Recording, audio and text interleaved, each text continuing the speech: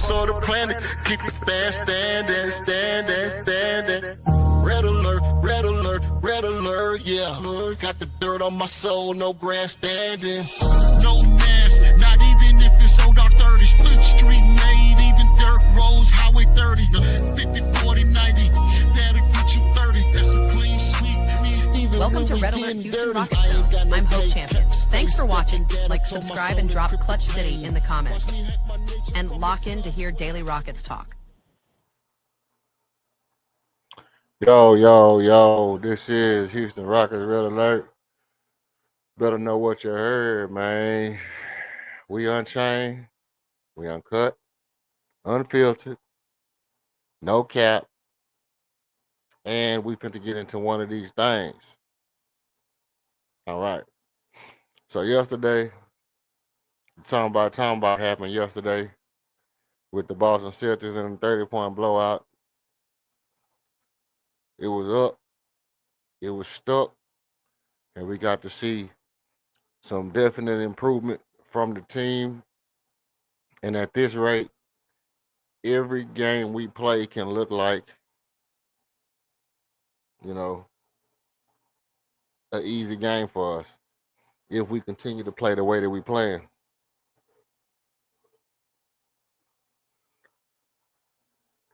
And let me check my mic, see what we sounding like. Okay, sounding good, good deal.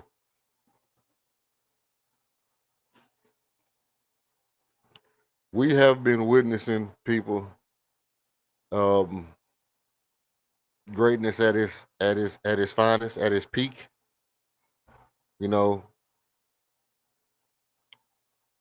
Watching from afar, when you watch something from afar and you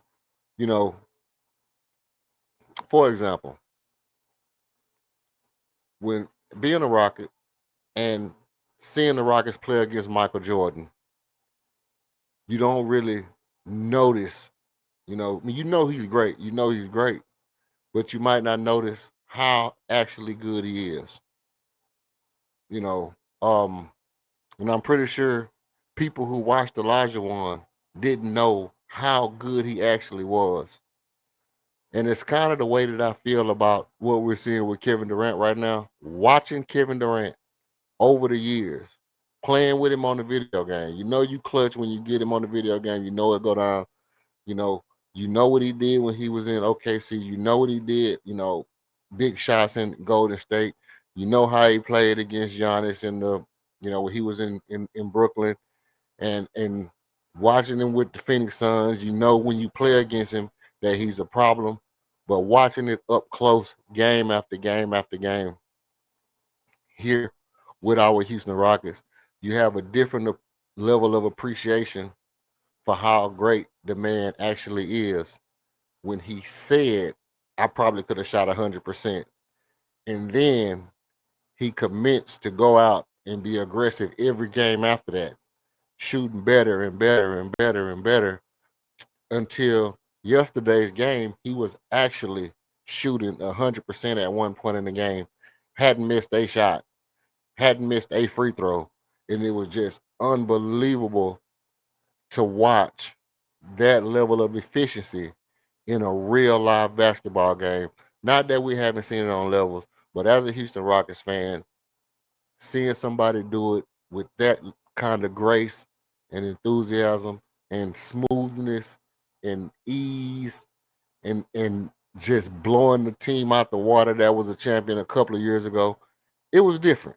It was a different. So yesterday's game, to me, while I didn't assume that it was going to be a blowout, I thought it would be a much closer game, seeing as though how they have Jaylen Brown, who I thought Jaylen Brown would be on the warpath, which he was playing good at first. He was actually going, slap for slap, with Kevin Durant for a while. And Derek White couldn't really get off the porch. But, we know what Derek White can be. And that's one of the reasons I'm here to talk to you all today. But before I get into that, stay tuned for that, because we're going to get into some Derek White talk here in a minute. But before I get into that, I just want to run down some of the things that I thought about from yesterday's game. So if you like, if you subscribe and rock with me for a little while, we're gonna get you, we're gonna get you updated. We're gonna get you updated. We're gonna get you up to par on some Rockets facts tonight. Okay. So everybody been asking, everybody been saying, hey, yeah, what you think about Josh Okogie? You like the double big lineup so much. What you think about Josh Okogie? And I would usually reply, you know, can't say nothing bad about Josh Okogie. Josh Okogie's playing good basketball. Obviously, he's very quick, and not like quick, like quick, but slide his feet, quick twitch. Stick to his man, play with his body, get lateral, get skinny, get sideways, go through picks, go around picks. Uh, Basically, he is be on his man waist like the elastic itself. So there's nothing bad to say about Josh Okogie. He's shooting the ball at a high clip. Not on high volume, but at a high clip, and that's fire. That's fire. Makes the team look a lot better. Um, when you have to play fast, looks a lot better. Now, with that being said, I won't take nothing away from Steven Adams either, because when we was getting our rebounded at a point when it looked like Boston was about to come back, and he may look down the bench at Aquaman, and he pulled that Ragley pistol up. He said, "Hey man, look, time to pull out the big guns." And he pull out the big guns. You know what I mean? Like Joker in Batman 1, when Joker kept pulling that hammer out that thing, he kept pulling that hammer, and the hammer kept coming out, coming out, coming out. That's how it is when Ime Udoka looked down there and realized we need a rebound, and he put Steven Adams in the game, and Steven Adams went straight to work getting 2 offensive rebounds back to back. And it just goes to show that Ime's ability to deploy, what he needs when he needs it is not going to be slept on. He's showing, Ime is showing that all the yippee yapping about his coaching acumen is way overblown, because if he got the tools, he'll deploy them as he needs, and he's not scared to put nobody on the bench. He's not scared to put nobody in the game. He will deploy what he needs to deploy. Okay, so plus we was having a conversation about Ime, about Steven Adams the other day, and I had my boys on here the other day. I don't know if it was Buckmo or Smooth talking about Steven Adams can't handle the ball, and I wish they was here so I can ask them what they feel about Steven Adams little in and out dribble to the assist to Kevin Durant, and that he's the only one that we've seen on a dribble handout in and out like he finna dive to the basket, fake the team out, make them step back, and then do the handoff on a dribble handoff. He's the only person we've seen do that, and it's so fundamental that other people don't even know to do that as a big. But Steven Adams is a rare breed like that, to where he knows the ins and outs just enough to know that I'm gonna create a little bit more space for Kevin Durant when I fake like I'm finna go down the lane, and everybody have to wonder if I'm finna dive the lane with my handle, and then I dish it off to Kevin Durant on a dribble handoff, and Kevin Durant nails the 3 as soon as he gets in the game. So Steven Adams played a good game. Josh Okogie played a good game. So both guys playing their role, filling their role very well. But the man of the hour again was not Tari Eason. I don't really think I was gonna say Tari Eason because he's on the screen for a long time, but that might just be because my ain't really burning like it's supposed to. The man of the hour to me was Reed Shepherd. Reed Shepherd shooting was 4 for 5 from 3 yesterday. Made me think. It made me think. And I said, is Reed Shepherd about to start this upward trajectory to being an all-time great 3-point shooter? Was yesterday the day that we'll remember? Is yesterday the day that we'll remember as the day that Reed Shepherd started his NBA season trajectory to being an all-time great shooter? Because it looked like it to me. His confidence level was different. His ability to find open shots was different. And his form was impeccable. His intentions was bad all the way through. And every single time he got the ball, he had bad intentions on that net. He had bad intentions for that net. Reed Shepard was shooting the ball like a man possessed. He was shooting the ball like as if Billy the Kid was his uncle, and Billy the Kid only taught him how to have a gunfight with a basketball.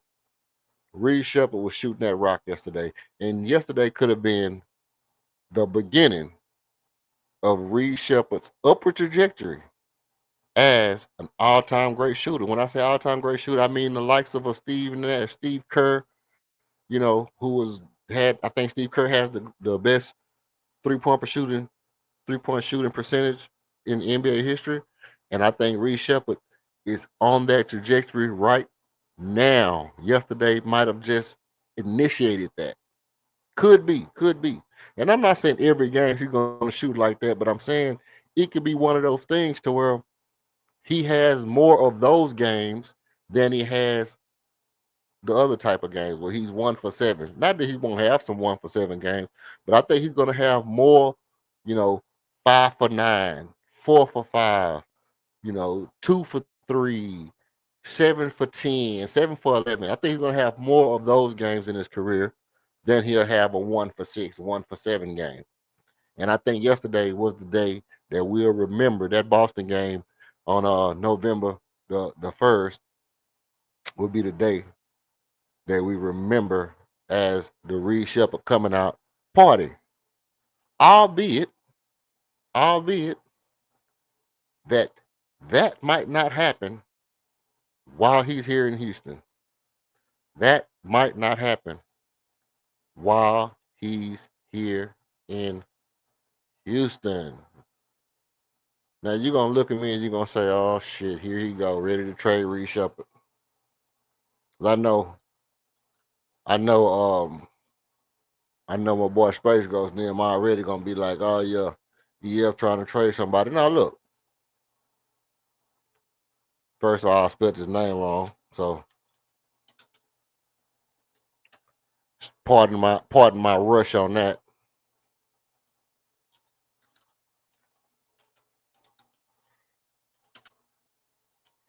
But I'll get into I'll get into I will get into a little bit of the Armin Thompson article that I read. Actually, I skimmed. I didn't even read it. I looked at it and I was like, okay, so they did something. And I'm gonna go over with y'all. I didn't want to go over by myself. I really want to go over with y'all. It's not like I'm gonna bring y'all information that I have full knowledge of.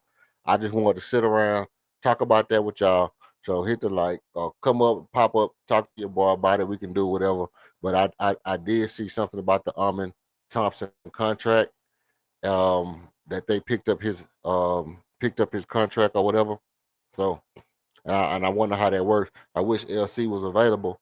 I would call him and ask him about this Armin Thompson contract and how it works and how it's going to affect us in the long run. Let's see, that might have been him right there hitting me. No, that wasn't him. Okay, so real quick. I'm gonna pull up this Reed Shepard article. Let's see. Okay. I'm gonna pull up this Reed Shepard article and I'm gonna share my screen with y'all. And we're gonna just kind of skim through this together.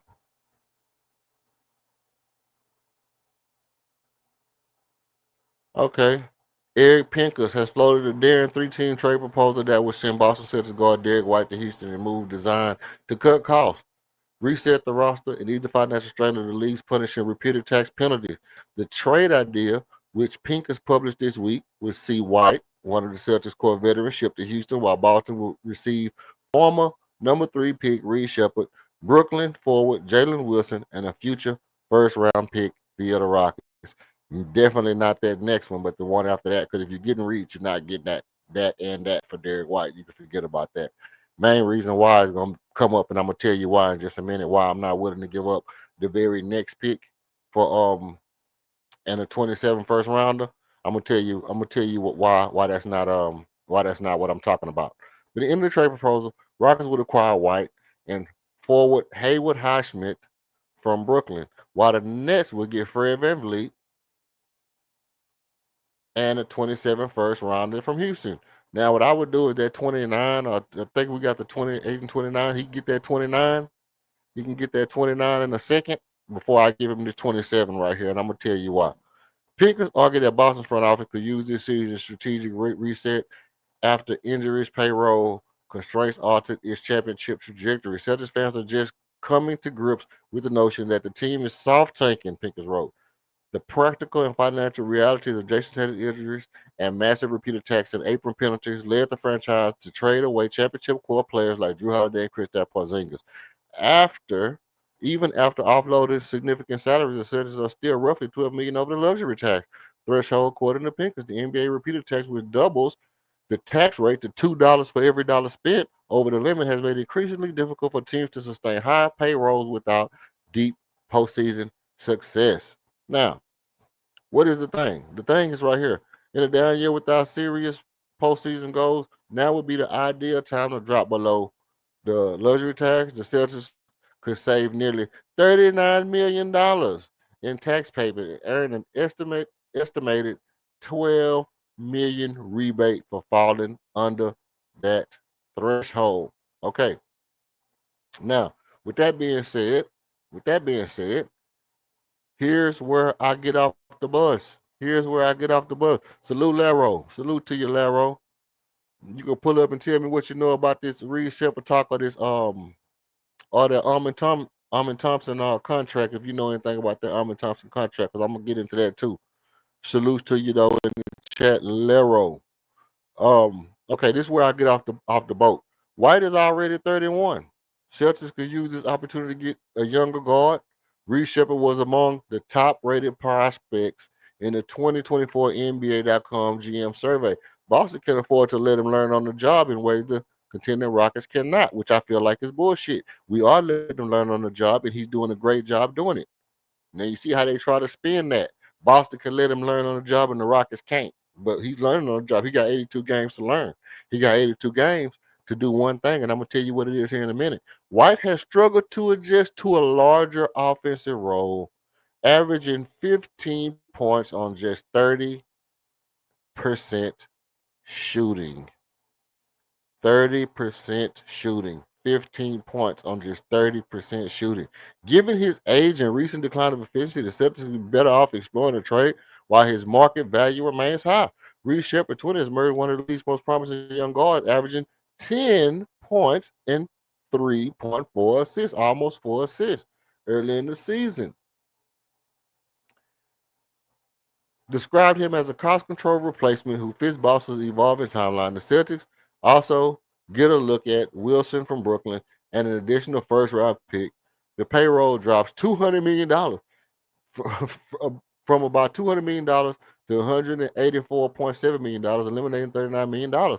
Teams below the tax also receive a kickback from the league, an estimated $12 million bonus to the Boston Celtics. Celtics could also gain significant trade exception to help reconfigure the roster next offseason. Now, the thing that what I wanted to point out is, even though, like it says here, Derek White remains one of the best two-way guards, he's averaging 15.9 and 15.2 points and 5.3 assists last season. That's what he averaged last year, and that's about what he's doing this year. He hasn't went up at all. He hasn't made no strides this year. 15 points this year. He's down 0.3.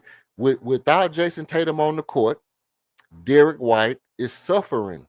He's playing worse without Jason Tatum than he did with Jason Tatum and Drew Holiday. So that means coming off the bench, he was better than he is as a starter. That's what I want people to realize. That's what I want people to realize. When he was coming off the bench, he was that boy. But since he's having to start and people are able to kind of key in on him, he's not doing so well. He's not doing so well. So So with no further ado, we're gonna bring up one of them real talkers, man. We're gonna bring the Bob Laro to the stage, and we're gonna get right into it. Laro, you hear me talking? Am I talking good, or I'm up here on some bullshit? No, I hear you. I hear you. I hear you. Hey, one thing that I would say about the squad this year is this, man. I heard a lot of people saying this year, right? So this Yeah, is not my take only. We gonna have to go through some growing pains. We're waiting on Reed to come along. He gonna have to have some growing pains. We're waiting on the men to come along. But man, we can look good at times. And I understand. And one thing I don't want to hear, right? And I don't like hearing, well, it was Boston. Well, it was Toronto. Well, it was Brooklyn. Well, you know what, bro? I get it, but you can only play who on your schedule, right? yeah. So And the if thing, we're gonna give it 20 games, 25 games, or half the season, or wait till closer to trade deadline or whatever happens or whatnot, right? I mean, let these young dogs go out there and try to do it, bro. right, right. Now I agree with you. I agree with you 100%. Um, and then I'm pretty sure that you kind of can tell that I really do like the idea of, even though we say we're not developing players, I do like the idea of not getting rid of guys before you find out if they're going to be that guy or not. You imagine if Steve Nash would have stayed with Dallas a little while longer. Obviously he had to have his own team before he can really branch out. But Steve Nash was on the team with Dirk Nowitzki. You know what I mean? Now Yeah. imagine Steve Nash stay on that team and develop with Dirk. That team looks a lot like the Golden State Warriors did when they developed their young core together. But what happens is they always got ways to break up teams to keep them from being their best. And then later on, you'd be like, "Oh, this dude's so good, this dude's so good." But yeah, they was on the same damn team. You know, And you know what? My favorite team of all time, they never won a championship, bro. who was that? The Sacramento Kings when they had all those players back in the day, bro. Jay When they Willis, went up Oracle? against Shaq and Kobe, bro. Man, that's my favorite team of all time. That was my 2K team. That was everybody's squad, bro. Everybody loved the Sacramento Kings. They got robbed, by the way. Yeah, they You did. know, they got robbed, but Chris Webber, Bibby, Hito, Floppy Bebop, bruh, they Brad had a Stevens. squad. And you know what? And the thing is, that team reminded me of how we played last night, bro.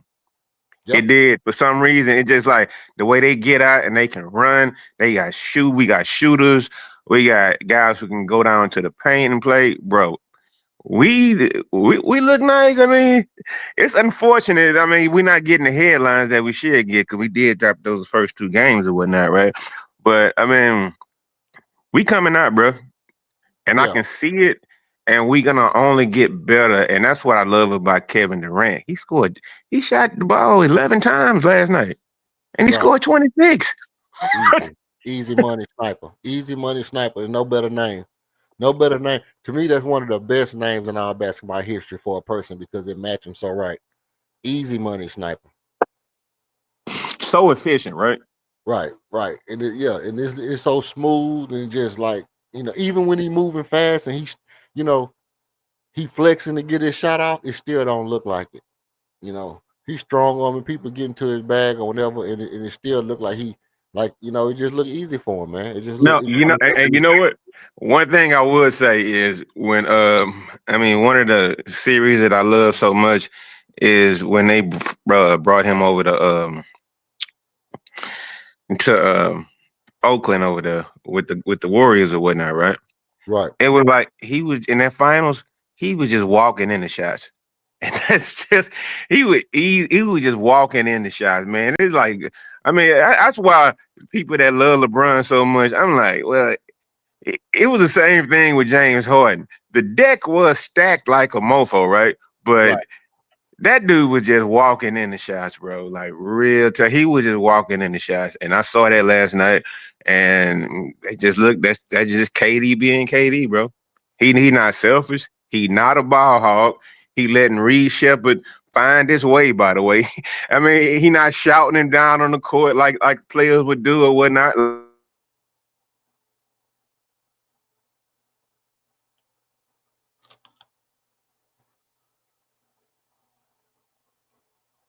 Yeah, that's me. Oh, that's Lero. I think that's Lero. Lero, that's you? I'm here. Yeah, I can hear you. I can hear you back. Oh, okay, my bad. I mean, and that's one thing, man. It's growing pains. It's growing pains, and we got to deal with it at certain times and whatnot. So, Well, I think we'll be okay. But all these trades, man, you know what? The only dude I want to trade for who's over 30, if we can get him, and that's Drew Holiday. That I think that's the only guy. So all that Boston stuff, Derek White, nah, I'm not doing it. If we gonna trade for a guy over 30, it gotta be Drew Holiday. I would co-sign on that. well, I'll be honest with you. I'd rather have Derek White than Drew Holiday myself personally. Oh shit. Okay. You know, but I mean, they both kind of. I mean, well, really, neither one of them really just neither one of them just blow me away. I could take either one of them, but my thing is, once you start asking for Reed Shepard, you kind of you put yourself in a bad predicament with me because, like I said earlier, yesterday might be the day that started his ascent to being a Hall of Fame shooter. Yesterday might have been the day that spark him, that pop his eyes open. Like this is second year, right? You know, Yeah, you're right. people don't really take off into their third year. And And yesterday, one thing is, you can't forget how to shoot. The thing is, he had Hall of Fame shooting numbers at Kentucky, bro. Like you don't come in and shoot. I mean, it's like when he was doubled, when he was by himself, he has elite all world shooting ability and whatnot. And the team know it. Rafael Stone know it. Ime know it. Kevin Durant know it. The whole team know it. He can shoot the ball. It's all about what Reece Shepard is confidence. He can knock that ball. He can shoot that pill, bro. Real talk. He can. right. And so here's the thing.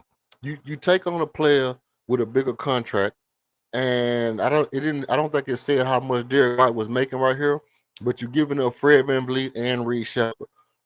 We don't know that Derek White is a team leader because the thing that Fred brings that everybody keep talking about is his leadership, and we see that Derek White don't play as good as a starter as he does off the bench.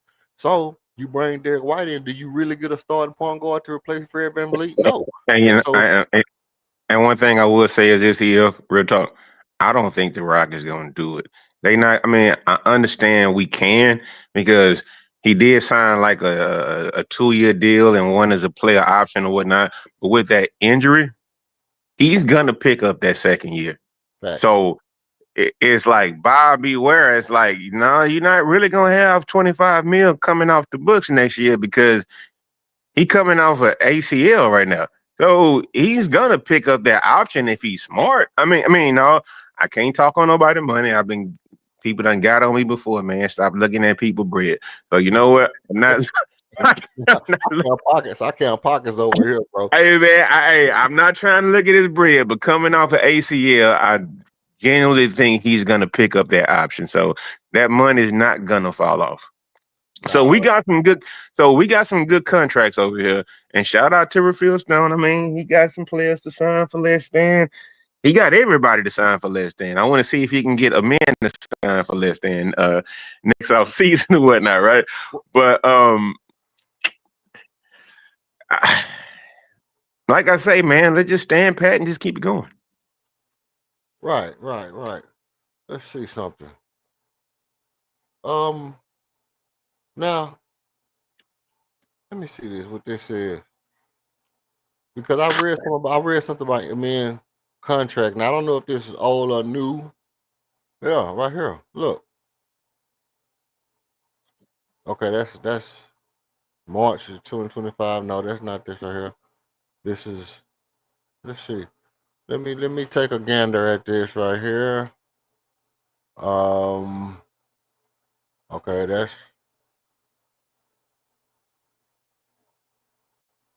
okay, this is 23 to 26, okay. And then 25 here, restricted free agent. But I seen something that said that they were gonna pick up an option or something. I was like, what the hell is that No, all no, no. about? He's gonna be up for 240 next offseason. Or somewhere around that. It keeps going up every year, by the way. But but he gonna be up for that. I mean, I don't know if I don't know if he gonna take less like LP did and all that because it came down to the wire with LP and like when Jalen signed his contract and all those other, and Jabari, he took less also or whatnot, right? Right. I mean, I get it. That's why I can understand why Tarek going out there balling out. So if the money gonna be there for him, all right, hasta la vista. It might gotta be, and that might be a player who might be up for trade also. Because he didn't he's gonna be up for restricted free agency next season. So that might be a guy who might get traded. But So see you that can't well, that's the thing about Tar is, if you get Tar, if you trade for Tar right now and then he walk next year, then I mean you could try to match him, but he can, I mean you could end up getting Tar, trading some for Tar this year, and then somebody else paying more money than what you can pay, more money than what you can pay him, and then you lose him for nothing. So no, we can pay him whatever we want to pay him. we But can't. that's one We thing that the NBA needs to address, man. I'm sick and tired of hearing about these teams up against the first apron and the second apron. What happened to the Larry Bird rule, bro? Remember that? You remember that rule? I know you know about that. I thought that you could keep your own players. You should be able to keep your own players that you drafted and not hit some apron or not do that because it was your players that you drafted. What happened to the Larry Bird rule, bro? Yeah, but you know what? Let me find out how that works right quick while we chop it up. But you know, see, this what I'm saying about Tar. If Tar Hmm. gonna be a restricted free agent this year, let's say a team like, let's say, New Orleans want to trade for him, right? Now they give us a player that we want. Let's just say Alvarado. Let's say we end up with Alvarado or something like that. Now they give up Alvarado or Jordan Poole or whoever it is, and I don't want Tari that. on a team now, right? We Now, don't. I don't want. We don't want that. well, I'm just Mhm. just just, just hypothetically speaking. Now Tari is on a team, but at the end of the year, he a free agent. So what do they have to gain by getting Tari Eason when he gonna be a free agent at the end of the year? My thing, I think Torrey probably would have signed that deal if it was fully guaranteed. I mean, I don't know it. I'm not. I can't speak on nobody's money. I don't want to do it anymore or whatnot, right? But maybe if it was fully guaranteed, maybe he would have signed it or whatever, right? And we'd have had everybody locked in or whatnot. Yeah. But we do got to look at next year. We do got a guy who's going to come up for a 5.5 year, 4 year, 5 year deal worth 220. How this gonna make LP feel? LP took less. I don't Yeah, think a man gonna take less, bro. I don't. I I don't. believe he is. I believe he will. Okay. I mean, I hope he does. I mean, everybody else did. I mean, I hope. I'm not. I don't want to bring up Kawhi Leonard and all this things is going on, but that's not the first time that that's happened, bro. In the league, it can't be. When you got all these rich owners that own casinos and own this and um, the things that's going on in Silicon Valley and whatnot, I mean, that's probably been happening, bro. It's Yeah. been happening. Now, so so here's the thing. As far as Armin taking a lesser contract, it behooves him to take a lesser contract because if you say, okay, I want to stay on this team, then what you do is you provide room for other players to come play with you in LP, and it just allows you to be a better team for longer. Now, I mean, because it's not at no state tax. Let's say you say, well, I want to take all the money I can get, which is no reason to do that because all the contracts are either going to be front loaded or back loaded anyway. So your money's going to get better or it's going to start out great either way it go. Raphael Stone good at you know sparsing the money, whatever direction he needed in order to make it fit whatever moves he planned projected in the future. So if Armin Thompson say, well, hey, look, I want damn near, you obviously gonna get him close to the max if they can. They might give him the max or just right at the max or whatever. But if he takes less than the rookie max deal, that's good for the team because now you can keep Tari. You can look at like right now if they say, hey, well, look, we're gonna sign Tari, and then Armin come in, and now we're able to pay Armin because he take less. But it's gonna mean here's the thing: it's gonna mean that Tari is gonna end up having to, you know, well, it's crazy because at the end of the day, Tari gonna be a free agent. Now somebody's gonna want to sign Tari, and they're gonna throw a lot of money at him to see if we gonna match. First of all, restricted free agent. You got to put it right. Right. So they're gonna try to throw a lot of money at him to make us have to match that money, if for no other reason than to mess up our books. If for no other reason, the team that got the money gonna throw that money at him to mess up our books. You know, it's just a good chess move. It's a good chess move for a team like The, a the team like thing the thing is though, we just saw this last past off season. We saw the market wasn't like that for Kaminga. We saw it wasn't like that for Quentin Grimes or whatnot. It's like who really throwing money out there like that? That's the bad part. That's why I think he should have probably got the contract and just signed and whatever, like bet on yourself to get, that entire contract or whatnot, whether it was guaranteed or not or whatever. Because we just saw it this last past off season. I mean, Kaminga, like they're saying right now, he's fitting into the offense. He's becoming more of a team guy. All of a sudden, Steve Kerr loves him or whatever. Man, bro, they be playing games. yeah. So, No, go I ahead. mean, it just depends on what's going to happen and whatnot. But I'm not trying to trade for an old guy. I'm not trying to trade for a 34-year-old dude.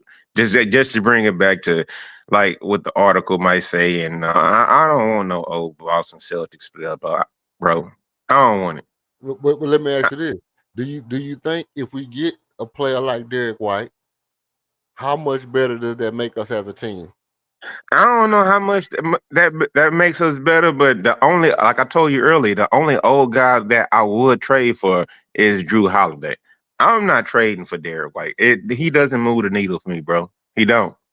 Well, see, the Trailblazers got hella guards over there, so they're not gonna want Reece Shepherd. Now, the thing about a Drew Holiday trade is that would be the team that would take a Tari Eason or somebody off your hands for a Drew Holiday. But they might want a little, they might want a little something for Drew Holiday too, because they want to keep Drew Holiday and they got him. They got Well, they him. might have to let him go, even though all the things is going on in Portland right now, and all that with the head coach gone or whatnot. One thing you got to realize, they did trade for Drew Holiday's position. I mean, why would you want a team with Drew Holiday and Dame Lillard on the same team? Why? I mean, why would you want that? I mean, Well, Dame is there like a mascot, bro. Dame is basically there as like, you know, a legacy player. He's there as a legacy player. I don't think they expect to get much from Dame, but we just gonna have him on there as a locker room guy. He a good leader. He helped develop the team. If he come back and he's a good shooter down the stretch, okay, cool. We got Drew Holiday, and we just, we stacking our team with players that we can use to trade as trade pieces down the line. I mean, at the end of the day, that's what they were doing. They were just getting players on their team that they can use for trade pieces, so that they can develop the guys that they want to develop. But nah, King, I pulled up the article. I pulled up the article where it was talking about the this trade, this Reed Shepard Derek White trade that they were for that proposing. franchise. Huh? No, you dropped out for a second. Oh, my bad. Now I was telling King that I pulled up this article for this Reed Shepard Derek White trade that I've been seeing floating around about how the Boston Celtics need to try to pull the trigger on a trade like this and get themselves under that tap, since they doing their little soft tank, and it'd be a good time for them to move on from Derek White. And I figured myself that it'd be good to kind of get a sense because everybody been saying we need to get Derek White, we need to get Derek White, we need to get Drew Holiday, we need to get Drew Holiday. Those two Well, look, names have been around. So one thing I would say, I guess I've had my problems with him. With one thing I would say about what King said, and I said this was not my take. And when King was saying things like, "Man, keep old Shep," because I know dudes are ready to throw him out the throw him out the back door or whatnot, right? But I don't think we should, bro. I mean, it's just like we got to deal with some growing pains or whatever, right? I mean, and I think he's a better better player than Peyton Pritchard and all that kind of stuff. Man, maybe we need to just hold pat with our hand or whatnot. Hold our and look, look as a rookie, bro. As a rookie, he showed a lot of promise. As this is second year right now, and he's constantly 5 games into the season, he's making monumental strides from game one. From where he was game one to where he is now is monumental strides. He went from probably one of the most hard to watch players on the team when he was on the floor to we want to see him. We getting back to that level to where we want to see him on the floor more now. You know what I mean? And like I said, this could be the time where he takes off and hits that stride. and the thing is, like let's just say like a player like Jalen. I think to a man, everybody was ready to get off Jalen, right? I mean, he shot himself into info like bro, you was famous, bro, for that last playoff run we had, bro. Like you had one good game and the rest of the you was just garbage, right? But with Reed, he hasn't had that time yet. So I think with all the pressure that they put on him, he knows it. It came from the coaching staff. It came from the front office about the expectations and whatnot. Okay, let's give him 20 games. Yeah. Let's see how you can bring that shooting percentage up, bro. I mean, I'm willing to wait. I mean, we're gonna be in. I think the West is gonna be so tight all year anyway that we're gonna be in the thick of things. But I mean, down the line, maybe in January, perhaps, if we can revisit it. But I'm not trying to sign one of these old dudes. The only old dude, like I said earlier, maybe Drew Holiday. All these other old cats, I'm not trying to do it, bro. Derek White really doesn't impress me. He impresses a lot of other people, but I mean, I know he played in the email before, but that doesn't impress me, bro. I'm not doing that. And I'm really with you on that. Now, King, the way the Derek White trade will work is we would give up Reed Shepard, Fred VanVleet, and a first round pick, and we would get back Naismith from Brooklyn and Derek White. And apparently the money works out. Excuse me, I had some apple in my tea. Apparently the money works out because of Fred VanVleet and Reed Shepard together. You know, and then just for your sake, since we got to give up one of your guys, we'll throw in Jayshawn Tate for him. Just on GP. You know what I mean? We'll just throw Jayshawn Tate in addition by subtraction type shit, and that make it worth it right there. Just to do that, just to throw Jayshawn Tate in there. Look, I don't want to give up Reed Shepard, but if it means we can get rid of Jayshawn Tate, I might would do it. What you think about that? Yeah. Look, now hold up. Now you want to say legacy player or whatnot, right? Yeah. I don't know why the Rockets love Jay Sean so much, man. I mean, he's not a minus, by the way. It just he's a part of that Stay Ready crew, right? Right. With Jeff Green and all those guys. I mean, I hating on Jay Sean Tate. I mean, I guess he has a tradable contract, but I don't think teams looking to be like, okay, let me get Tate. I mean, it's just like he got a decent contract. You're part of the Stay Ready crew. I mean, and that goes to the depth of how the Rockets are built. We got a guy like that that's just riding the bench, bro. Real talk. He's just on the bench. Jay. Look, Jay Sean. This is the thing about Jay Sean Tate. Sean Tatum is a good player. I don't care what nobody No, say. I King say I try to suck him in by throwing Tatum into the trade pack. You know what? I see how I do it. I know how to reel him in. I know how to reel him into the trade. He might agree with me if I throw Tatum now. He'll be I like, mean, "Yeah, he let's got trade me." he Hey, got one of those. He got one of those filler contracts or whatnot. He got that. if I say let's trade Kevin Durant for if I say let's trade Kevin Durant for God dog me Tyler Hero, and I say throw in Tate, King gonna be like, damn, that might be a good idea. It don't matter. It don't matter what you say. If you trade Tate, King gonna think about it for a second before he realizes you trying to bait him, dog. Oh, and I know it. And here's one thing I was talking to my boys. Like, man, Lord, man, you spend so much money going to Texans game. It's a goddamn shame, right? Yeah. So we were having this conversation, like real talk. Like, Kevin Durant has legitimately taken Larry Bird's spot as far as like one of those top players. I mean, he Kevin Durant is on that kind of time, bro. He's a walking bucket, and you know it is. So the thing is, he opens so many things up for guys on our team, man. It's just like we have to take advantage of it right now. And I know a lot of guys talking about it's not championship or bust. Okay, it's not championship or bust, but we gonna all feel like it when we get down to game the winning time in the playoffs. And if we lose in the Western Conference Finals, bro, I mean, it's gonna feel like that. So it should be championship or bust. But I'm not ready to break the team up for championship or bust. Laro, hold on. I gotta ask you this, man. I have to ask you this, and I have to preface this by saying I'm a little I'm a little perplexed by what you just said, and I'm not sure that I quite heard you quite right. Are you saying that Kevin Durant is a greater all-time player than Larry the Legend Bird?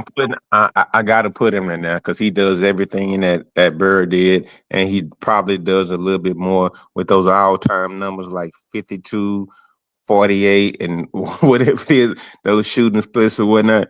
Yes, he is. By the way, I mean, Bird did it with a little bit more like shit talking or whatnot, right? And I love that cold white boy, right? But I think KD did take over that spot. I'm saying that for me, it could be different for you, and that's just all about opinion or whatnot, right? I Hmm. mean, you got people that saying that like LeBron is the GOAT of all time. I don't believe that. So I mean, that just is far as like the eyeball test. Hmm. And Well, that's why, man, and that's one thing. It's like when young dudes come and talk about a lot of things, it's like, bro, listen to me. mhm. When you see them both, and it's not on no old head shit, right? It's just like when you see them both. I saw them both play in their prime. We both saw them both play in their prime. That's why I'm able to pick one player over another. It doesn't matter about the era. It just when you see that natural dog. Now he doesn't have that dog, by the way. That Bird had Yeah, he don't. He no, no. right, He right. does he don't have that dog. No. Right. Yeah, and that's kind of where that's kind of where I had to kind of figure out where you was going with that because um obviously Kevin Durant it has a little better 3-point percentage shooting wise than Larry Bird, and he averaged more points per game than Larry Bird, and has played more playoff games than Larry Bird. you know. But Larry Bird had more assists, more rebounds than Kevin Durant, Man, by a little bit. So if you say okay, points and percentages versus rebounds and assists, you know what I mean? And and what and the eyeball oh, huh? what the eyeball test tell you? I mean, the eyeball test tell me I'm taking Larry Bird over Kevin Durant. Oh, okay. I mean, hey Yeah, man, look, it's all about opinions. I mean, I cannot knock another man's opinion. I mean, yeah, that's cool. That's how you feel. I feel yeah, differently. yeah. Now I'm telling you right off the bat. You know what I mean? From from a person, because here's the thing. Here's the thing. Like you say, the ability to will your team to a win against all odds over and over and over and over again is something like it's something that you can't account for. It's not even something that you can see happen on the court. It's just something that's inside of a player, and that will manifest itself in the So scoreboard. Like you, so huh? so whatever it was up 3-0 on the Warriors or whatever. When KD dropped that series and he went and joined the 72-9 team or whatever that record was or whatnot. I mean, 72-10, whatever that record was, the Warriors put up, and they fell to LeBron and all that. And I think it was some BS in that with Draymond hitting the dude in the nuts and shit and all that. I mean, it is what it is. That's just basketball. I mean, we're gonna leave it at that. But as far as legacy goes, any player who stayed with a team and tried to get it done, he automatically gets more credit than a guy who jumped teams. He just does. And that's why I can kind of see what you mean by you gonna take Bird. That's the only reason why. Like all that jumping teams and doing all that teaming up with dudes. I mean, that's the only reason. That's the only. That's it. Well, yeah. Like I said, but here's the thing. Here's the thing. Let me jump out the window and say this because I have to keep pounding this home because I know that somewhere along the line the buck stops here. The buck stops here. As far as the Kevin Durant is not a leader, the buck stops right here. I don't know what the hell he was before June the second or whatever day we got him. I don't know what he was before that, but since um God dog me October the 12th, all I've seen was vocal leadership, you know, leadership on the court, leadership by display.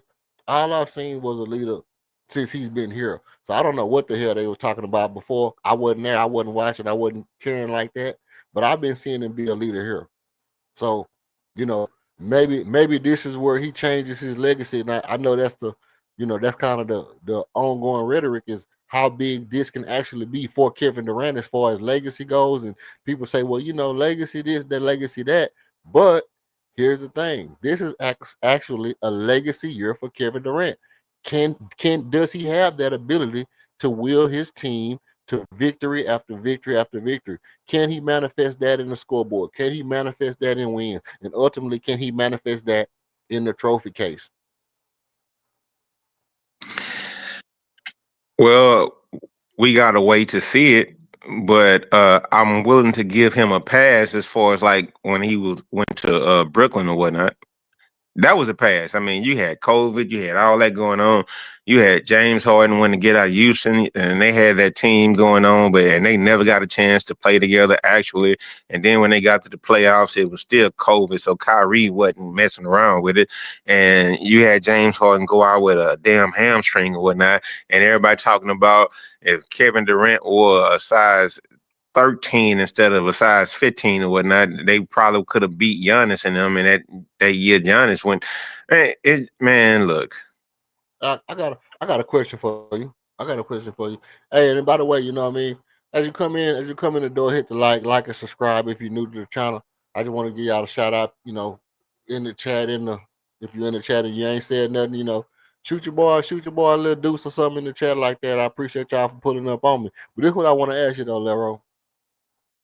It's something that I thought about too. Now, this ain't a Kevin Durant bashing party, but I gotta ask people this. I'm gonna start asking people this because I want to know how people take this because I want to clear this up for myself. It's in my spirit.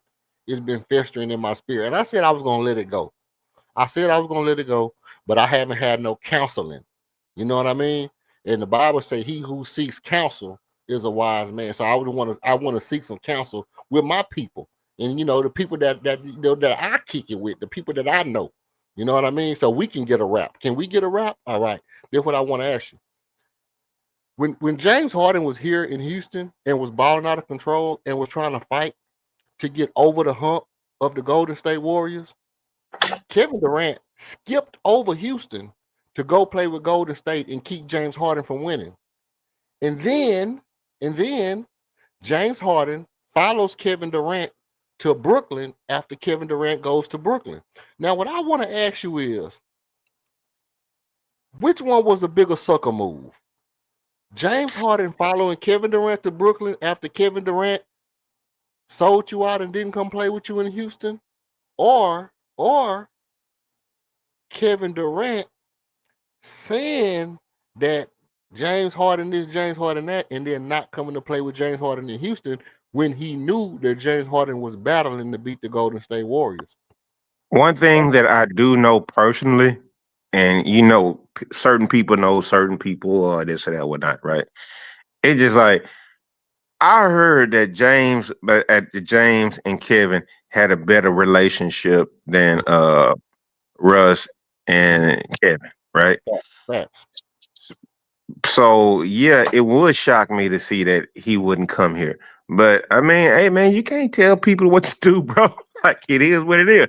He wanted to go team up with Kyrie or wanted to go team up and get those rings or whatnot, right? And like Kevin Durant said, I mean, LeBron did it first. Why y'all ain't on him? No, Kevin Durant.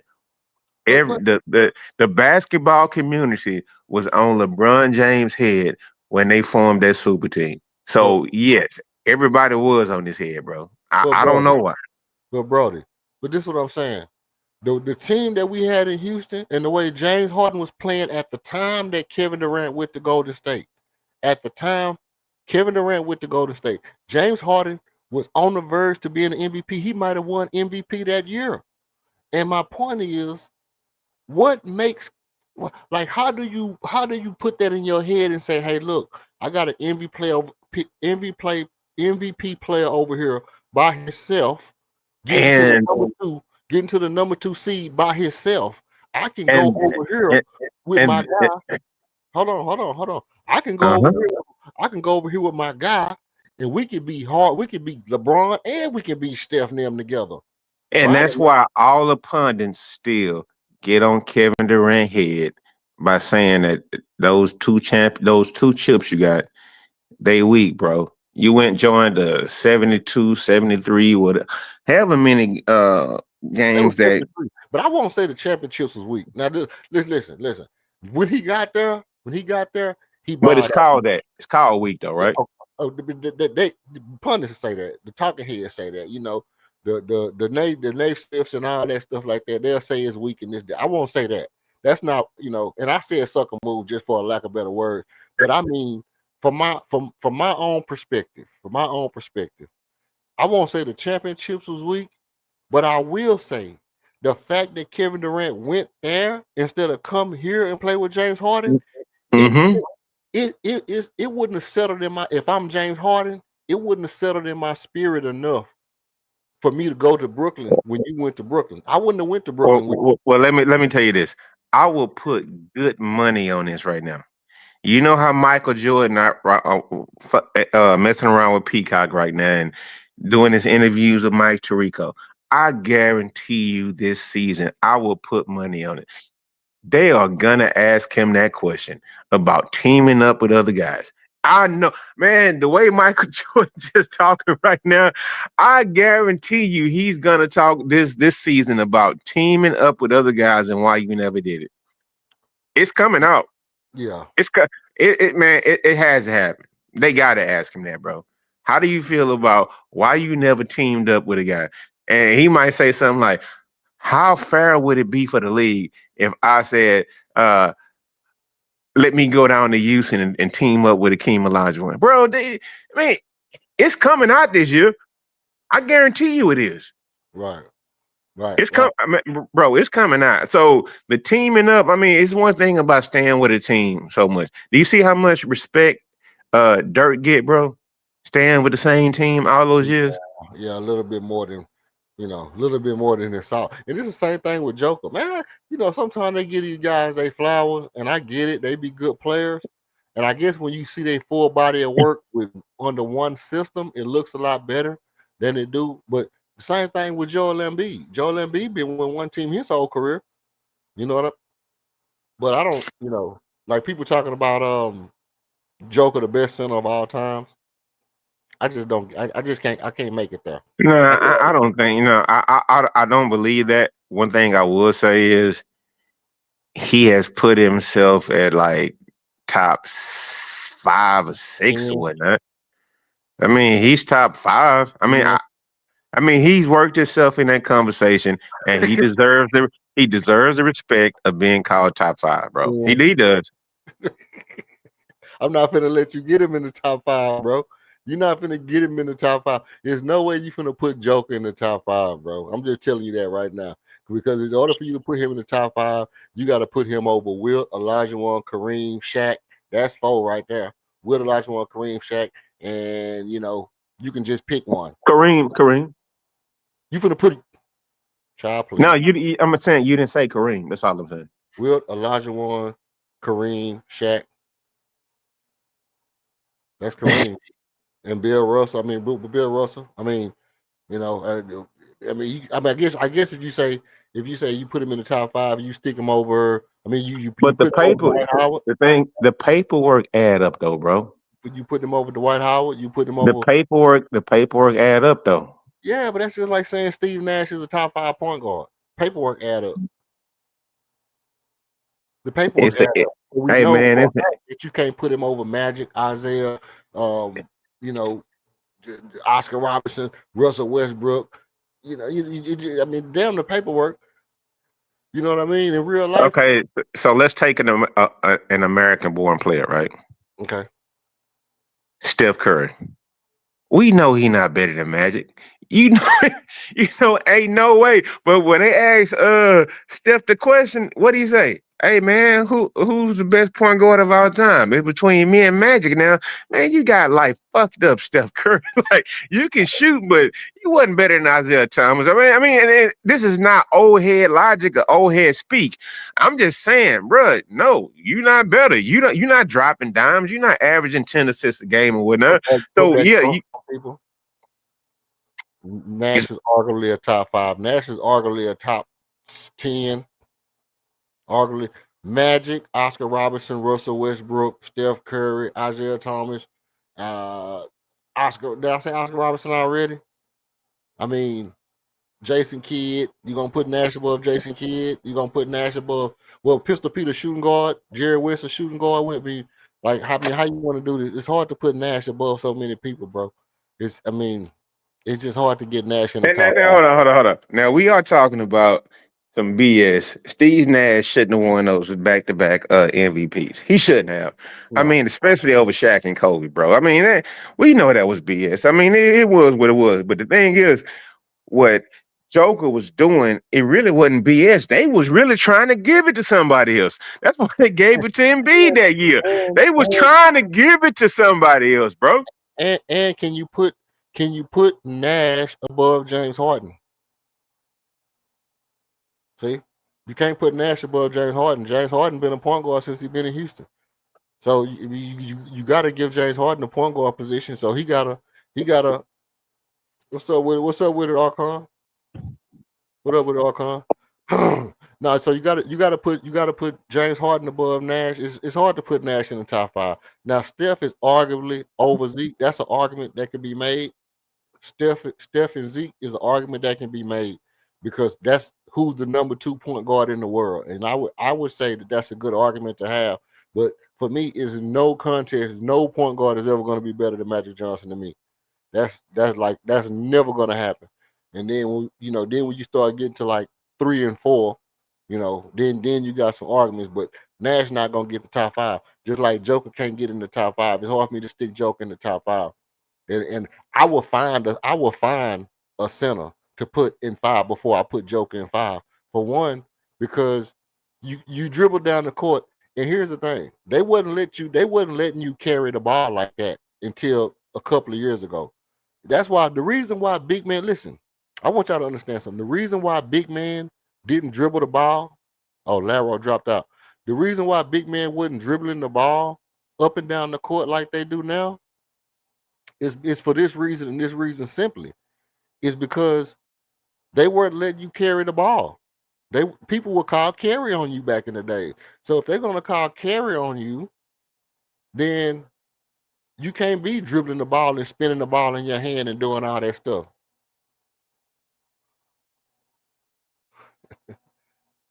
Okay, okay. Oh yeah, that's what's up. That's what's up. Yeah, I pulled up on them boys, pulled up on the fellas last night. I was trying to, trying to make my rounds. I went to pulled up on Greenleaf Channel last night. Y'all was locked in. It was full panel.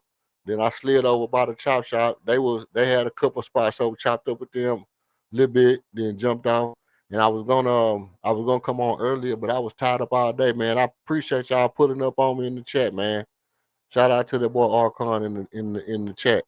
But no, like as far as Joker being a top five center, and I don't know, I guess people can say he a top five center, but like some of these players that they giving these rankings to is like it's all hype. It's all hype. And I really can't get with the hype like that because ultimately, like, okay, stats at this point almost is balloon stats. You know what I mean?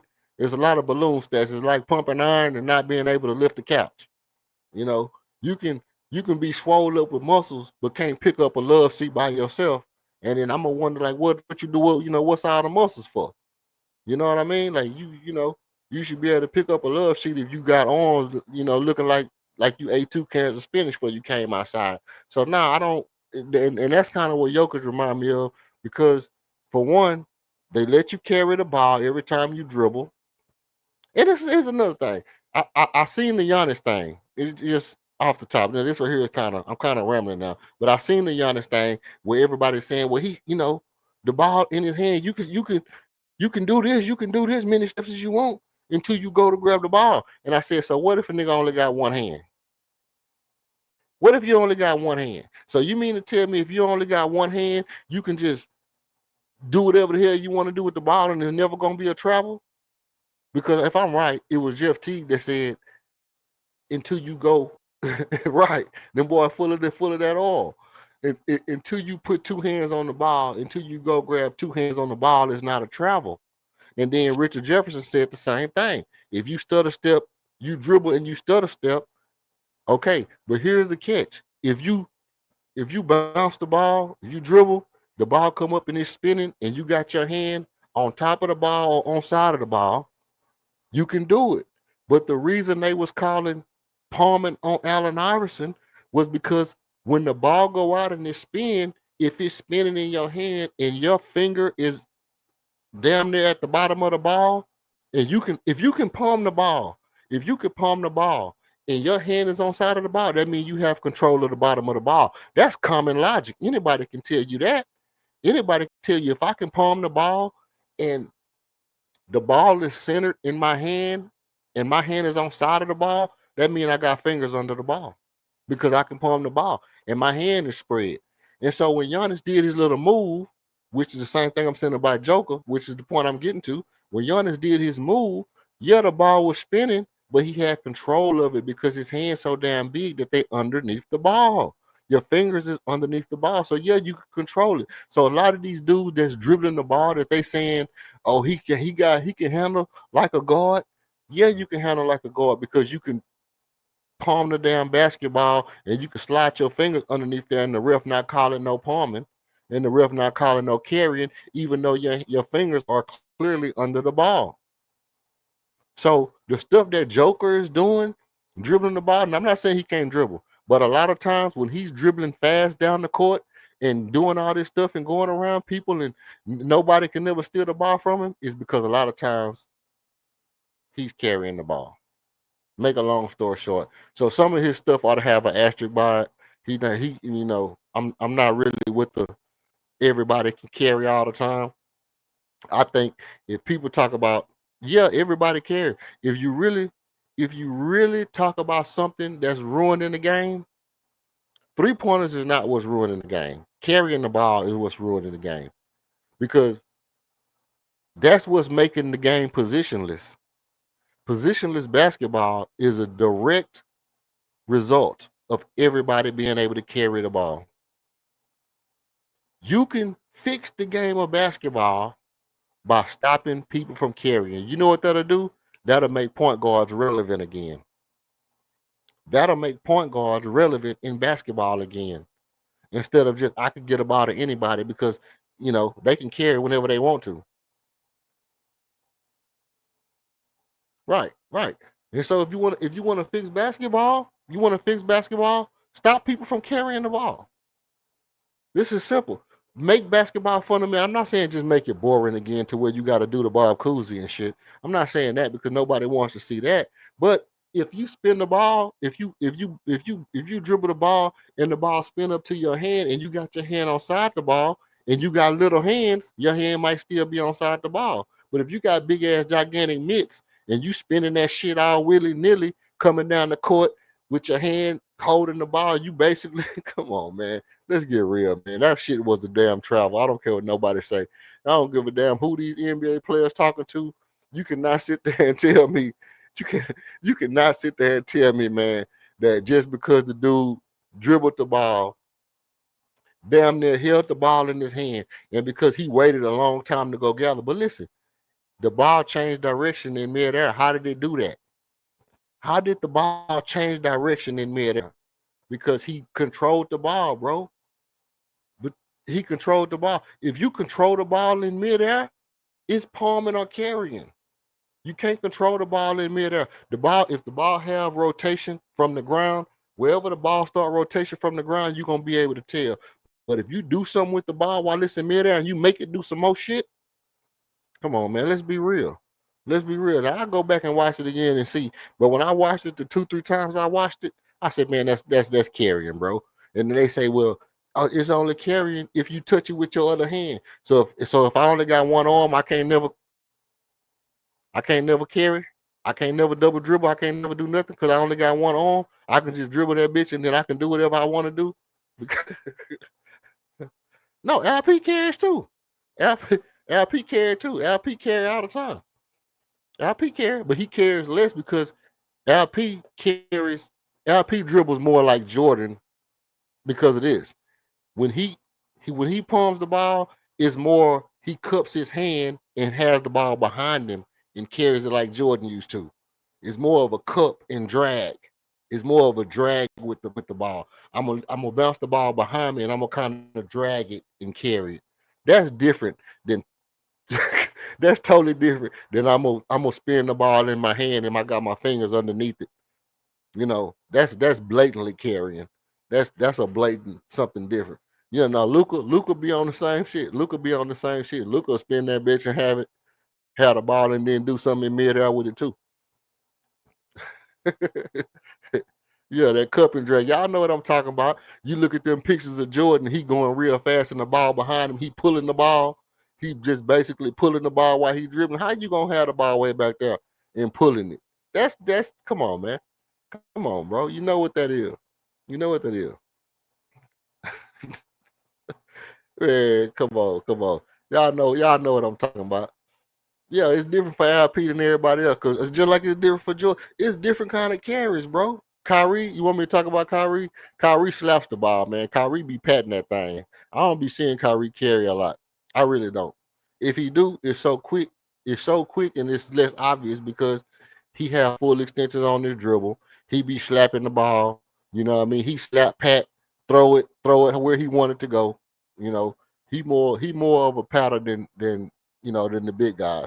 And that's what I'm saying. Like when you a guard and you do a little something, it's less time for people to see it. But when you 7 feet tall and the ball gotta travel 3 feet to get to your hand, I can see it. I see what the ball doing. I see the ball change direction in midair. If you 6'3", 6'1", if you 5'3" like Muggsy Bogues, you think Muggsy Bogues didn't never travel, never carry? Yeah, but he 5'3". It was that fast. It was that fast. It wasn't a long time for me to sit there and watch the ball spin. 1, 2, 3, spin, dribble. 1, 2, 3, spin, dribble. 1, 2. That's a long time when the ball got to come up to a seven footer and spin in your hand while you take 2, 3 steps. Nah, bro. You can't share me. Listen, I ain't buying no wolf tickets, bro. I ain't buying no wolf tickets. I don't care if you play for the NBA, you play for the NBA. I don't care about none of that. I be looking at the little videos on TikTok. They be like, "Is this a travel? Oh, I'm gonna hold the ball in one hand, and then I'm gonna dribble, spin the ball, jump, step over here while the ball's still spinning, gather right here. Then I'm gonna take a hop step, and then I'm gonna slide. Travel, bro. Travel, travel, bro. Do that shit in high school. Do that shit in high school and see what the high school ref tell you. A matter of fact, get you a rule book, read the rule book, and then see what it say. See what it say. Now match your rule book up with the encyclopedia and see what it say. That's all I'm gonna say about it. But hey, y'all tell me in the chat, man, what y'all think about the Derek White trade. Do y'all think it's a good deal? Are y'all up for trading Reed Shepard, Fred VanVleet for Derek White? I know Laro said he ain't with the shits, and he kinda on the same level I'm on as far as being able to trade being trading a young up and coming prospect for 30, 31, 32, 33, for an older guy who might be on his decline. Because, Derek White ain't been playing good. And it goes to show that as a starter, he's not as good as he was off the bench. No trade for Derek White. I'm with that. That's 2 in a row. Hell no. That's all this. Bob, it's unanimous. It's unanimous. But guess what that means? If we all say no, guess what that means? The rest of the Rocket world gonna say yes. And and if Elder say yeah, they gonna do it. Elder be janky. He gonna say yeah, then they gonna do it. But now it's a lot of people that want Derek White. There's a lot of people. I think my boy Jack with the Gat. I think he was talking about Derek White too. And I think, if you look at people who want to be successful right now, they got the experiment that they do that they do when you're little, and they say, hey, do you want a piece of a donut now, or do you want 2 donuts later? And all the kids say, give me a piece of a donut. Give me a piece of a donut right now. I want my piece of donut right now. I want my piece right now. And that's how Rockets fans have grown. I think it's largely because of the James Harden era. And the Tracy McGrady era started, I think, with everybody being hurt. But the James Harden era really, really made Rockets players, like, as far as, like, we damn near got Stockholm syndrome out here, bro. We damn near got Stockholm syndrome out here, as far as wanting to be able to hurry up and see something maturate. Hurry up and see something maturate. Because if you ask Rocket players about getting Derek White, they're gonna say yes, get Derek White. Reason why is because, and this is their logic. The logic is gonna be, well, Kevin Durant.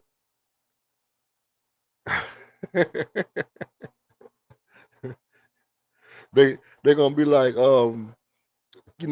Kevin Durant is old, and we need to try to win now. We on the clock. Our window open. Our window open. You don't got no screens on that motherfucker or what? You put you some screens on that motherfucker. I don't care if the window open, bro. I don't care if the window open. I'm not salvaging. Like, here's the thing. I'm not gonna salvage my whole house just because the window open, bro. I'm gonna close the window. I'm gonna put some screens, put some drawers on that motherfucker, something like that. I'm not finna just salvage my whole inside just because the window open, bro. I don't believe in all that.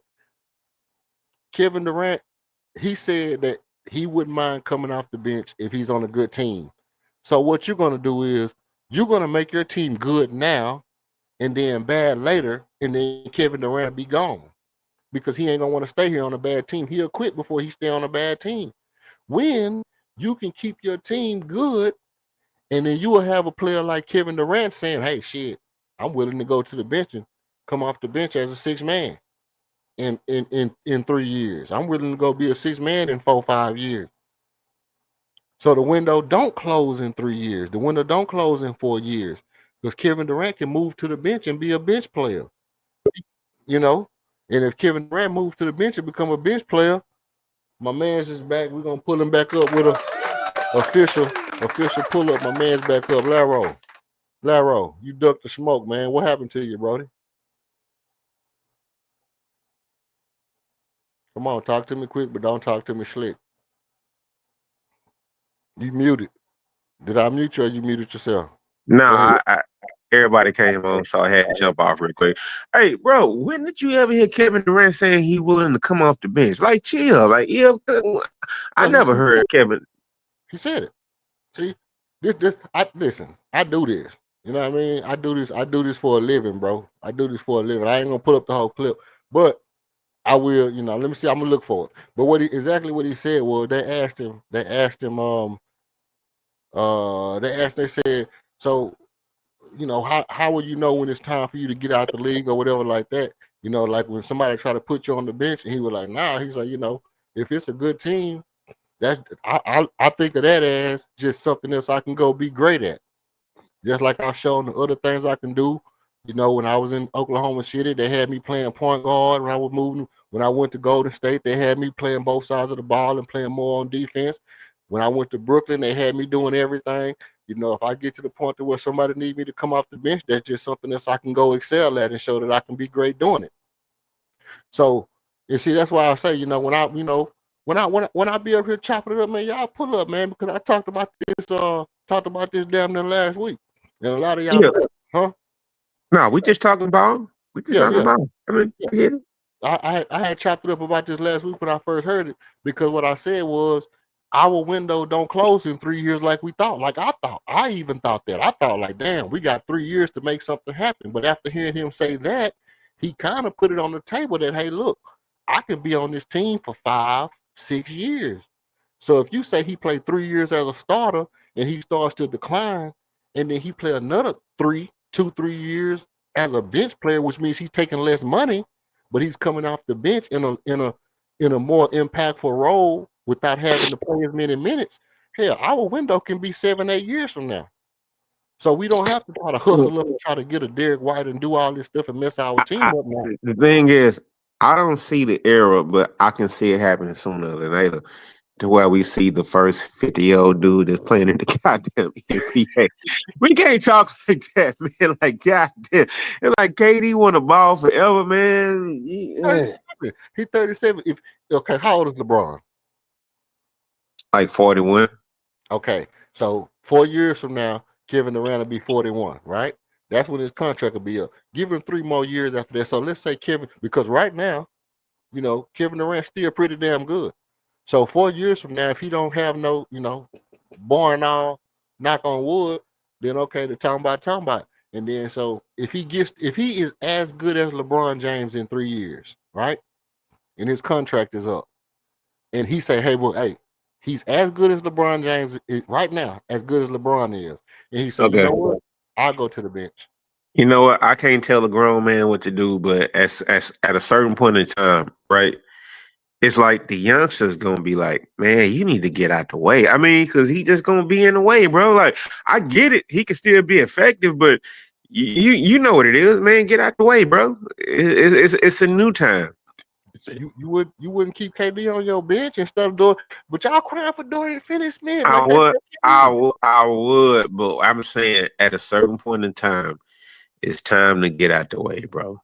Hell Bro, nah, bro. I'll let Ray Allen go shoot the okay. ball right now. If Ray Allen And say he why? can come back and shoot the Okay, ball, one reason why I say that. Look, one reason why. Old boy that's coming up from the road that went to school in Waco, Baylor. Do you see what VJ coming into the league and doing, bro? I want to watch that young dude, not KD old ass, bro.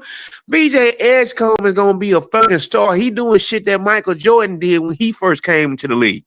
And like at a certain point in time, it's time to get out the way, bro. Real talk. That's why a lot of LeBron hate comes along and just like, bro, it's time to get out the way, bro. yeah. Well, see, out the way mean on the bench to me. Out the way don't mean because for one, you want to have veterans on in your locker room. That's why we got all these young players that's out there willy nilly.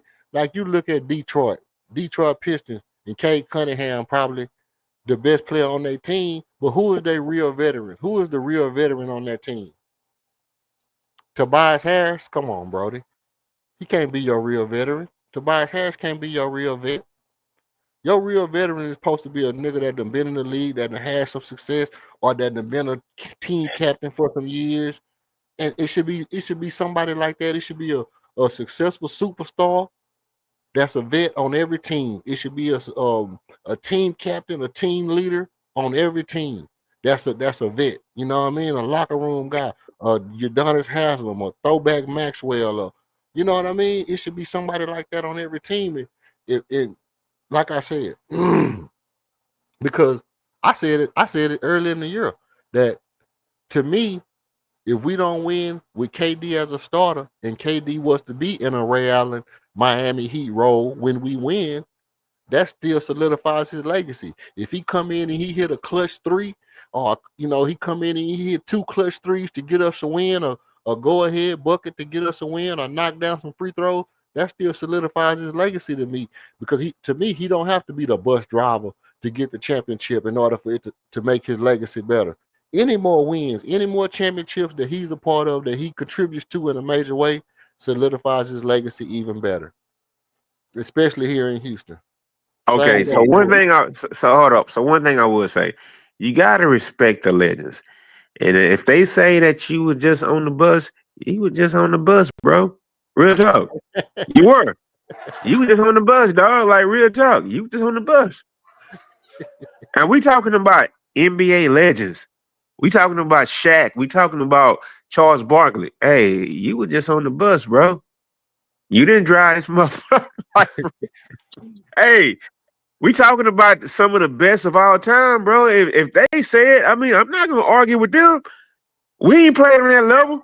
So I mean, if they say you were just on the bus, your ass was just on the goddamn bus, bro. Yeah, they lying though. He was in Golden State. I'll put it like this right here. Put it like this. If he wasn't a bus driver in Golden State, he was the mechanic that fixed that motherfucker that made it drive. At the very least. At the very least, he was the mechanic. And he put the tires on it, or he put the luggage. He did something to get the bus to go. Because if it wasn't no Kevin Durant, they're not beating LeBron. That's just all it was to it. And you know what? I agree, but if Draymond didn't hit the dude in the nuts or whatnot, they probably would have won that one too, bro. Real talk. Good point, Archon. That's a good point. That's a good point about the Russell Westbrook thing and how they try to, yeah, I see that. But also it's one of them things where, just like I was saying about the Kevin Durant going to Brooklyn, how he skipped over Harden when Harden was in Houston. And he went to Golden State, and then he left Golden State and still didn't come to Houston. He passed over Houston twice. Kevin Durant passed over Houston twice. As Houston Rockets fans, as a diehard Houston Rockets, my stomach is never gonna settle until it's getting better as I see him play. But my stomach, every time I look out there and I see him, I'll be like, damn, he could have came twice to Houston, and he skipped us 2 times to come back at 37. In a trade when you could have came as a free agent. Well, Melo did the same thing too, bro. Real man, everybody wanted to play down here in Houston, bro. Melo didn't come down here until he was like what 37? Oh, man, come on, bro. Melo got traded from Denver to New York. But he could have came if he wanted to.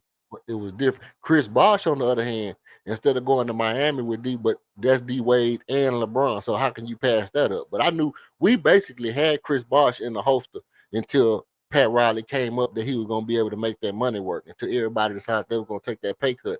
And once everybody decided they were going to take that pay cut, Chris Bosh had to go ahead and sign with the championship. That's a win-win. But Kevin Durant in free agency passed over Houston 2 times.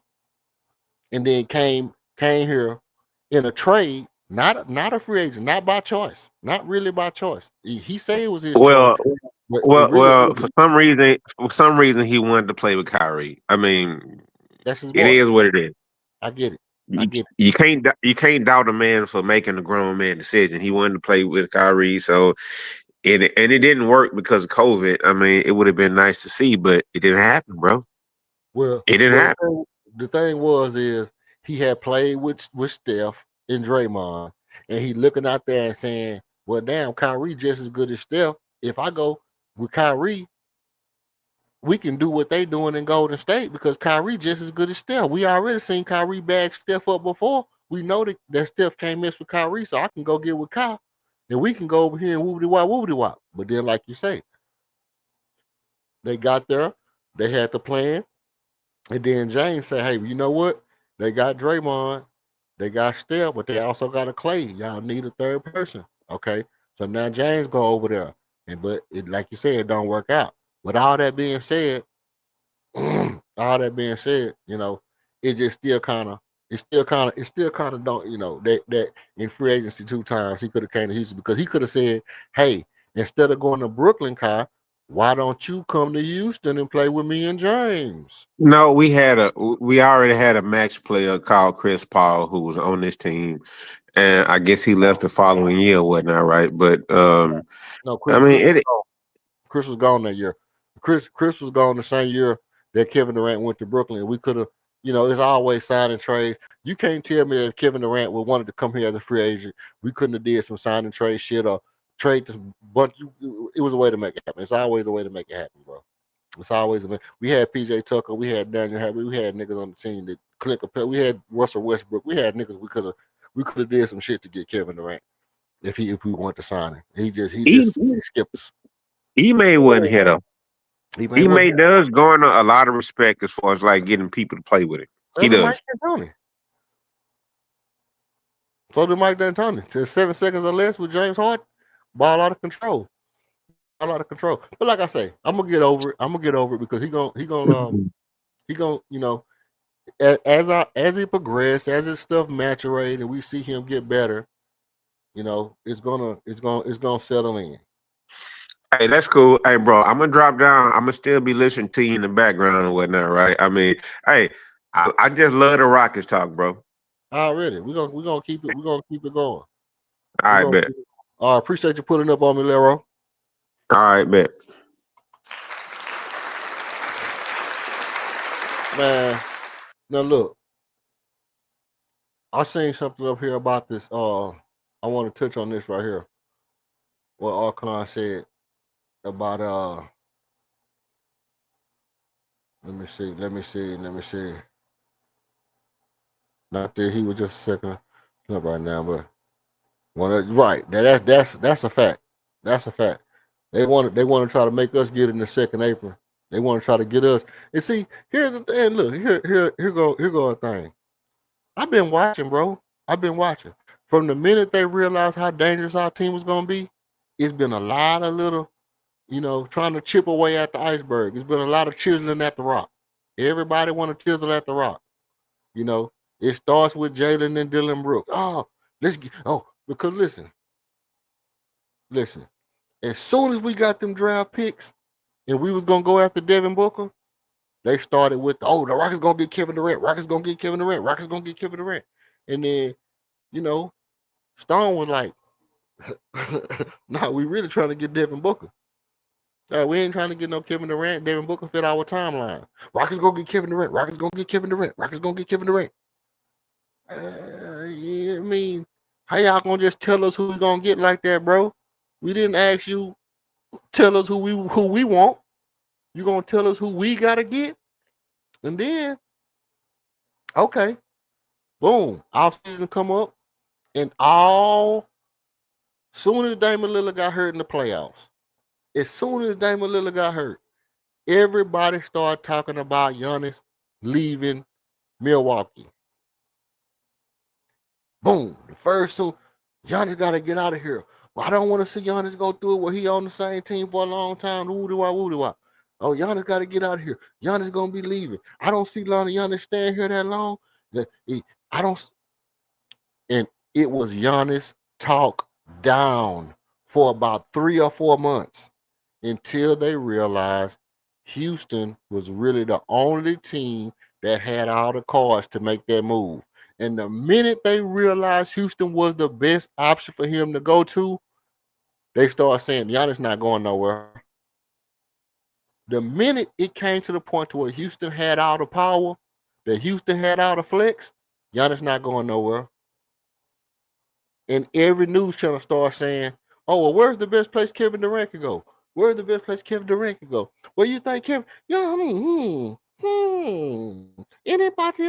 I'm thinking. Anybody know where Kevin Durant could go? Who needs Kevin Durant? Oh, you know what? I think Jalen Green stunk up the joint. Yeah, Jalen Green played real bad. Anybody know where Kevin Durant could go? And they doing that shit so matter of factly, like we don't hear what you're saying.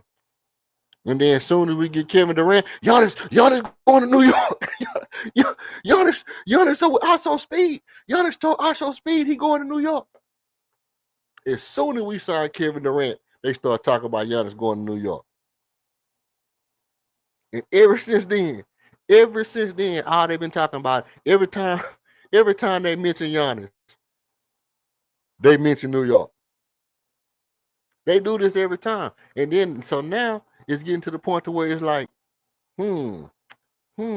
how can we break up Houston's team more? What can we come up with that'll make Houston go ahead and, not be a contender? So we can kind of manipulate the roster so we can kind of control the league because these niggas is getting out of control in the H, right? So the better we get, now it's all of a sudden, Derek White suddenly available. Oh, I know. I wonder if they need a point guard. Can we get him Derek White? Like, obviously, he's the perfect person for this team right now. Just like Kevin Durant is the perfect person for this team right now. But let me ask you this. If we get Derek White, and somebody, let's say, becomes unavailable on our team. Hint, hint. Let's say somebody suddenly becomes unavailable. Right. Giannis the NY. Exactly. Freaky New Yorkie. Freaky Yankee. The freaky Yankee don't sound right, bro. The freaky Yankee don't sound right, bro. We can't do that. We can't do the freaky Yankee, dog. But let's say we get Derek White, and then all of a sudden somebody becomes unavailable. Then we got Derek White, but we don't have that other person that make our team worth Derek White being here. And so Derek White is on the team. So it's like it's little small, the little minutia that they just Tari Eason, boom, Tari Eason gone. Now Reed Shepard gone. And now you got Jabari Smith Jr., Amin Thompson, and Alpha Shangon. Guess what? That's the Sacramento Kings, bro. That's the Sacramento Kings. That's not a team that strike fear in the heart of the NBA. That's a regular ass team that can be third seed and then drop all the way down to 16 seed and never make it back up until we end up having to trade Amin Thompson. Because I guarantee you, without Tari Eason and Reed Shepard on this team,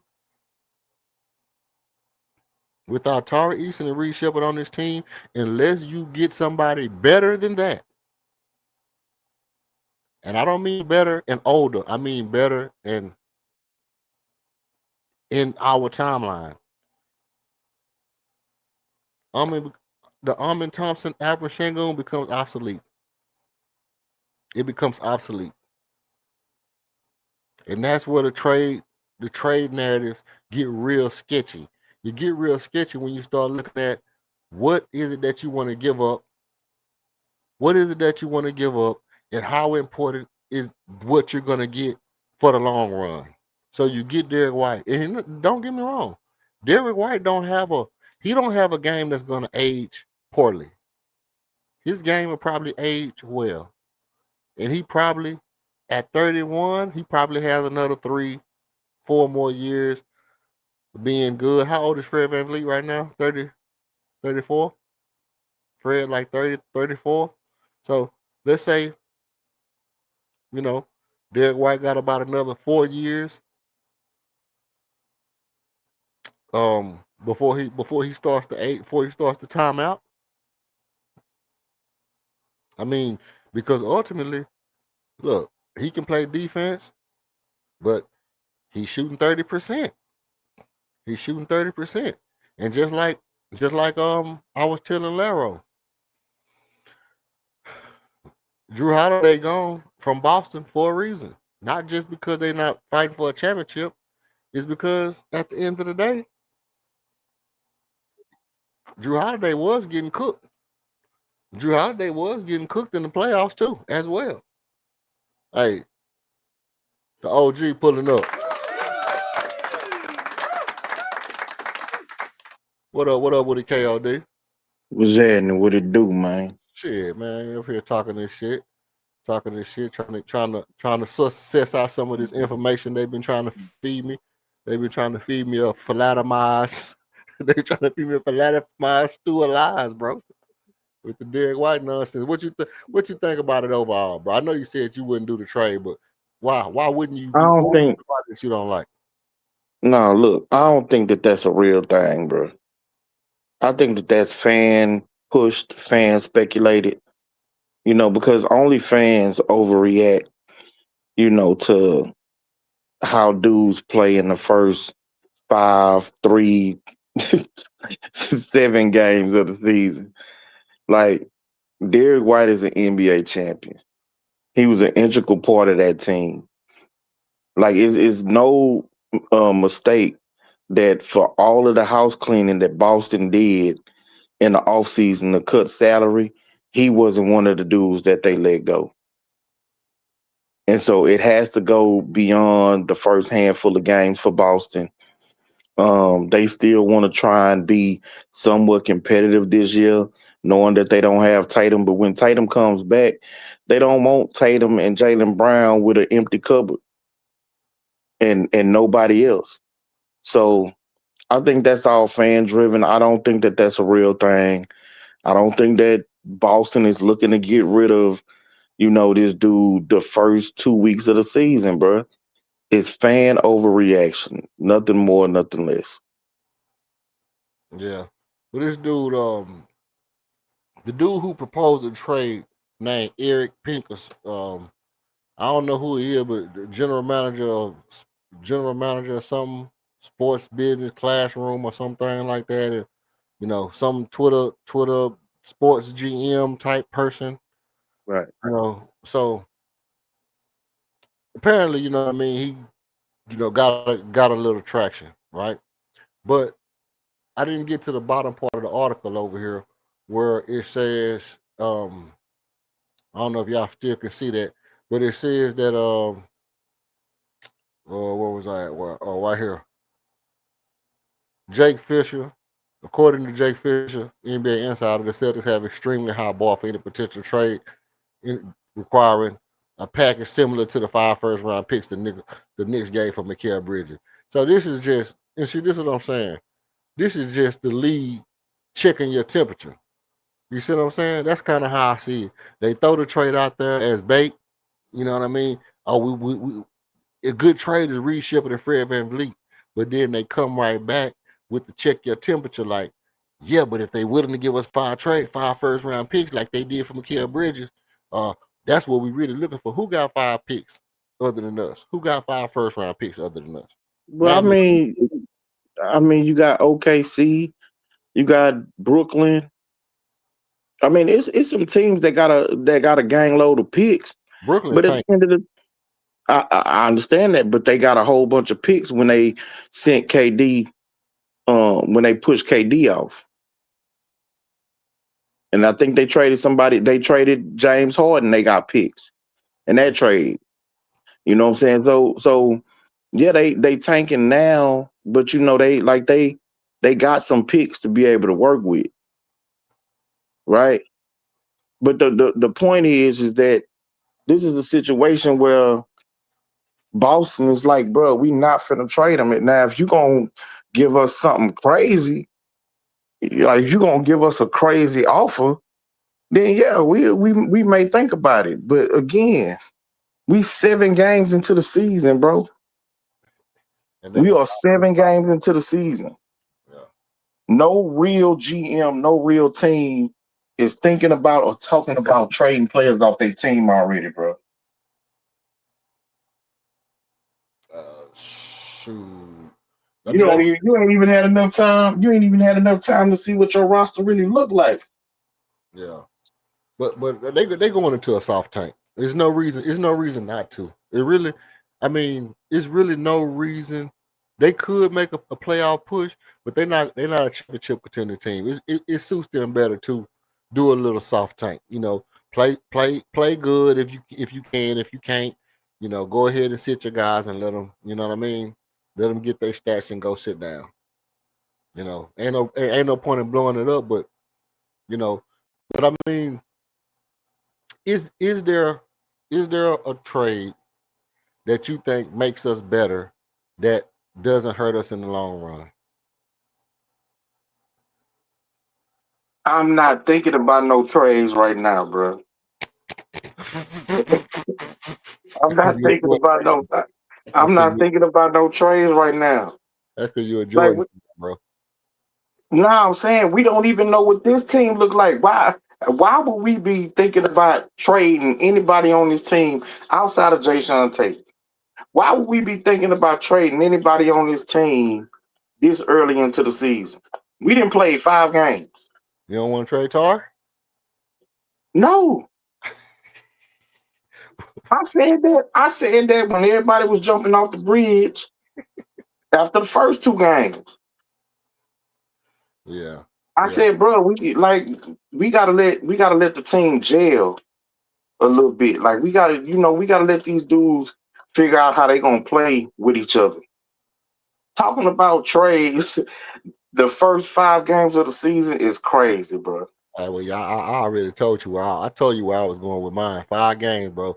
Look, look, Reed Shepard and Fred VanVleet had 5 games to get their act together before I was going to trade one of them.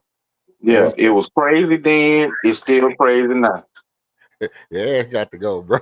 Yeah, if your ass's name start with an F and it sound like Rip Van Winkle at the end, yeah, it got to go, bro. You got to Wow, go. what was you gonna win 5 games in? Huh? No, you just What going was you gonna win 5 games in? What was you gonna even know about these players 5 games in? whether or not you was improving game to game, whether or not you were showing confidence or you were playing like a weenie dog.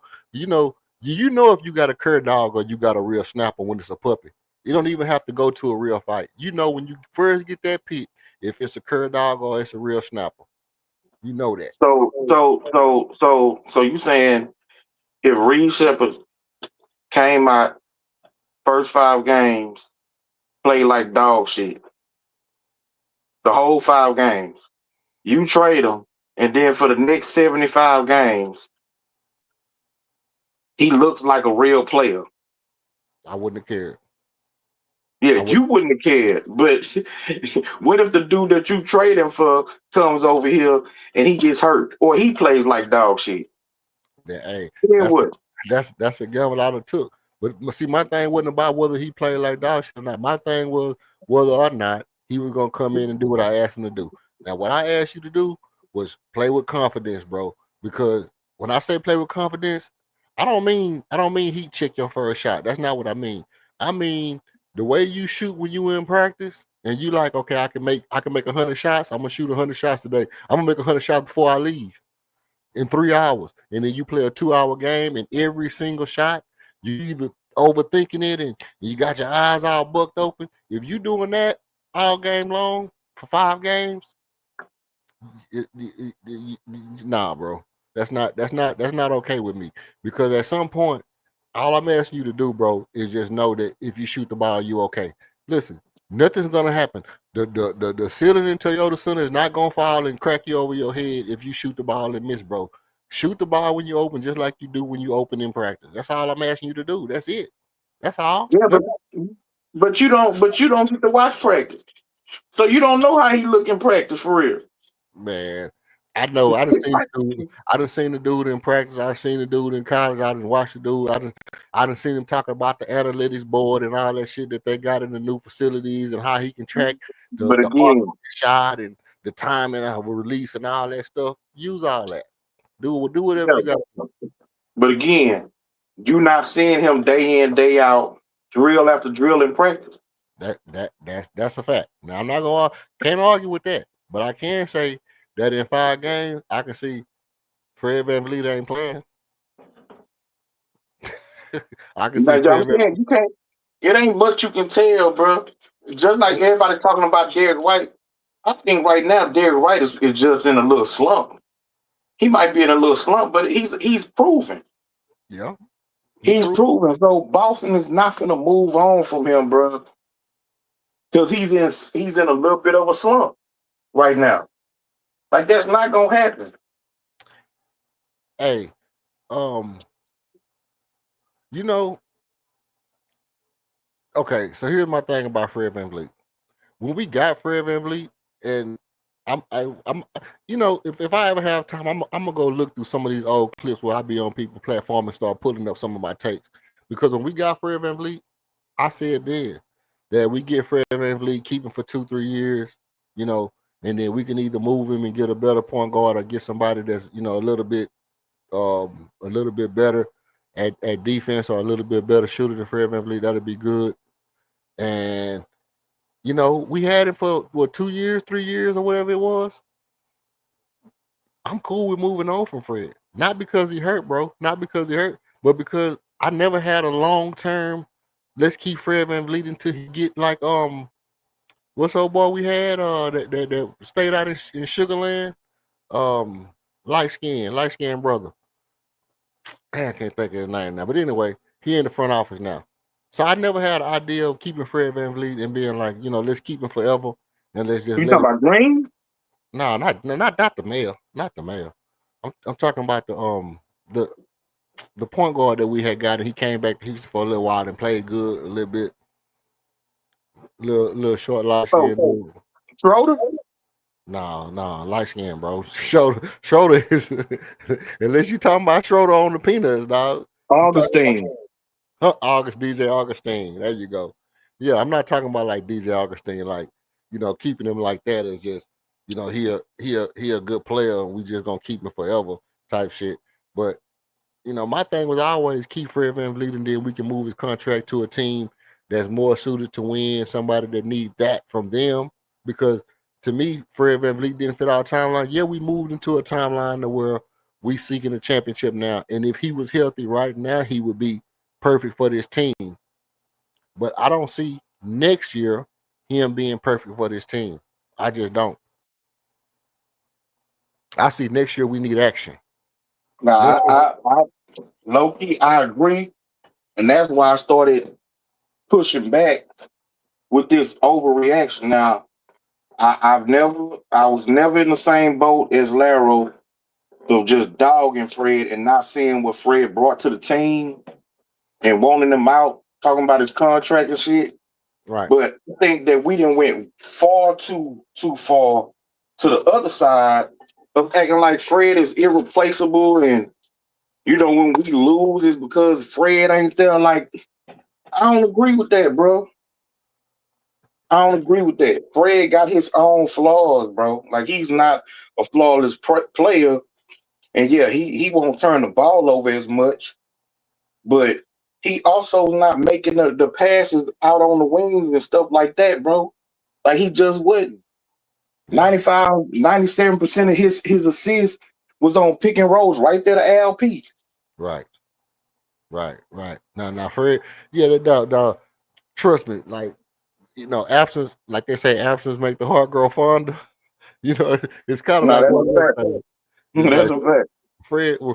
whenever Fred not there, he all of a sudden become like this Smurf or something. Like if you, like when you see him, it's like he the most amazing thing you ever thought of in your life when he not there. But then when he on the court, he Freddie Jihad and he all this and that. He was the worst shooting backcourt in the history of the Rockets franchise and whatever. Like, for that we can get Kyle Lowry. You know what I mean? But No, but listen, all of a sudden, Jalen was the only one who was the bad shooter last year. mm, mm, You know mm, what I'm saying? Jalen was the only one who was shooting bad in that backcourt last season. Fred was a baller. right. Like, that's where that history has been rewritten since Fred then got hurt. Nah, bro. But Truth be told, Fred was dog shit most of last year. And he had a couple of good games in the playoffs. Now, that ain't all year. He had his moments during the He season. had one good game in the playoff. One. Now, he had a But couple. He had like back-to-back 25-point plus games. hmm? Yeah, Huh? he had back-to-back games. I think one he had 30-something, and the next game he had like 25 or 27. Now, he had a few good games. I ain't gonna lie, he played well down the stretch, like from game 4. Yeah, 4 through 6, he played well. 4, 5, and 6, he had good games. Oh, okay. So he did show up in the playoffs, especially when it was looking like we was about to get gentlemen swept and shit. True. So I ain't gonna take that from him. He did show up, but man, like the way that history has been rewritten, like Fred was just balling for us all year, and now he gone, and so it's all downhill from here. Like I don't agree with that.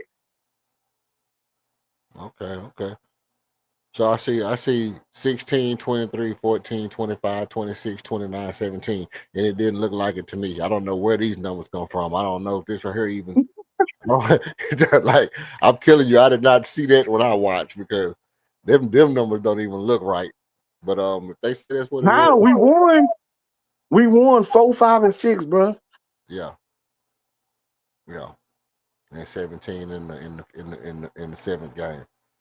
But yeah, nah, bro. I'm with you, bro. Like I say, I'm not taking nothing away from what he did. I'm not taking nothing away from the big shots he hit when we needed a big shot, and he would hit that one big shot. He would miss like 4 shots, and then he would come in and make that one big shot to make it a good game. I'm not taking nothing away from that. I give him all that. My thing was my whole mindset about Fred was he would be good to come in, establish the team, and be the point guard until we can get a better point guard. Now, just like we was on here earlier in the year, and I said, you know, as far as what this team need, Fred might be a top 5 or something like that, 5 or 10 point guard in the league compared to what we need. So I'm not taking that away from him. I'm just saying that next year, when next year pop off, we need a guard that can one. We don't need Armin playing the guard unless he continues to develop. If he continues to develop, okay, cool. But if he continues to develop and Reed continues to develop, if both players continue to develop this year, are you still going to need Fred VanVleet next year, right? And if you have Reed starting for some reason, let's say he shoots the light out, like I said earlier in the stream, Reed Shepard could be yesterday could be the day that we remember as the day that Reed Shepard starts his ascension to being an all-time great shooter. If that's the case, and Reed Shepard continues to shoot, high 30s and 40s for the rest of this season, next year comes and we need another guard. I don't think Fred VanVleet is the guy we need off our bench, bro. I just don't. I think we need a legitimate bucket getter off the bench at point guard. We need we need one of them guys that can get to it off the bench. If Reed is the starter, and if Reed's not the starter, we need a guy that's a legitimate defender, a legitimate can guard the 1 or the 2, can switch with Ahmed. You know what I mean? They can switch on the perimeter and be tall and be efficient, and be be disruptive. So not that I'm taking nothing away from Fred, I just feel like we can do much better next year. If he was here this year, yes, he's the guy. He's the guy to come in and head the snake, play with KD, get acclimated to the team, and be a well-oiled machine. Yes, he would have been perfect this year. But if we're gonna go 82 games without him and then try to bring him back next year and change the way we play, nah, bro. I'm not. That's not what I'm here for. I'm not here for that. I'm not going. I'm not going, and I'm not going to sit here. I'm not going to stand idly by, bro. I'm not going to stand idly by and act like Fred is the end all be all. Dorian Finney-Smith come back tomorrow. Let me tell you something. I'm so damn glad Dorian Finney-Smith come back tomorrow because all you damn Dorian Finney-Smith, I can't wait till Dorian Finney-Smith come back. I can't wait. Listen, Dorian Finney-Smith be back tomorrow. we can see what he is. We can see exactly what he is and what he ain't. I don't It's want to hear. gonna take him a little bit to get I his don't want to hear. legs under him I don't want now. to hear nothing about no leg, no none of that. I don't want to hear none of that. He better come in. Is this your king? Is this your king? I'm telling you damn, before you try to jump off a bridge on niggas, it's gonna take him a little bit. He ain't gonna be in basketball shape, right? No. So the MA is gonna probably try and ease him in a little bit. It's gonna take him a little bit to get his legs up under him. Man, But listen. what he brings to the team is gonna be a bonus. And people who like to make boneheaded plays, get into their feelings. You know what I'm talking about? Go go 0 for 5 from the 3-point line, like them type of people. They minutes gonna start getting shaved off, and I'm hoping that they fan base is gonna be able to accept the coach's decision. That's all I'm gonna say about it, bro. Hey, well, right off the bat, I do know, I happen to know, I know the person who went over 5. His name is. Oh, speaking of church songs, the only person who went over 5 on this team from 3 is Armin Thompson. He the only person that's been over some shit shooting threes on this team. And hey, look. Okay, well, I ain't talking about him. So, so, so find the next best candidate, and remember, I said multiple things, so it's all of those things encompassing. Oh, Don't Jason, pick out one thing. you talking Don't about pick out one thing. Like, put it all together. you talking about Jay Sean Tate? Okay, I got Jay Shante don't play. you. You're not talking He about don't Tari. play. I know you. I know you ain't talking about Tari Eason, because Tari Eason Hey, needs lights out, bro. Tari you Eason said needs it. lights You out. said it, not me. I knew you ain't talking about Tari. Tari, hey, listen. Hey, I'm gonna tell you right now, bro. I'm gonna tell you right now. Tari averaged more than Dorian Finney-Smith. Tari averages more than Dorian Finney-Smith. And if you're gonna say, you're gonna tell me, because I was up here the other day in Buckmo. I know you're listening. I know you're listening. Hey, look, I know you. I don't hide it. I know you're listening. I know you're listening, Negro. Don't stand over there and act like you're not listening, because I know you somewhere listening. Buckmo and Smooth was on here arguing me down about why Tar Easton need to come off the bench, because we need scoring off the bench. And why Kogi needed to be a starter instead of Tar. In their Hey, logic, I'm finna switch on my tablet. My phone finna go dead. I'm gonna switch on my tablet. Come right back up, bro. okay, All okay. right. Their logic, was that Tari needed to come off the bench because he was a better scorer than Josh Okogie. Now, with that being said, if Tari is a better scorer than Josh Okogie, and Josh Okogie fits the system as a starter better than Tari, and Tari is a better scorer than Josh Okogie, and then Dorian Finney-Smith is not as good a scorer as Tari, then how the hell could you play Tari over? I mean, how could you play Dorian Finney-Smith over Tari when you need Tari scoring off the bench? That's not the math. It's not arithmetic. It's not my arithmetic ain't arithmetic at this point. So I'm not gonna be cool with that, because you need somebody who can come off and get, if that's what you need Tari for, to come off and get buckets. But then again, in my mind's eye, if you saying Tari gonna be the guy to come off the bench and get buckets with Reed Shepherd, okay, cool. I'm gonna settle for it because it's looking good. It's letting Tari come in and be the guy on that second unit. But if you start playing, if you start Dorian Finney-Smith, okay, but then you losing your quickness, but you putting your floor spacing out there, because Dorian Finney-Smith is a better floor spacer than a Kogi, hypothetically, because we haven't really seen a Kogi be a bad shooter. We've seen a Kogi shoot 2 for 3 on several occasions, but Dorian Finney-Smith supposed to be this shooter. He a shooter, and I'm not gonna lie. I remember Dorian Finney-Smith as a pretty good shooter in his Mavericks days. I don't know what he did when he was with the Lakers, but according he done played the 3, 4, and 5. They had him playing the 5, and he was a center, all stretch center in the Lakers, small ball center, and all this and that stuff. Okay, that's cool. That's what you want him to be. You want him to be a small ball center and all this and that. He this mythical creature. You know what I mean? He's a Lord, one of them things on Lord of the Rings or something. He come from Hogwarts. I don't know what Dorian Finney-Smith is to these people, but Dorian Finney-Smith, if he take minutes from Tari Eason, and Tari is supposed to be your scorer off the bench, I'm gonna tell you right now, Jack. I'm gonna tell you right now. I don't want to hear nothing. I don't want to hear nothing because Tari Eason gonna go to another team by a lot of control. He not Cam Whitmore. He not Cam Whitmore, bro. Matter of fact, we haven't heard nothing from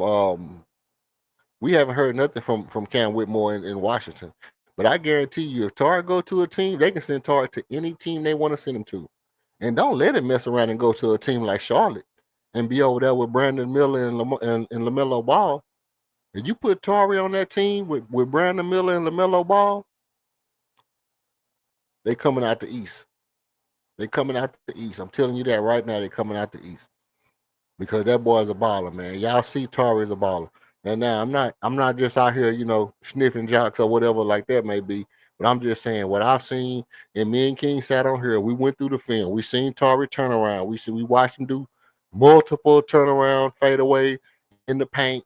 And then we heard Ime talk about how Tari had a good mid-range game. So we know the boy can ball, man. We know the boy can ball. Let's not shortchange him and act like Dorian Finney-Smith is, come on, man. Come on. Dorian Finney-Smith, it's just something about it, man. Like,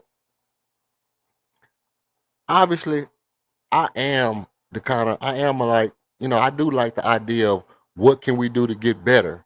But I always say this. If you're doing something to get better, what are you giving up? What are you going to give up to get better? So, for example, let's say the position we most need to be better at right now. The thing we need most right now is, a ball handler that can handle the ball, make decisions quickly, and manipulate the defense quickly and make good passes. That can shoot and play a little defense. Now that's hard to find. That's a little bit of everything.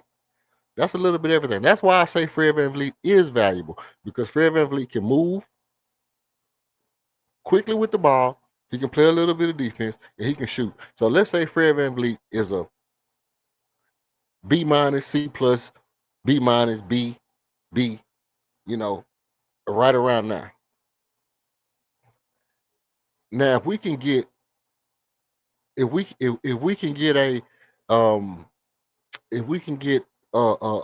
nice, how you say, a mixture. If we can get a nice mixture of somebody who can do those things, but at the same time, not lose something else that we have. So somebody else fills in the spot. Let's say we bring in a point guard. So now, what do you do with Armin? Because Armin's playing our point guard now.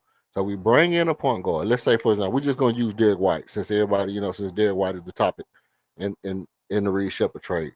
So let's say, for example, we trade Reed Shepherd. We get rid of our shooter because Reed Shepherd is our shooter now and our prospect. So what are you losing? You're losing future prospect and you're losing high percentage 3-point shooter. You bring in Derek White. Now you move Armin to where? You see? And that's how it works. What are you going to do with Armin? You're going to move him to the 2. You're going to move him to the 3. If you move him to the 2, then now you got a shooting guard who can't shoot. If you move him to the 3, which is his best position, okay, that's cool. But now, what are you doing with Josh Okogie, Dorian Finney-Smith, and Tari Eason? That's how it works. Well, I heard a couple of flaws in your argument. Number one, I know your homeboy came up here and fed you this nonsense, and you ran with it. Maybe you wanted to run with it from the beginning because you was making somewhat of a dodo type of argument during the whole season. But Tari ain't our scoring off the bench. We do not depend on Tari to give us scoring off the bench. That's number one. Number two, in this mythical trade, this non-existent trade proposal, well, Derek White is a high 3-point percentage shooter. Like, that's what he is. Now, again, I feel like right now he's in a slump. He started off slow. But if you look at what he's done in his career, he's a high percentage 3-point shooter. He's a bigger guard. He's a better defender. So you don't necessarily even have to move Armin. You can leave Armin at the point. You can bring Derek White in at your 2. Or you can put Derek White at the point. You can have a Kogi at the 2. You can move on into the 3.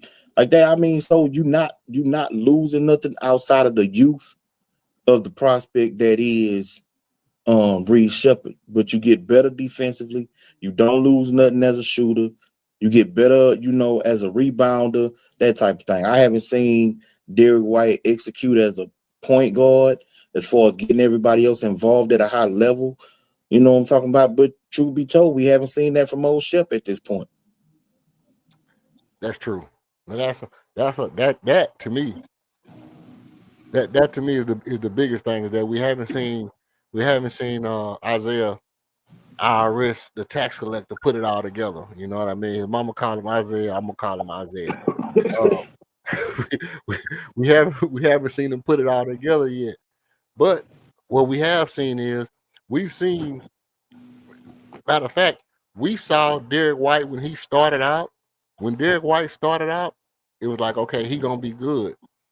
But I don't think we ever figured that Derek White would be what we figured Reed Shepherd would be when we saw him, come into the league. And so that kind of thing goes into play too.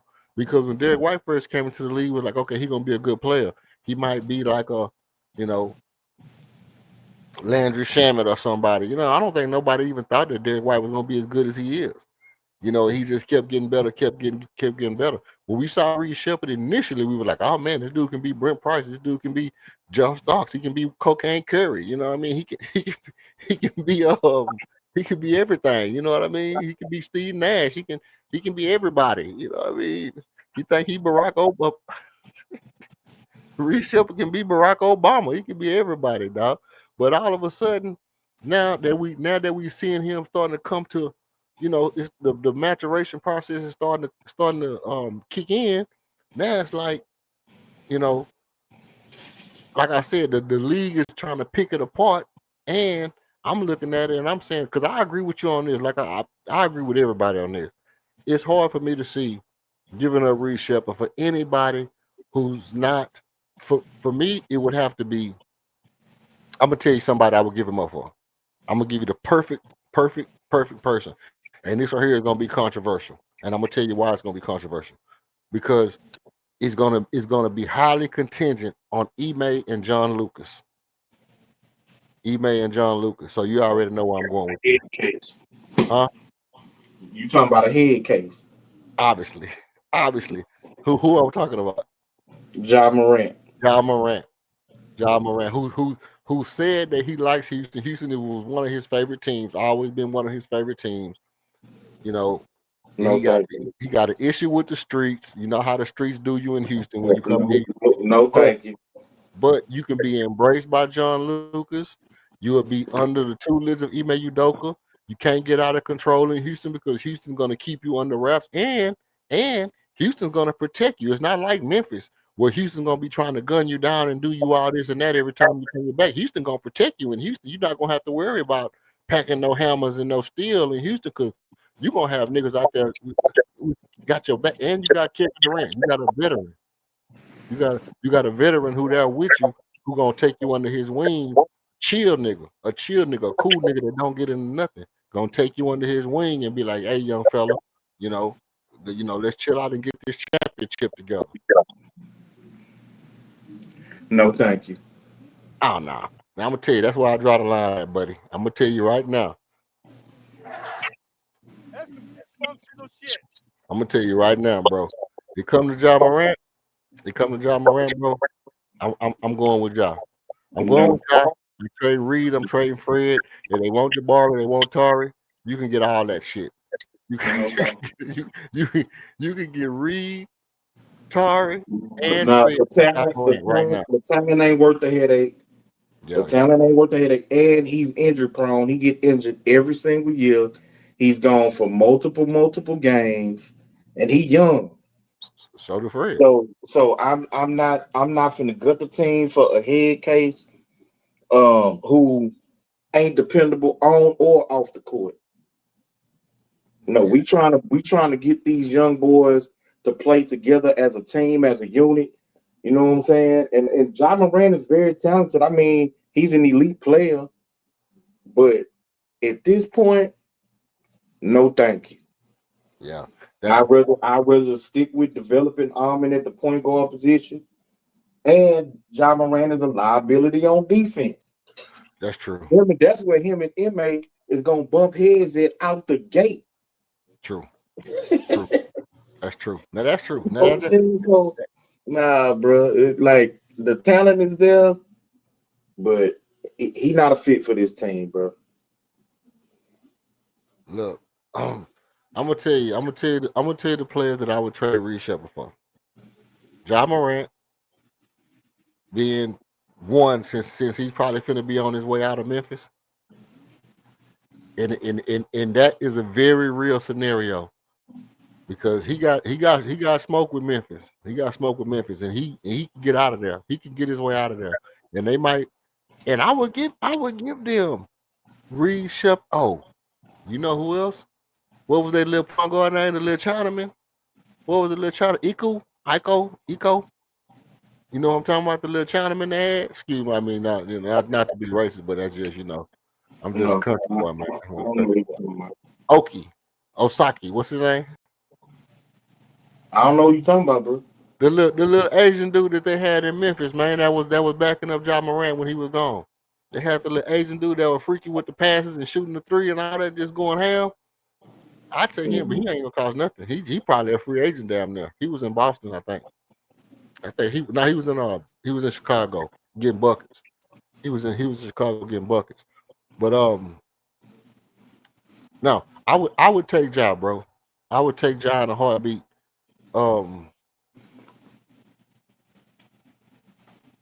Nah, look. All that glitters ain't gold, man. Hey, no, that's true. That's true. It gotta be about team fit and chemistry and things like that. It can't be about the most talented guy, the most athletic guy. Yeah, he can get buckets. He's talented, but there's so many flaws in his game and in his mind frame. He just won't be a good fit here. And you're gonna have to gut the team. So you talking about it, and you right when you say you're gonna have to give up Tari and Jabari and Reed Shepard and first round picks for Ja Morant for him to play 50 games a season. You're not gonna have to give up all that, bro. All you gonna have to get him. Gonna have to match. He a max player. You're gonna have to get him. You're gonna have to get him Jabari. His salary got to match. You're gonna have to get him Jabari. What's his salary? Jabari, Fred VanVleet. Bro, they not taking no fucking Fred VanVleet who on a torn Achilles. They're gonna take him, bro. No, they not gonna take him. That's the only way the salary. That's like saying they're gonna take Jason Tate and Fred. We finna get him out trash for Ja Morant. Come on, bro. He want out, bro. Fingers for a second, buddy.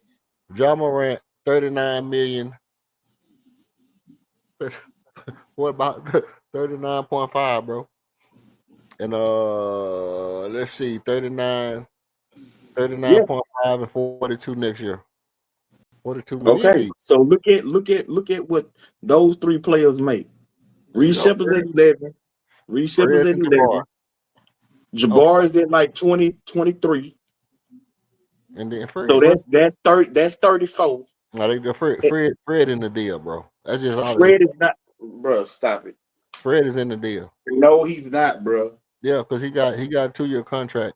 I don't give a damn what he got. They not finna take no 31, 32-year-old slow point guard that's with a torn ACL. Ain't gonna play at all this year. If they gonna trade Ja, they gonna still want to be able to compete for the playoffs, along with having a bunch of draft capital down the road.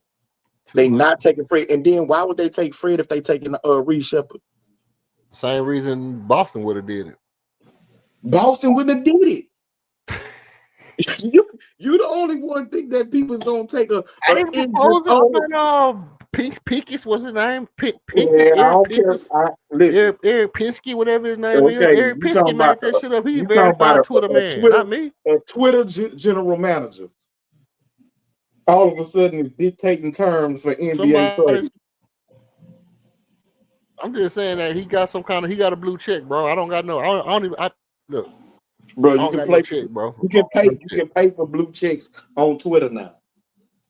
Yeah, how much it cost? I don't know how much it costs. I know Elon Musk changed the way you can pay for them. Hey man, hey look, I'm trying to get a blue check, man. I'm trying to get a blue check. I don't even got a Twitter, but I want a blue check. Yeah, hit Elon with that check with that money. I You tell you give him a what, check. You hit him with a check, he'll give you a check. that's your hey, that's exactly what it is. I give him a check if he give me a check. That's exactly what Exactly. that's what I need. I need a But check. nah, man, ain't nobody taking Fred, bro.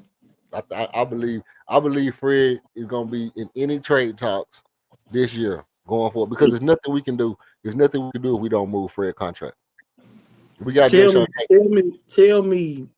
me the time when a player was injured for the season, got moved in a trade package. Bob Sura. Oh, you full of shit. You full of shit. Bobby Sura now. Bobby Sura. I think Bobby Sura was injured for a season when we moved him, bro. Man, hell no. Nah. Bobby Sura, man. Yeah, But no, look, ain't nobody finna do it. At the earliest, it would probably be next year that they'll be able to move because then he'll be on an expiring and he'll be healthy. Because you got to pass physicals, bro, for these trades can even be. nah, you don't got not really. I mean, you got to Yeah, pass, but as long bro, as you they got to know. pass a physical for these trades can be like finalized. But as long as they know what the problem is, then you still can That's trade. right. They know he out for a season. Right. So they know he out for the season, so it's nothing to pass. It's nothing You to already trade know he for. hurt. I don't think they would have took Fred in the trade if he was healthy. Much less take him when he injured. Nah, Like y'all got a gang load of young talent over there. Y'all not finna send us no 31-year-old point guard, slow ass point guard, field goal percentage is under 40%. so No sir. For Ja Morant. so look. Okay. Jabbar. Okay, let's say they want Jabbar, Reed, Jay Sean, and a shitload of picks. No, they hanging up in your face. Yeah, I'm hanging up in your face. I'm hanging up in your face. You got to throw in Torrey. They gonna want Jabari, Torrey, and Reed Shepherd, and they gonna want about 3 first-round picks. Jabbar, Tar, and Reed Shepard don't even match because Tar don't even make no money right now. Exactly. Yeah, but the thing is, Jabari making 20, Reed Shepherd making around 11, and Torrey making around 4 to 6. That's gonna match up the salaries because he's making 39. Yeah, but it's 39.5 though. Okay, that's gonna match up the 0.5 salaries. 0.5 make a big difference. Bro, that's gonna make Jabbar, Tar, and Reed. Now I'm hanging up in your face. If you want Jabbar, Tar, and Reed, I'm hanging up in your face, bro. yeah, for Ja Morant. No, That's what because they you're gonna in want. case. No, you listen. You got to get rid of your problem, bro. You got to get rid of your headache. You got a headache that's ruining your franchise. You got to get that headache out of your franchise. Okay, and so you think that that teams won't line up and give young talent to Memphis for Ja Morant, bro? Where it going? Where is he gonna go that has a history of being able to try to rehabilitate players? It ain't got nothing to do with that. They don't give a damn about no rehabilitating players. They Trying to get the best package they can for Ja Morant. Man, Adam Silver gonna call Memphis and be like, He ain't calling nobody. Adam Silver gonna call Memphis and be like, John Lucas, the only person that can deal with him. If John Lucas can't fix him, nobody can. Yeah, that's cute. If John Lucas can't fix him, nobody can fix him. That's the only player, bro. His ass gonna be fixed then. John Lucas, the only person. He the head case whisperer, bro. He the head case whisperer. Exactly, Archon. I thought we was done with these flaky, talented, young, dumb with attitude types. That's a fact, bro. We don't need that, man. Listen, well, look, I never seen Ja Morant be a problem until this year. How? Nigga, he was suspended. He was suspended for a whole year. After they warned him to stop doing the gunshot shit, he started throwing bombs. tossing grenades, but That's some dysfunctional shit. what the hell are you talking about? Hey man, listen, I don't care about none of that, man. Listen, just like I look. Remember when Dylan Brooks was they were talking about, no, we don't want Dylan Brooks. He poking the bear. He poking bears. Dylan Brooks poking bears. I'm like, hello, man, this nigga out here poking bears. That's bestiality, man. You can't be poking bears. But nah, I'm the one that came. I'm the one that jumped on everybody's platform and say, nah, man, Dylan, y'all looking at it wrong. Dylan Brooks go to a new team. That's Memphis Dylan Brooks. When he go to a new team, he's not gonna be. That's not what you have to worry about. You got to worry about him coming to your team, bringing that fire to your team, embedding and entrenching them with that killer instinct. Boom, boom, boom, boom, boom. That's But what it nah, is. because over on Greenleaf, I remember us talking about the defense he was gonna bring. I remember us talking about that same year, all of the number one scorers that he went against, he held them under their field goal percentage. I remember us talking about in that same playoff series, LeBron James had 120-point game. The rest of them games, he held them under 20. Hey, listen, this was that. Okay, I'm gonna tell you like this. Around the same time of that game, right? I'm talking about the same time of the game. Before he was even announced to be leaving Memphis, I was going on platform saying, hey, they talking about Dylan Brooks poking the barrel. I said, look, he gonna end up being out of Memphis, and we need to try to get him.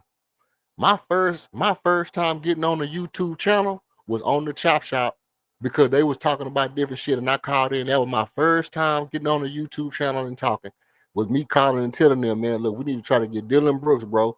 If Dylan Brooks leave Memphis, we need to try to pick him up. And they were like, I don't know, man. He poked bears and stuff, man. And I'm like, bro, look, I don't give a damn. I don't care nothing about what he doing his off. Nothing about what he do on his off time, bro. We need to try to get that dude. And I'm jumping platform, text message, all and everybody coming.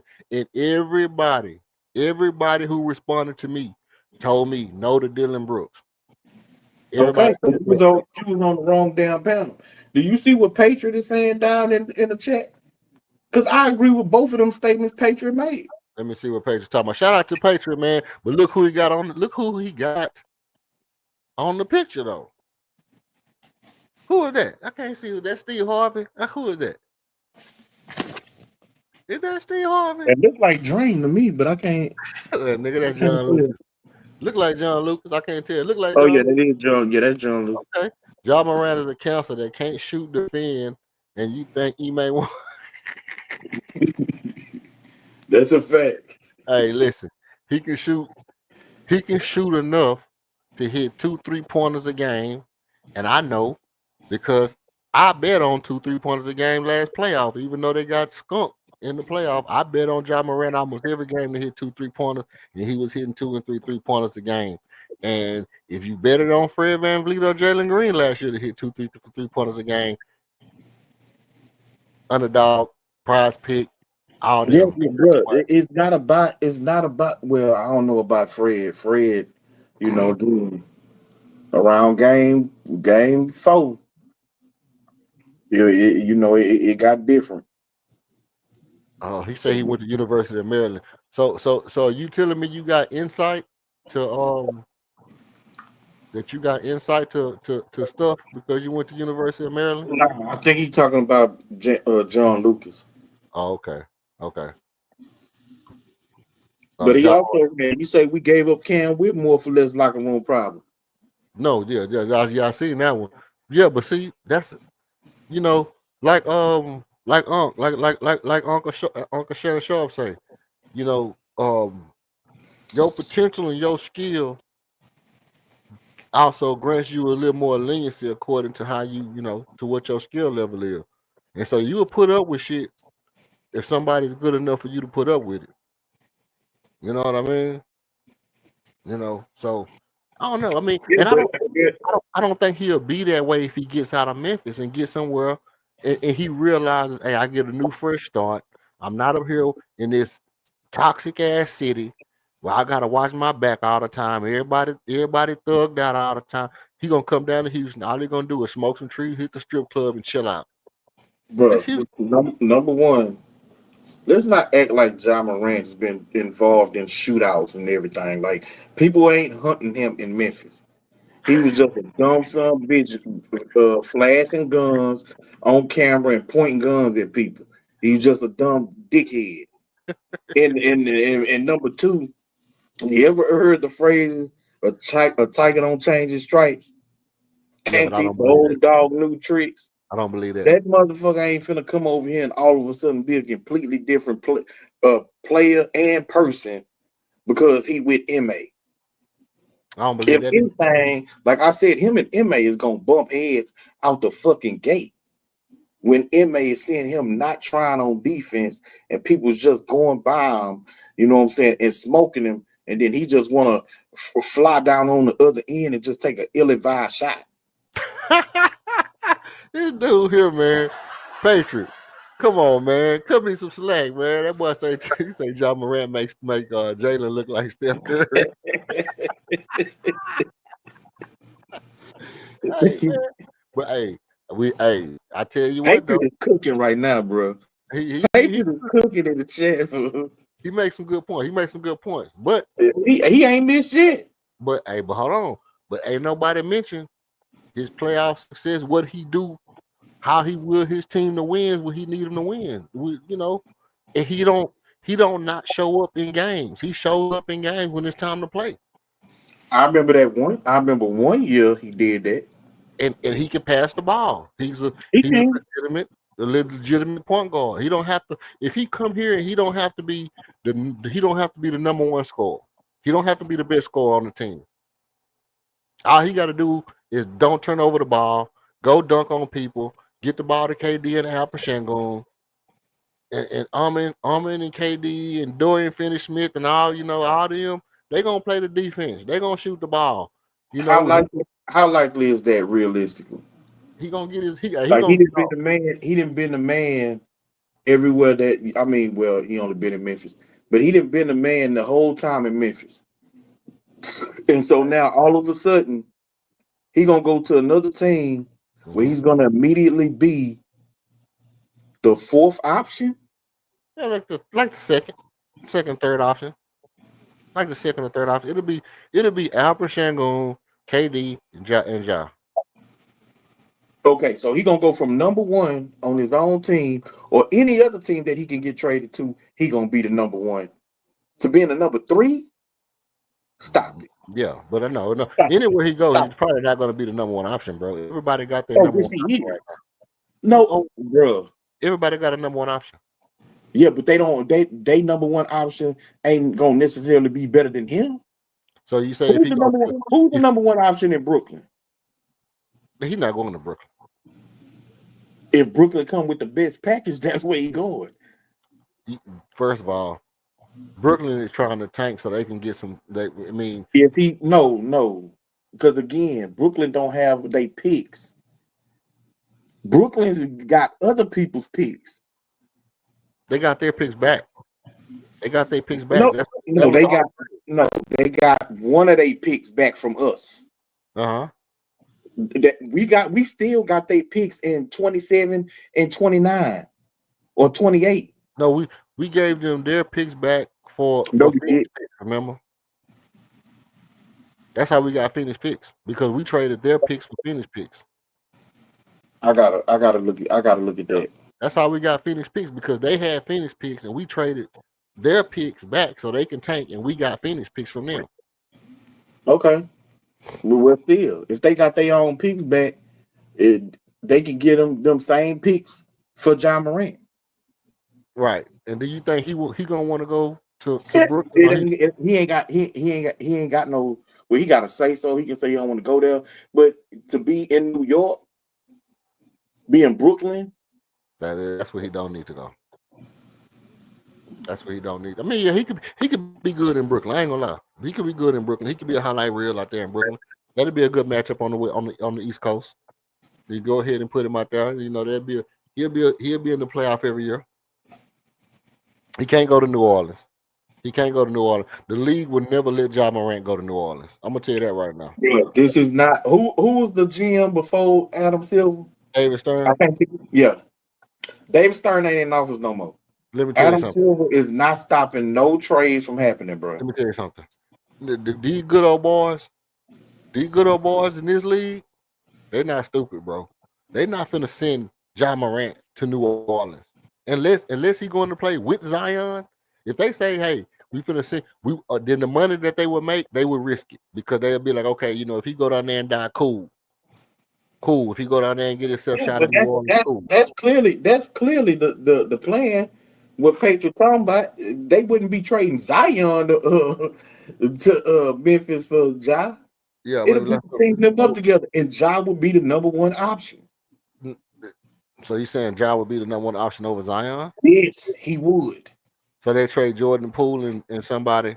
Jordan Poole and Nigga, somebody. they'll get rid of as many of them people as Memphis won't. That'd And draft picks. Hey, that'd be a third team. I ain't gonna lie. Ja and Zion would be a sick team. Yeah, that'd be a deadly one too. I ain't gonna lie. But even with that being said, think about the likelihood of them sending him to the gangster boogie murder cappy of the world, dog. That's the murder cappy of the world. Bro, ain't nobody killing basketball players, bro. Man.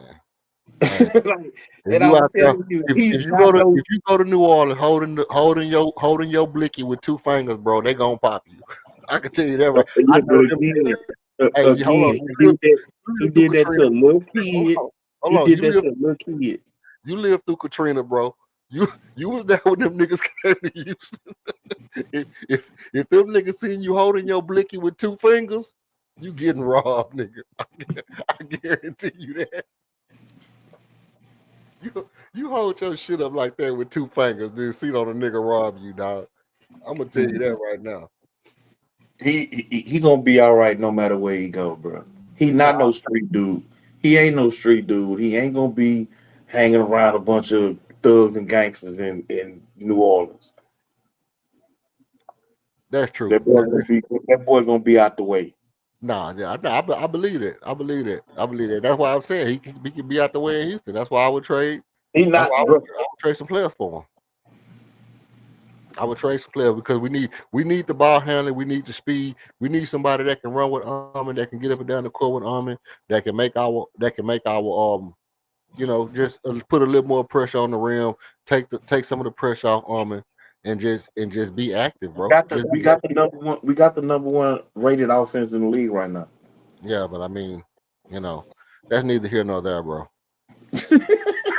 So you don't even have a legitimate comeback. You just want to step over it. That's neither here nor there. It's here, nigga. It's here. We smack dab in the middle of it. What you mean is neither here nor there? Yeah, it's here. Do you think that's sustainable? We may not end the season as number one offense. I mean, I do believe, that some of that has to do with the level of competition. We haven't played no great defensive teams, in the last few games. But even in the first game, that's double overtime with, an elite offense in OKC. Mm-hmm. And we ain't even shoot the ball great. You know what I'm saying? So I do believe that we still can be a high level offense without a Ja Morant. But we're gonna lose a ton on defense to get them. Hey, so here go my question. Out of these four guards, who would you rather have? Ja, LaMelo, De'Aaron Fox, Ice Trae.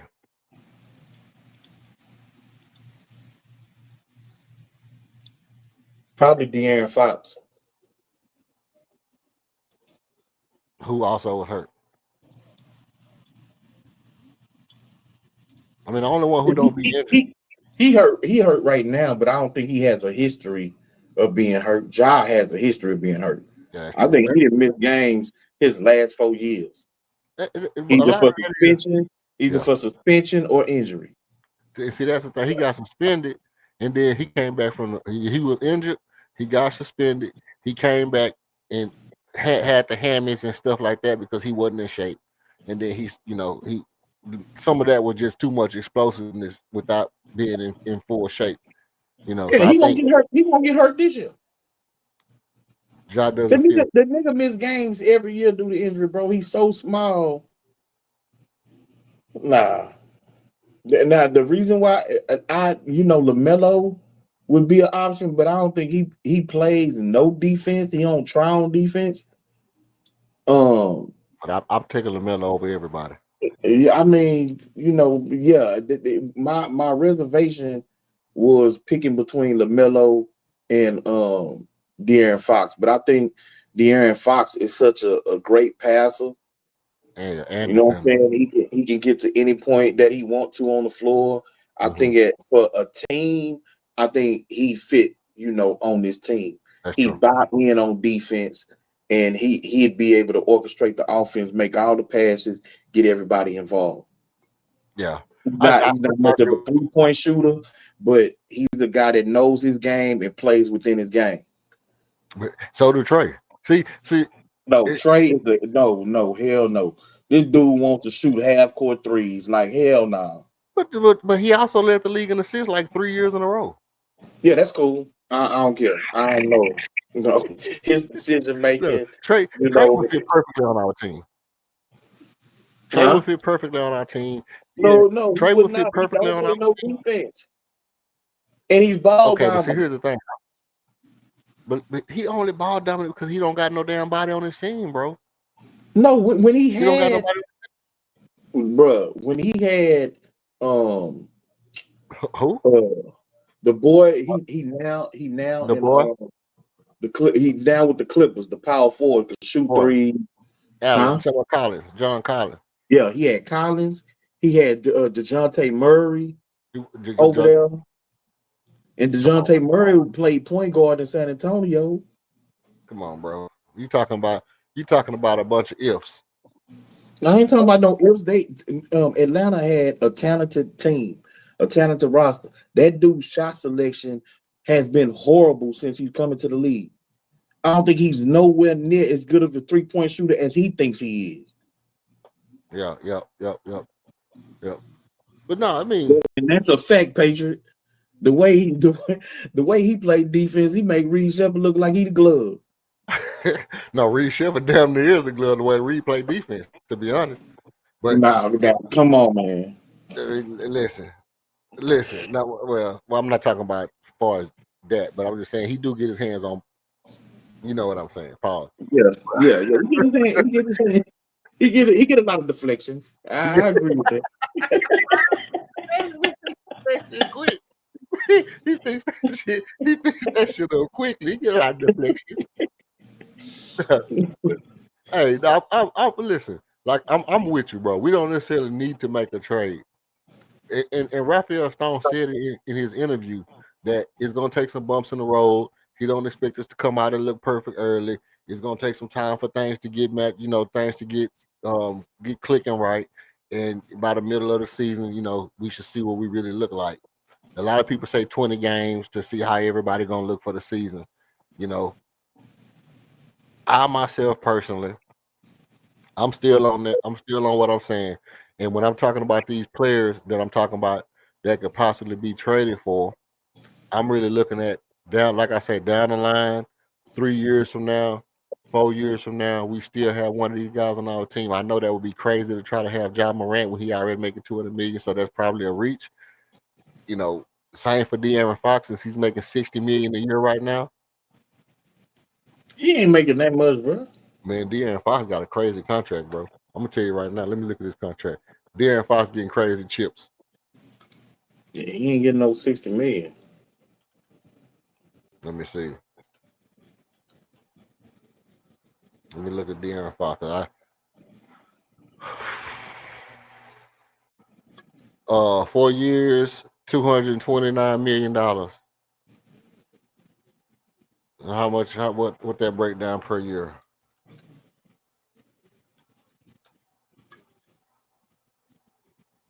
$220. Shit, 60 mil by two, by in 4 years from now he'll be making 63.3. This year he's making 37.1. To next year it'll be 50, 51. In 27, 28, 55, 28, 29, 59, and 29, 30, it'll be 63.3 Okay, milli. yeah, but so he ain't making 60.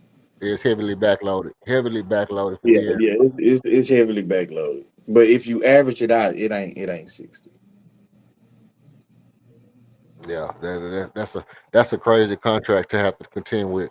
So I mean, but at the same time, like I say, by the time that all happened, Kevin Durant should be taking less money because he took less money this time. 3 years go by, he taking less money in the next 3 years.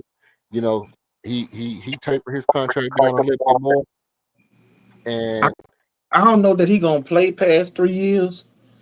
Best case scenario for the Rockets is that Armin, LP, Jabari, and Old Shep all develop over these next 3 years where they can take over and they don't have to have KD no more and they can still contend.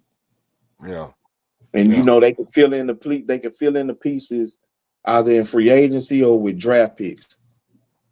yeah. But see, and that's what I was saying earlier is that if he say that he can come on the bench and show that he can be an excellent bench player, I'm willing to keep him on the team until he retire. I mean, if he willing to play 5 years, 6 years, and he don't mind coming off the bench and being that spark off the bench, being a big shot maker for us when we need shots, you know, reducing his role down to 20 minutes a game because we seen what he can do in 20 minutes. And just to say, I, hey, I hey, know look, I know what he said, but I don't think KD, because if he's been reduced to that, there's gonna probably be some nights where he don't play. And one of the things that he said is, he can't see himself being on a team where he ain't getting no minutes. You know what I'm saying? Where he basically just a bench warmer. And that's so true. when you are relegated to that, like he already don't have the speed or the quickness now to just get by his man. You know what I'm saying? It looks like every time KD put the ball on the floor, bro, it's a struggle for him to get from point A to point B. He It's was just dribbling hard, bro. he's He was so dribbling hard. talented of a shooter, especially in the mid range. If he get anywhere within his green spots, you know what I'm saying, he could rise up and there's a high chance of it going in, but Hey, am I the only one that feel like he done failed from one too many times in these 5 games? He done failed one too many times on layups, bro. I don't like it. I don't like that. I don't like that shit at all. I think I'm gonna have to drop a dime on this nigga, man. This nigga fall one more time, bro. I'm gonna have an anxiety attack. That nigga, hey, every time he go to the goal and he go to do a layup and he fall, I be clenching my butt cheeks so tight, dog. I be like, come on, bro, don't do this hey to man, me. I love them hard on this team. I ain't gonna lie. Hey, I agree with that, Patriot. We don't need no superstars or nothing. no, we don't. If your young guys develop, you just gotta fill in the holes, with role players, quality role players. I agree. I agree. We don't Like need. I much rather give a Kogi another contract at this point than KD or Tari or Huh? DFS. You say you ready to give a Kogi another contract than Tari? Yeah, at this point. You done messed up. Nah, bro. I'm not going for that one, man. We're not gonna do that. We're not gonna sit here and act like Josh and Kogi is more deserving of a contract than Tari Eason, bro. I mean, mind you, if somebody come and throw a lot of money at him and it's like we gotta match some crazy shit, I get it. He gotta go if we gotta match some crazy shit. I'm not gonna downplay the fact that somebody can throw more money at him than what we willing to pay him. Like if somebody do some, 130 mil type shit, 140 mil, some crazy shit like that, then okay, you gone. You gone, bro. It's nothing nothing we can do about your 140 mil contract. There's nothing we're not even gonna entertain that.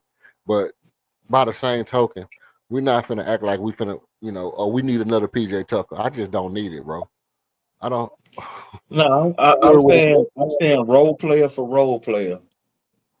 Right now, if I'm Raphael Stone and I can only offer one dude a contract moving forward, I'm probably looking at a Kogi over Torrey. No, not me. I get it.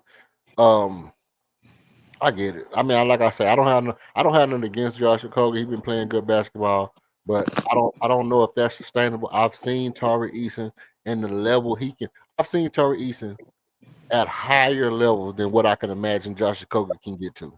Period. I've seen Tari Eason take over games, single-handedly take over games. I've seen Tari Eason hit big shots. I've seen Tari Eason outshoot Jabari for damn near a whole 2 seasons. I've seen Tari Eason do like he did the other night to come in and just be on the scorcher. I can't imagine Josh Okogie being better than Tari Eason, but at the same time, Of course you can. I just can't because But I mean, me personally, I could imagine it. you could imagine Josh Okogie making the Be better than 20-point Torrey, comeback yes. by herself Doing what? against the 23-point comeback against the Golden State Warriors that Tari had last year down there. That we lost.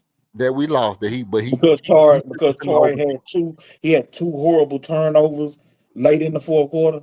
Yeah, but he brought us in it. But no, it wasn't because of the 2 turnovers in the fourth quarter. He took us in overtime. Yeah, I'm saying it was too late. It was 2 bad turnovers in the fourth quarter by him. Mm-hmm. And if I remember right, them plays was back to back that ultimately cost us that game. But he turned over one. He turned over the ball. He turned right back around and stole it. As soon as he turned it over, before the nigga even got to half court, he turned right back around and stole the ball back. And then it was a couple of plays later. He had some kind of little bumbling bad something that he did and turned the ball over. And that's what allowed them to get us in the overtime. But he had brought us all the way back from like 23, bro, by himself. I mean, he did. He went on a run in that game. I remember. That's the highlight of his career. But he can do that, though. What it do, Buckmo? Cannot do that, bro. No, that's your opinion. That's your opinion. He ain't done it. He been in the league long. And Buckmo, like Buckmo say, we are 3-0 since Josh got in the start lineup. I agree. The proof is in the pudding. Come on, man. I mean, look. The proof is in the pudding. Y'all The proof conflating. is in the pudding. I'm gonna use one of your numbers. Y'all conflating now, man. Now y'all conflating. I'm not conflating nothing. I'm giving you the facts. All facts, no cap. You know what I'm talking about? Ain't that what your mug say? Y'all conflating, Brody. I'm telling you right now. Y'all conflating. Because ultimately, oh yeah. Here we go. Hey, y'all can check out the merch, man. Y'all can check out the merch. I'm waiting on the cap on tap merch. See, right there, you see. That's one of them right there. You see on the screen. Let me see. I got a couple of them up there. Let me see what my that one right there say cap on top right there. You can't see the whole thing. You kind of see it right there. Let's see. Okay. Oh yeah. Oh yeah. Cap on tap already.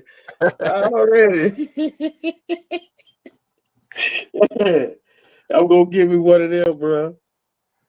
Yes, sir. Where you got that down in your on the YouTube page? You can see the link on the YouTube page.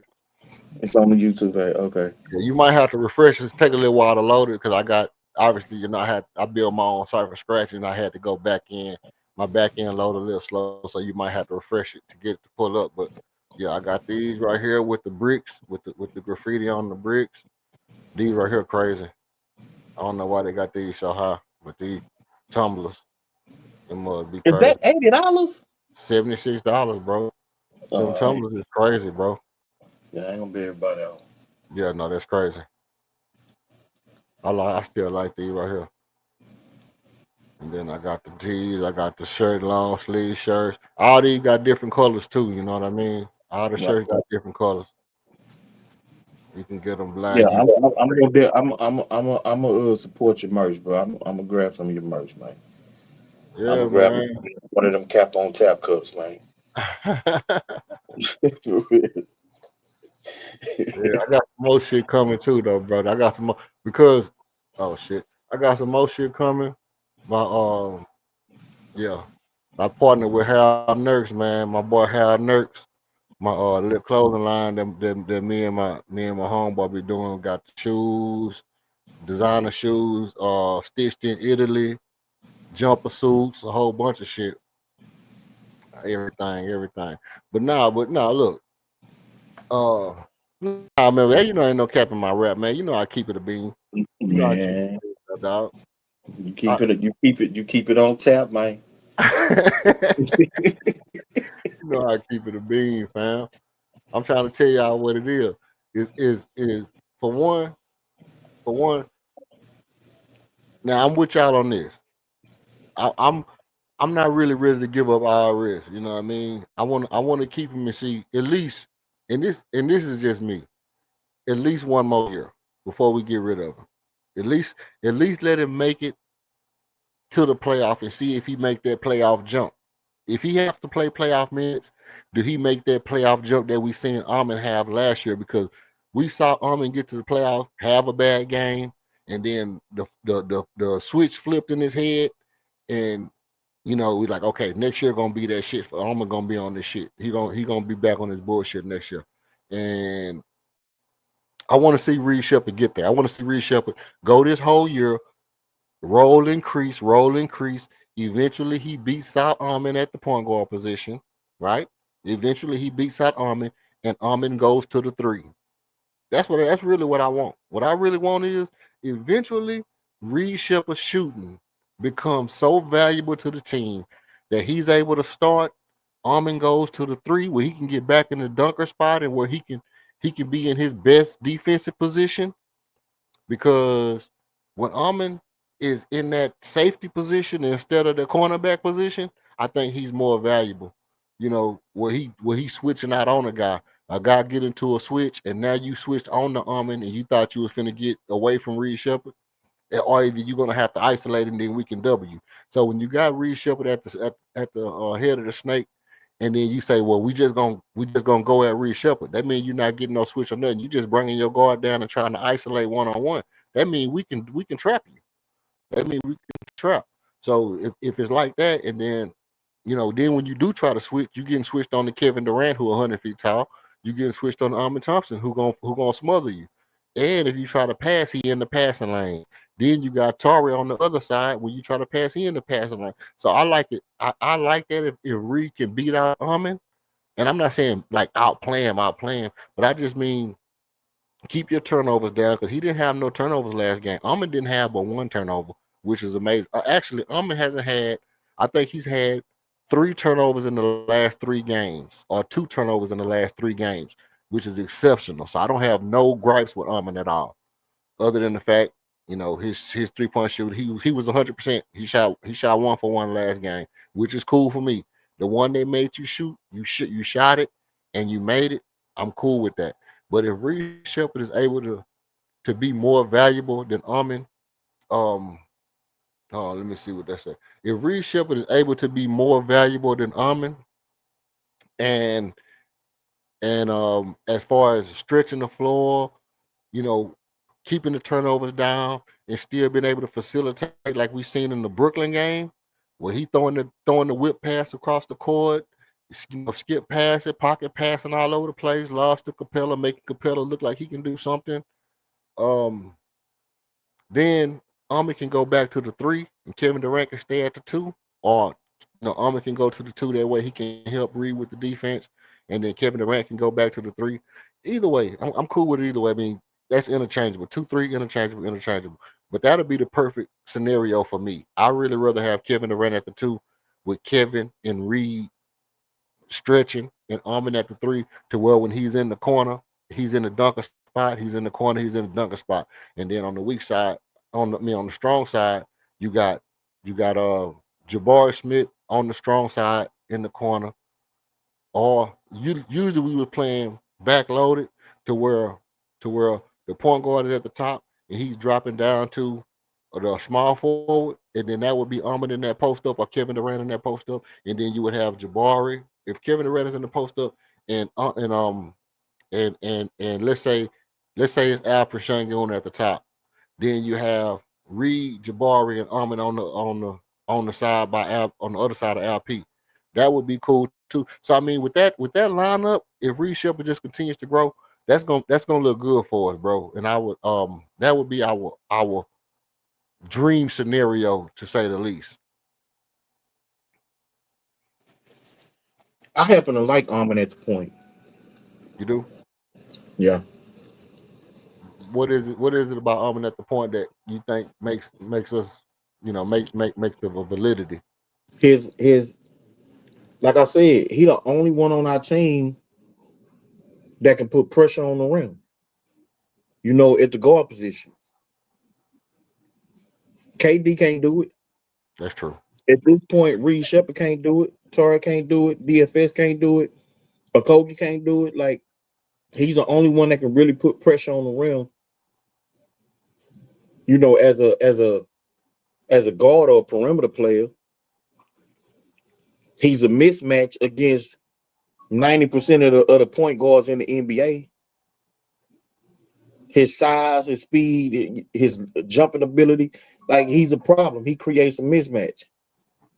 Yeah. And you get him the more that he's on the ball and he learns how to navigate these picks, the pick and roll. Mm-hmm. He's gonna be a terror coming off the pick for teams on how they gonna have to play him. So I like him being at the point. I don't mind him and Reed Shepard being in the backfield. I mean, in the backcourt together, because they can kind of play off each other. You know what I'm saying? Yeah. Reed at the two is cool. I'm cool with that too. I'm cool with Reed at the two too. Yeah, sometimes he'll be off ball and ready as a catch and shoot guy. And sometimes he'll be on ball and possibly running pick and roll with an army. Yeah. You know what I'm saying? Or bruh. Because to me, that's crazy. That's a good way to really get Armin even more involved if they run a pick and roll together and have Armin diving to the rim. True. True. Team's gonna have to make a decision. You got to make it. And you know what? That's a hell of a play, to be honest. The guard pick and roll, guard pick and roll. But Reed got to be willing. Reed got to be willing to let that thing fly as soon as that man make a decision that he's gonna fight. That he's gonna chase you around the pick. As soon as you turn that corner, bro, and this is important. And I guess it's a coaching thing. As soon as you rub your arm and set the pick, and y'all rub shoulders, you supposed to turn your body and face the goal and keep your dribble. And if that man is behind you, you got to raise up and shoot, because at that point he becomes a fouler. What I call a fouler. That means he's chasing you and you in the air. And the only thing he can do if he wants to contest is jump into you and foul you, unless he's just that good enough to where he can block the ball. But 9 out of 10, if the man is setting the screen and y'all just rub shoulders, as soon as you rub shoulders, that man behind you, you turn and fire. That means if he trying to fight and get through that pick, he's gonna run into you while you in the air, and that's 3 points. That's 3 free throws every time. So this is what one of the things that I realized about Reed Shepard, that I don't know, like they stopped teaching basketball the way that I was taught when I was young. And I guess I was taught by them old guys who grew up, didn't have no 3-point line. You know what I mean? They would just shoot that bitch as soon as they run the pick and roll, wherever they was at, anywhere outside of the half court, wherever they was at, was just the same. It was the same shot. It was 2 points from wherever they was at, whatever they were shooting from. It was 2 points. But that's how I was taught. You rub shoulders with that man, and if that man chasing you behind, you raise up and shoot. That's just it. If If he try to go over, you step back behind and shoot. But if he chase you and then the other man try to close out, then your man roll to the goal, you make the pass. You know. But Keon Ellis, Patriots said Keon Ellis, a 2.3 expiring contract in Sacramento would be a great fit too, but he's less of a ball handler, playmaker than others. Great point of attack defender and a 3-point shooter. I like Keon Ellis and I love Quentin Grimes. You know, we talked about Kobe White, and Kobe White is, not a good defender. Um, Kobe White not a good defender. That would be, like saying that you don't like Ja because he don't play defense, but then saying you want Kobe White is crazy work to me, Patriot. I've been with you until you brought up Kobe White over Ja. But Quentin Grimes, hey, Quentin Grimes on the tail. It don't matter whether he a point guard or a shooting guard or what he is. He'll get you a bucket, and he gonna be in attack mode all game long. And 8.7 million expiring contract. That's right at Jay Sean Tate number right there. That's a Jay Sean Tate contract right there. We'll trade you Jay Sean Tate. Daryl Moore love Tate so much. take Tate and give us Quentin Grimes. We can do that right now. I'll pack his shit up. Ain't no way in hell. Daryl Moore would have never signed no damn Jay Sean Tate and held on to him this long. Oh no, He came over here with Raphael Stone. What you think about Quentin Grimes though? You like Quentin Grimes? Daryl Moore ain't gonna never let him go. Tried too long to get him, huh?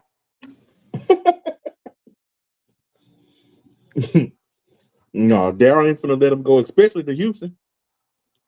Right. Hey, Quentin Grimes one of them players like Gerald Green. If he come to Houston, he'll be like the second mayor of the city. He'll be so beloved in Houston, he'll be like the mayor of this bit. Excuse me, I have to take a bite of that apple.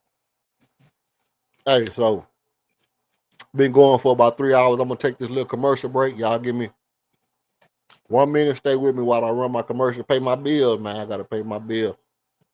Appreciate y'all staying with me. We'll be right back after this, and we'll get into some more of this talk.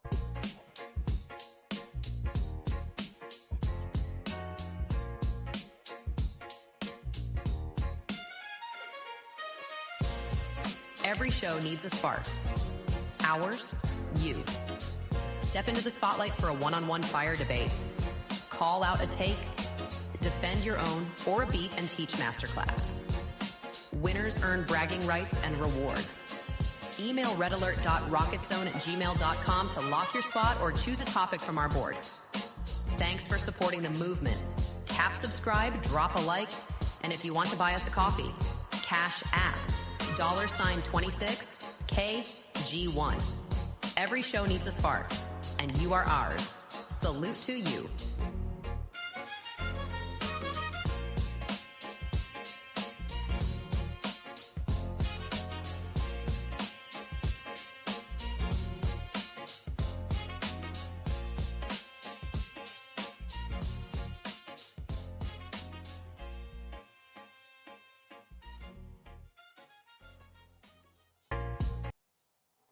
All right, appreciate you sticking with me, man. Now look, hit the like when you come in, subscribe if you unsubscribe. We appreciate you. Every show does. Definitely need a spark. And here at Rockets Red Alert, man, y'all are the spark. If you feel like you want to come up, the link in the chat. If it's not in the chat, I'll drop it for you here in a second. Anybody want to come up and chop it up with, feel free to do so, because this is not just my platform. This is the platform for the people. And everybody is somebody. Ain't no big eyes and little U's over here. Everybody is somebody. All right. So look, now he right about this right here too. Patriot, you on one. Daryl Moore would have to trade Quentin Grimes. He'll leave for nothing. If he gonna leave though. If he gonna leave, but the way Philly looking right now, shit. If I'm Quentin Grimes, I'm staying. They got a solidified up and coming, star team. You know what I mean? With VJ Eckham and Tyrese Maxey and Paul George can come back and be which is like I was saying about KD. when you get to a certain age, you might not be able to be that mega star. You might not be able to be that mega star, but you know, you can come in and support the young guys, and you come in and support the young guys, man, and be a backup or whatever the case may be. That'll be, that'll be good. That'll be good. That'll be a good position for Paul George.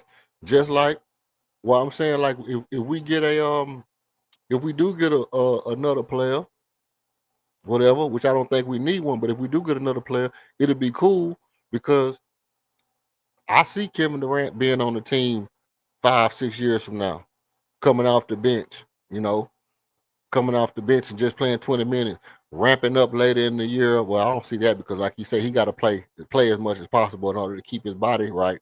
But getting a little 20 minutes a game, coming in every 5 minutes, getting a little burn, then going back to the bench. Come in 5 minutes, get your little burn, go back to the bench. Stuff like that. That's what'll be good if we continue to develop our player. Which, King, you make a good point with Armin on the ball because I said the same thing. But for Armin to really be effective, he got to continue to grow as far as being able to make those decisions at full speed because Armin's superpower is his athleticism and being able to move at full speed.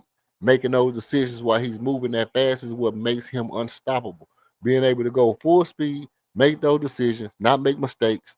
That's what's going to make Armin unguardable in this league. And if he continues to do that at the rate he's growing, and you got to take advantage of his ability to post up smaller guards, bro. Right? I mean, the game against Brooklyn, where we had all them little bitty guards and Armin wasn't posting up, I know Kevin was getting to his bag, but I need to see Armin post up some of these people. Just post them up and just get to your bag from right there. Instead of having to dribble, and he was just pat, pat, pat going by him, going straight in and going to dunk.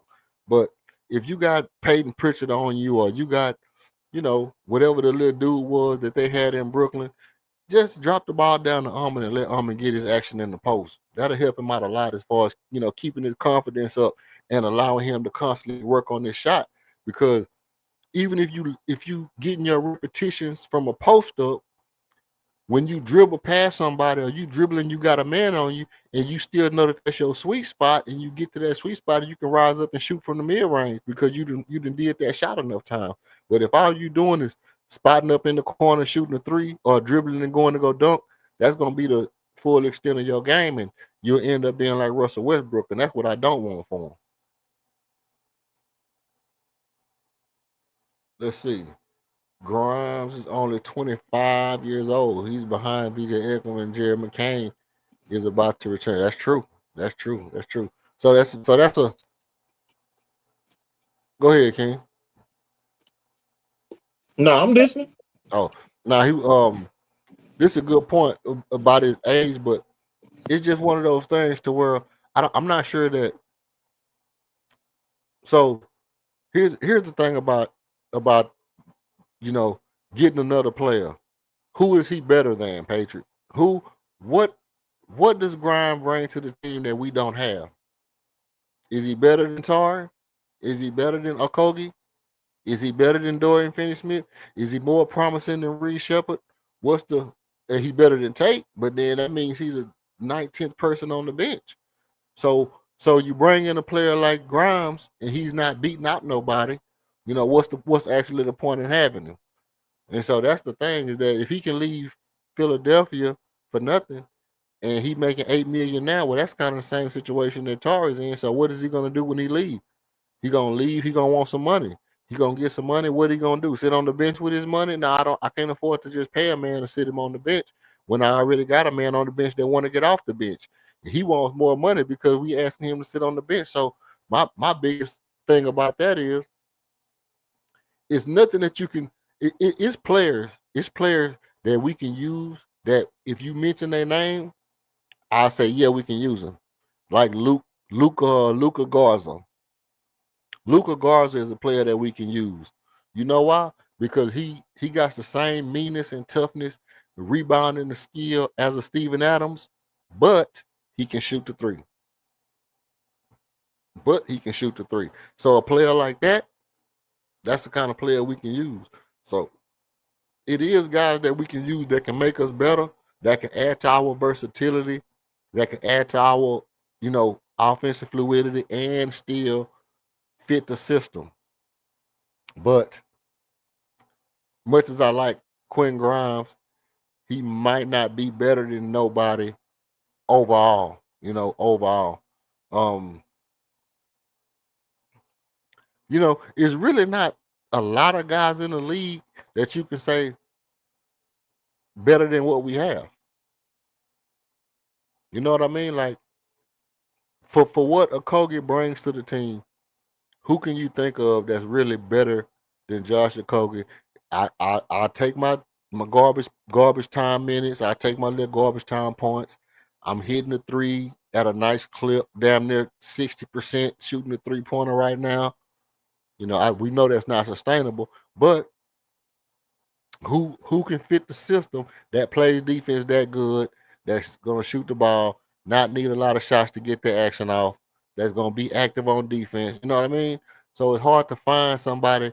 And Josh Okogie just showed he can handle the ball a little bit with speed, with pace, which is something that nobody really talks about Okogie, is that the few times that he has the ball and has to bring the ball up, he pushing that thing up the court. He moving with that thing. You know what I mean? He not no super ball handler, but he moving with the ball when he got it. He coming up the court full blast. You know what I mean? So if he continues to be able to do the small things like that, I have to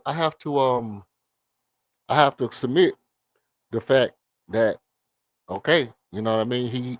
He adds certain things to the the structure of the team that is hard to replace. And just looking around the league, you're not gonna really find it nowhere else. And if I was able to really identify somewhere, it would have to be a player that has a name that's probably a little more established. He it probably be a little more established and probably does have a name. And so that's where it comes to, like, you're looking at players that got bigger names and that are more established on their team, that have shown consistency over 5, 6, 7 years of what they bring to the table. And when you find those kind of guys, 5, 6, 7 years, this dude been doing the same exact thing at a high level.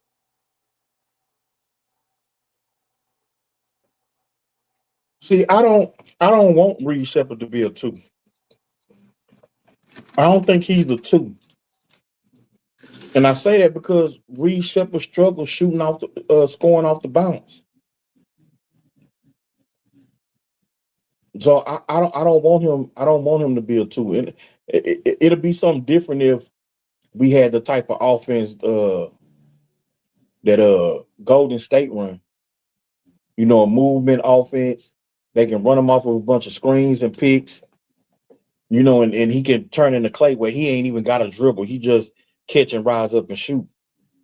But I want him to continue developing as a point guard because I do think that he's a damn good passer. And he can. I feel like he can orchestrate the offense. I just think he has to improve and get better of being able to score off the bounce. And if he could do that, I think he'll be on the right trajectory.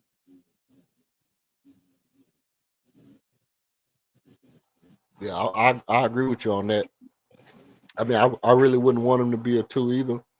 But you know, like you were saying earlier, with Armin being probably the best fit for what Ime likes to do on offense, as far as getting downhill, getting pressure on the rim, then what Reed brings is being able to slide into those open spots on the defense and just shoot the ball. And if he does start to come off a couple of screens, run along the baseline and just move around a little bit, getting in the open spots and shoot the ball a little bit, shoot the ball effectively and efficiently, and just continue to move into the open pockets on the court. 1, 2, You know who because Ahmed can't shoot the ball off the bounce. You know, neither one of them can shoot the ball off the bounce. You know, but to me, Ahmed is more of a two because he's more of a slasher, like the old school two. What you say, like a Latrell Sprewell type shooting guard or something like that. And Reed is more of a, you know, a Steve Kerr type point guard. You know, but if you in today's game, where the point guard is have to put pressure on the rim, then Ahmed becomes like a Russell Westbrook point guard, and Reed Shepard becomes like a JJ Redick shooting guard, which is, you know, it's still the same thing. It's just different positions and names to make, you know, to kind of get a player. To me, it's more about giving the player a title to where he can make an all-star push, more so than anything to me, you know, which why I feel like Ahmed at the, you know, either one of Ahmed at the two is probably better because he has better chance making all-star at a shooting guard than he does at a point guard right now. I don't know about that because I think he can do plenty enough scoring at the point, and with his defense, all of the other things that he brings to the team, his athleticism, defense, rebounding, assists, and scoring, and he's somewhat of a media darling. Like everybody loves him, they all talk about him. I mean, if his numbers is good enough, either he'll get outright voted in from the players or the coaches to add him, or he'll get drafted. Like I, I I think he got a shot to make it because and he can play multiple positions.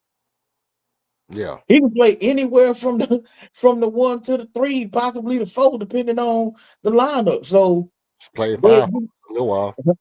huh? I'm gonna play five for us a little bit last year. That's what I'm saying. Like the way that they do the All-Star game now, it ain't just based on okay, we gonna get 2 point guards, traditional point guards, and 2 traditional shooting guards. Now they grab some guards, they grab whoever they want because now ain't the players drafting the whole teams now. Oh no, this year it's gonna be the what's called. It's gonna be that bullshit. It's gonna be Well, that bullshit. I know they go. So what year was it that they had the snake draft? That was 2 years ago. They had that 2 or 3 years ago. Was that the year that the nobody picked James Harden? Yeah, so that was 2 years ago. Yeah. And, So he was the last pick or something. yeah, right. KD and LeBron was kind of trolling. They kept looking at each other and laughing every time one of them was passing. Yeah. Shady. See what I'm saying? And look, and then the dude go play with him. And then James went over there and played with him. You see what I'm saying? That don't strike y'all as odd to me. Like y'all making fun of me because neither one of y'all want to pick me because y'all say I don't pass the ball. But then you ask me to come over there and join up with y'all and play with y'all, and then I get up and go. You know what that was about, man? I don't care, man. I don't care. Fuck it, be a man about it, man. To me, that was some inside job type shit, bro. That was some false flag type shit to me. James Harden Yeah. going over there was a false flag, bro. That was that was a false flag. Hey, Archon say our keys to improvement. 1, Udoka offensive scheme. And then he had a good one for number 2, Udoka offensive scheme. and then number 3, internal development of either point guard or Reed or Armin. My preference being Reed. And 4, keeping Jabari engaged. And I think number 4, to me, number 4 is a big one because I mentioned this. Was that was it the I bet it Toronto? is a big. I bet it is. No, it is because look, which game was that? Was it Toronto or Brooklyn where they was going to Jabari and he was just getting busy? He was getting busy, bro. Bar was cooking, and then they stopped going to him. What game was that? That was a Toronto, huh? That was Yeah. that was a Right. Toronto game where Bar was Yeah. cooking like that. Yeah. Yeah, see what I'm saying? and they was going to him. And he was just getting busy, bro. He was in his bag. He was posting up, fade away, boom, drop stepping, getting to the lane, coming back, going driving down the paint. He was doing everything, and then all of a sudden he had like 12, 13 points or something like that, and then they just stopped going to him. And I'm like, dog, milk that. Don't even, you don't never. That's the thing about the new school shit. You got a player like Jabari that's in his bag. You supposed to push it and see how much he can do. Damn everything else. I don't care about winning. I don't care about nothing. I don't care about none of that. I want to see exactly what he can do. If all we have is Jabari, let me see how far he can take it. Can he go to the max? If we need to go to him for the rest of the game, and we just keep spamming Jabari plays, Jabari here, Jabari there, Jabari here, Jabari on the wing, Jabari in the post, Jabari in the corner, Jabari at the top of the key, come down, dribble handoff, pick and roll, spam Jabari plays. If he in his bag, I'm gonna spam it until he can't make a shot no more. Then when he can't make no shot, then oh my god, hold on. Hey, look, I'm sorry to skip y'all, man. Look, y'all got some good comments, but I got to get to this. That's some dysfunctional shit. What you think about that, KO? Can you see the screen? Yeah. What you think about that? So I think I can't really pronounce his name. Maybe that's just a name YouTube gave. But back away from the alcohol. Put out the weed. Go take you a shower and lay down. You'll feel better in the morning. Ben Simmons is not an option whatsoever on this team. So I don't know if you trolling or if you are extremely, extremely intoxicated. But you know, like at the bar, it gets to a point where a bartender refuses to serve you anymore because they could be irresponsible. Somebody needs to refuse you any more intoxicants for the night. He's slightly inebriated, bro. He's Yeah, slightly inebriated. back away from the alcohol. Put your weed out. Cause you probably sipping and smoking. Put your weed out. Back away from the alcohol. Go take a shower. And go lay down, man. In the morning, you're gonna feel better. You know, you won't be so foggy up there. Cause right now, it's foggy. Like you're thinking it's foggy right now. Shout out to Dojin Nolito. I guess that's how you say your name. Shout out to you, Brody. I appreciate you putting up on the show. But no, one thing about it. Listen, one thing I know, two things for sure, three things for certain. One thing I know, two things for certain, three things for sure. Should I say it like that? Listen, let me learn. Let me learn you something. I'm gonna learn you something. If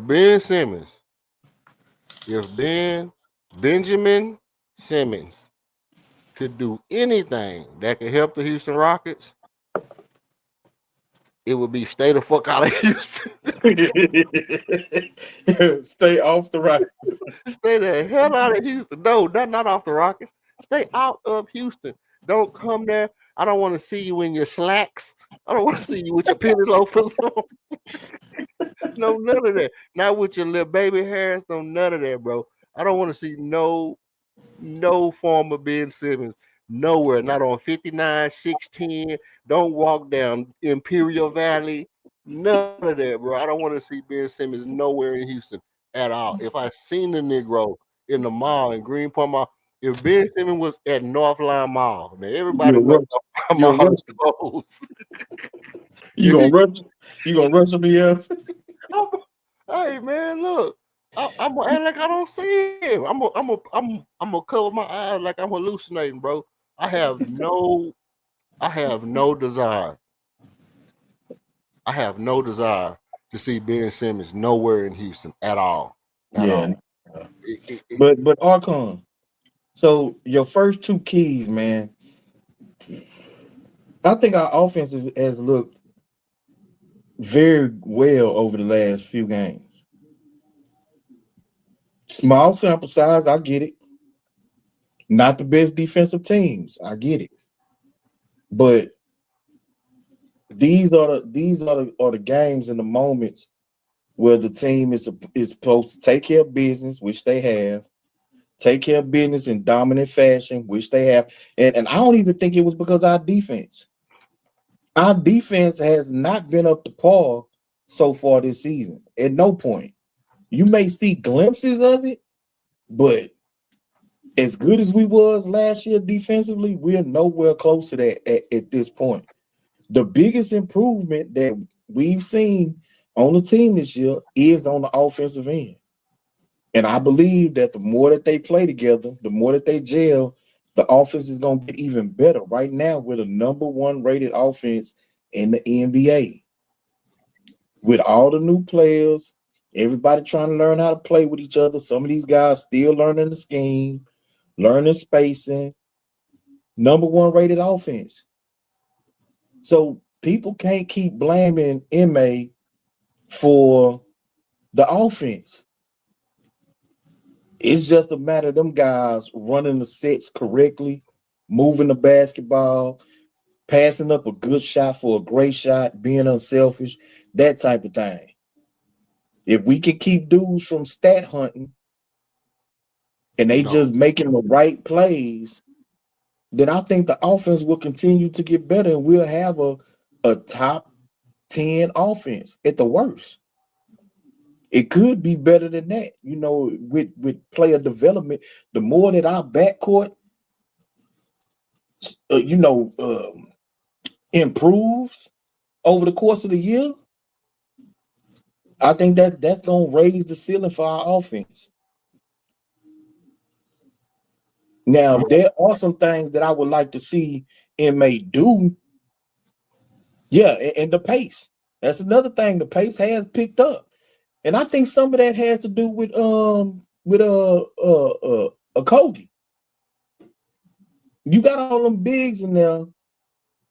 It does slow your team down. They simply can't just get up and down the court like you could with a couple of guards on the court. So if they keep improving, bro, yeah, I think the offense, again, there's some things he could add to his offense. I really want him to add to the offense. I would like for him to run some more player movement, off the ball movement for our best shooters. And that's Jabari, that's KD, that's Shep. I would love, for him to add some of that to the offense and to have a guy like Armin be able to deliver those passes when them guys coming off the picks or off the screens right there in their pocket where they could just rise up and shoot it or make a quick decision and get to a spot and shoot it. I love for that. But so there's areas where it can improve. But right now, bro, the offense is performing well. No, I agree. I agree with everything you just said. It's I agree with everything you just said. Okay, so he don't trust the offense. We currently have the highest 3-point percentage in the entire NBA. Yeah, that's because people are shooting lights out, and I don't know if this is sustainable. Listen, none of the guys on this team are known as 3-point shooters. Now I don't know if they just been in the hyperbaric time chamber, or what they've been doing, but these guys are shooting lights out, and I don't know if that's sustainable or not. You got a Kogi who's shooting like 60%, Tari Eason shooting like 60, 70%. He ain't shooting that goddamn Man, listen, these dudes ain't nobody missing no threes, bro. I understand that now the last game where they shot 65.5% from three, that boosted it up. So yeah, we ain't finna shoot that high. It is gonna it level itself out. It's gonna level itself out, but I do still think that our shooting has improved. Yeah. Like shooting has improved. Like, bro, again, Fred VanVleet was not a great shooter last year. He wasn't. It's a bunch of revisionist history, man. Rewriting the history about him. He wasn't a great shooter. Jalen was not a great shooter. Now, Dylan Brooks, percentage-wise, shot around 40%. So you could say he was one of our better shooters. But Reed, Shepard, KD, their shooting has improved our shooting percentages from last year.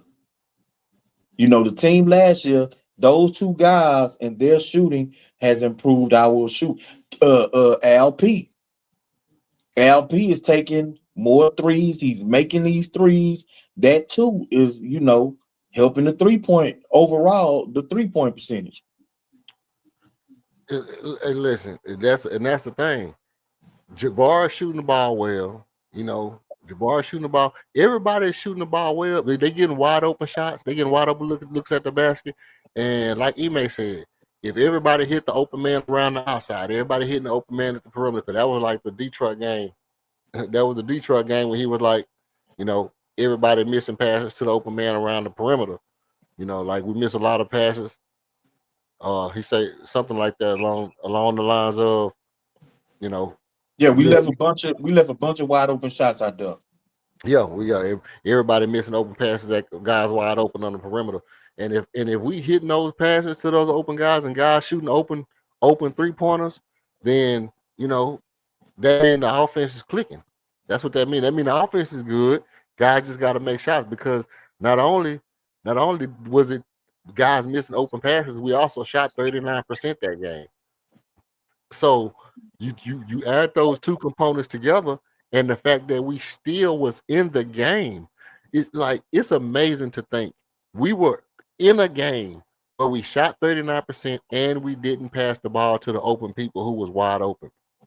That means that if we do those two things, that this offense is sustainable as long as guys, you know, stay focused. As long as guys, Let me tell you a stat I heard, and it's something you can look up. I heard that we took 26 less shots than Toronto, damn. and we It blew beat them out. them by 20 some odd points. Yeah, it was 28 or 20. It might have been 30, bro. It was 28, 29 points. Yeah, it was high. And they took 20 some odd shots more than us. Now we took a whole lot more free throws than they did. Facts. But Oh, the refs was going crazy for it. and we had more turnovers than them. We had like 20 turnovers. Hey, Or maybe that was Boston. No, that's Boston. I'm thinking of Boston. Boston had 20 some odd shots more than us. Hey, both games, bro. That's something that I was meaning to bring up, and somebody said something about it, and I was gonna chime in and piggyback off what they said. But since I didn't, I might have touched on it, but since I didn't, I'm gonna go ahead and say it here. Alfred Şengün doing the Eric Gordon every time, and y'all know what I'm talking about. Rockets fans, y'all know what I'm talking about. Every time he shoot the ball, he miss. He get to throwing his hand up and looking around like Eric Gordon used to do every time he go to the lane. Yeah. You talking about LP? Yeah, he doing the Eric Gordon every time he shoot the ball, and it's messed up because in these referees, they some gaslighters, bro. These referees gaslighters because they calling all these fouls and technicals and stuff like that for us, and they did that to us last year. You know, they make you feel like how they say friendly fire or love bombing you. You know what I mean? They make you feel like you good, like you in their good graces, and then when you expect them to be there, they pull the chair right off from under you. You know what I mean? Yeah, well, LP acting like he's supposed to get superstar calls. I ain't gonna lie. Yeah, he do because he get fouled every time he get the ball. He get fouled twice. But you know, but the thing is that they let us foul people. But some of that, especially when he dribbling the ball, he throw his arm out to push the dude off of him, then throw his head back like he got fouled. Like Big Ginobili. Pass the goddamn ball. He be doing the Manu. He be doing the Manu Ginobili. He studied on the Manu Ginobili. Ginobili was on the first floor. He was on the first. Cap on tap. Cap on tap. He studied on the Manu Ginobili. Ginobili was on the second floor. He was on the first. Yeah, in a different building in a different country. And studied on the damn Manu. No, but no, you know what I mean? Like the thing that scares me because if we get in the habit of getting those calls, they blowing technicals, that we reviewing it, they going to the thing and calling it our way, even though he might have did foul him. Like we getting everything these past 2 games. And then it'll be a game like against Dallas, we go in there and then all of a sudden, Cooper Flash slapped the shit out of somebody and then they won't call it. And then we'll be like, damn, I thought y'all was our boys. You know what I mean? Y'all was just, y'all were firing up, blowing the whistle like y'all was smoking the sweet when we was in Toronto. Y'all were boop, back to back when we was in Toronto. Now we get down here and we can't get a whistle. And it'll throw your whole rhythm off. You know what I mean? That's scary to me. And it'll definitely come back. Man, we shouldn't be dependent. Well, we shouldn't be dependent on no damn free throws. No way. Right. Like some of these teams, we just way better than. We should be able to overwhelm some of these teams. Right now, I don't think AD playing is no Kyrie playing. We should overwhelm Dallas over four quarters, bro. Come on. We shouldn't be dependent on no damn foul calls from the referees. Man, hey, Cooper Flag gonna give us buckets, bro. Man, I just seen that nigga get 2 points in a game or two ago. I don't know about him giving us no damn buckets. I don't know about that. We got enough length and enough size on this team. And I mean, he a rookie trying to handle the ball. This is one of them games. Well, I just said this the other night. I'd like to see us do the same thing teams doing to us. Full court pressure, picking us up at the half court line, pressuring the ball. I want to see that from this team. Blitz him everywhere. Yeah, blitz him every time he gets the ball. Let's see how well he can handle the ball against some elite defenders. Facts, Buckmo. You 100% right here. You 100% right. We got the tendency to play down to certain competition. We got the tendency to play down to the competition. We had our foot on the necks of all these last 3 teams, and we showed what we're about. But it'll be this kind of game. That's all I'm saying. If the referee, we the kind of team we have been in the past, the kind of team that the referees can take us out of our game. That's what I was basically trying to say. You know what I mean? I guess I'm a little long-winded, but yes, in situations where the competition is a little tough but bad, like it's not really good. Like the Pistons is not really a good team. They got two good players. They got 2 good players, and they was like a 4th or 5th seed. I think they was like a 5th seed last year. Yeah, but I think they're good. I think they're a good team. They play much better defense. Last year, you could see they started to play much better defense. Dating back to last year, they got K. They are grimy type of team. Really, they kind of like us. They is a They lot want like to be physical. They want to get up in you.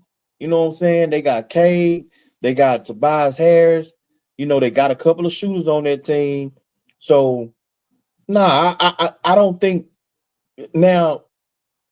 Ultimately, I feel like we could have played much better and beat them, by a nice margin when it came down to it.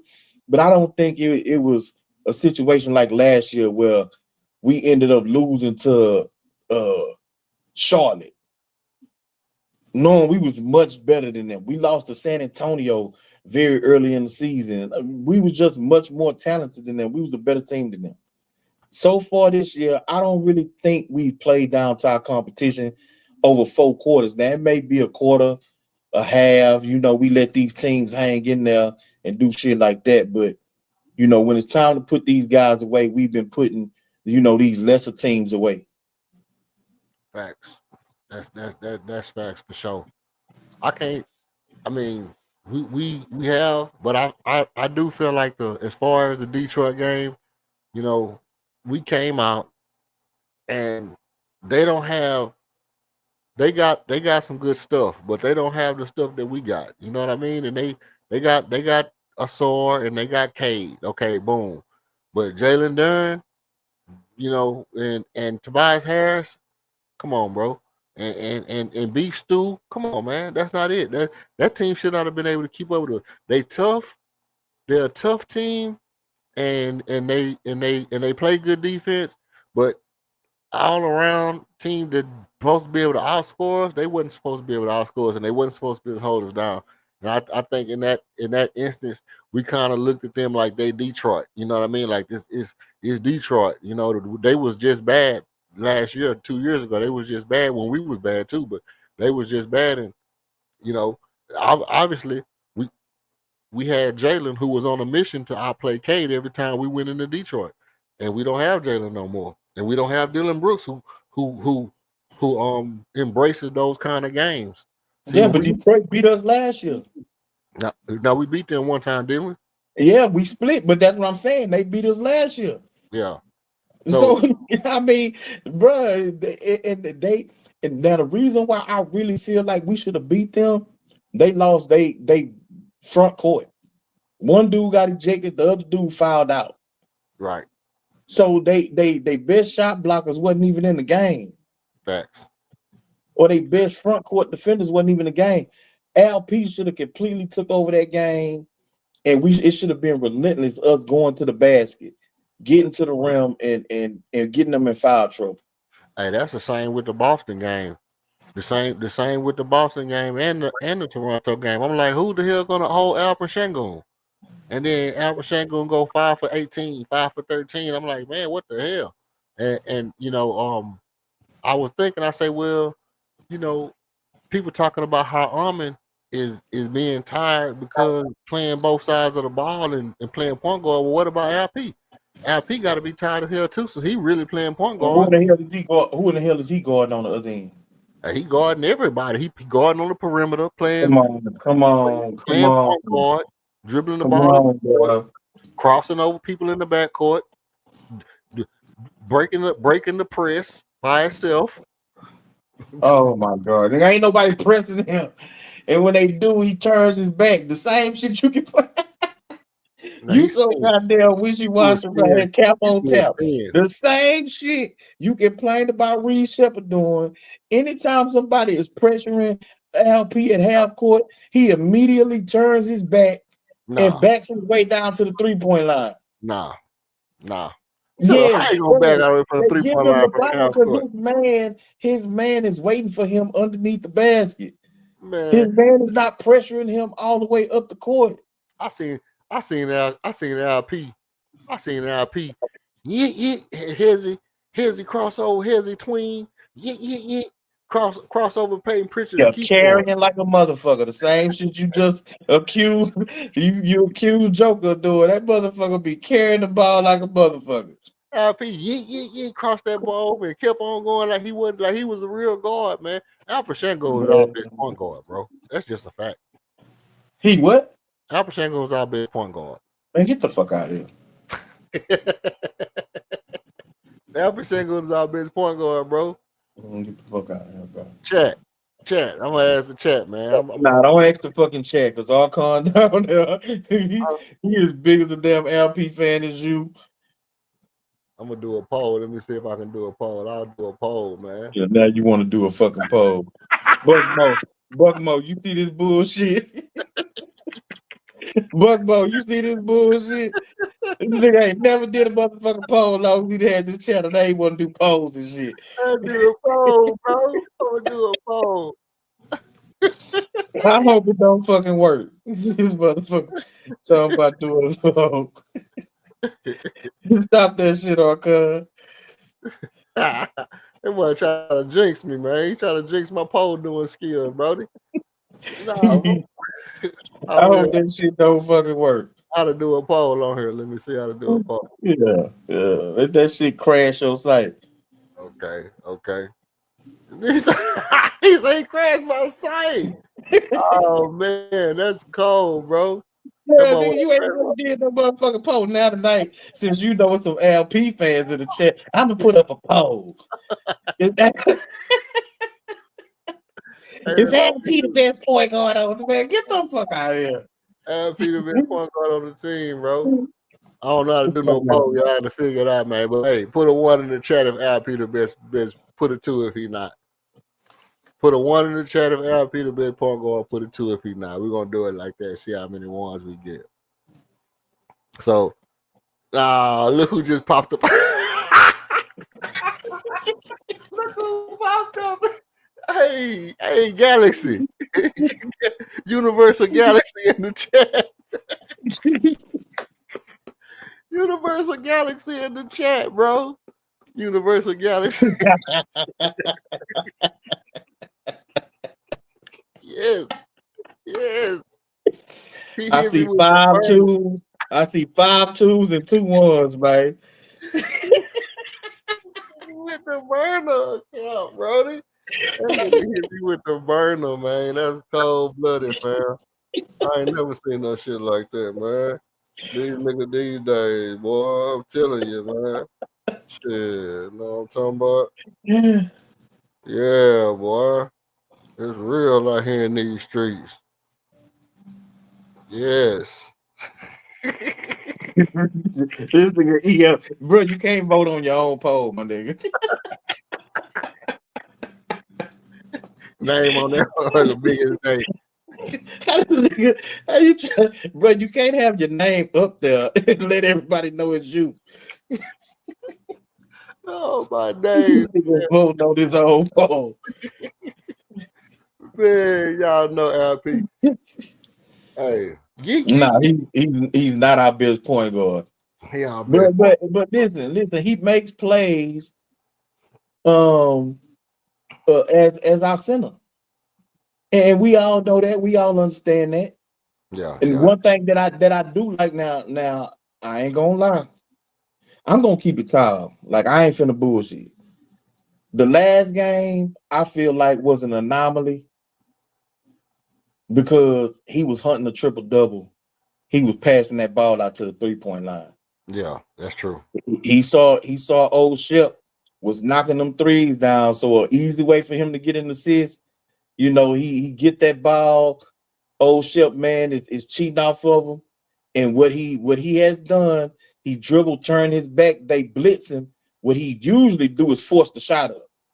Yeah. But the other night, he was passing the ball out to Old Shep. Old Shep was knocking them things down. Like, he was slanging that thing, wasn't he? He was slanging that thing. He was yakko. So he was hunting that triple-double. Even late in the fourth quarter, right before he went out the game, he did the same thing past Old Shep. Old Shep missed the shot. And right after that, they took him out. He was mad. He was complaining. Mad. He was complaining. The inmate like, "Come on, man, let me stay out here. I need one more."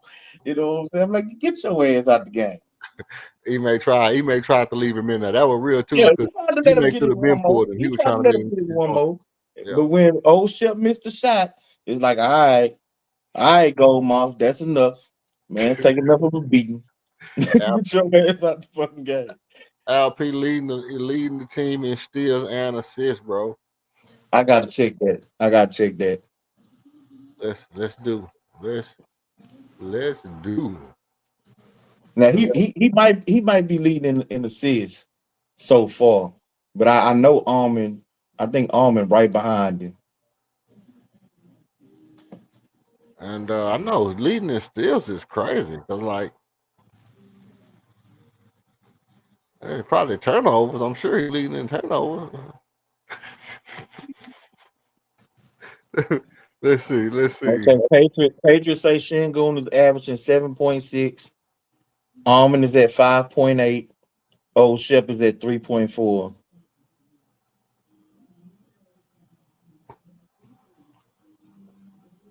And then with the steals, who leading the steals?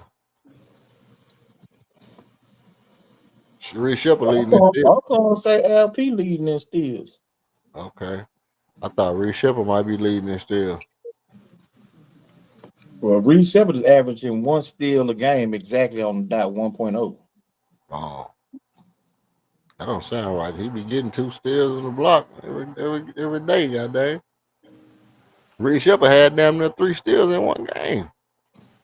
How is he averaging 1 steal a game when he had damn near 3 steals and 2 blocks in one game? Well, you probably went 2 games without a steal. Shit, like hell he did.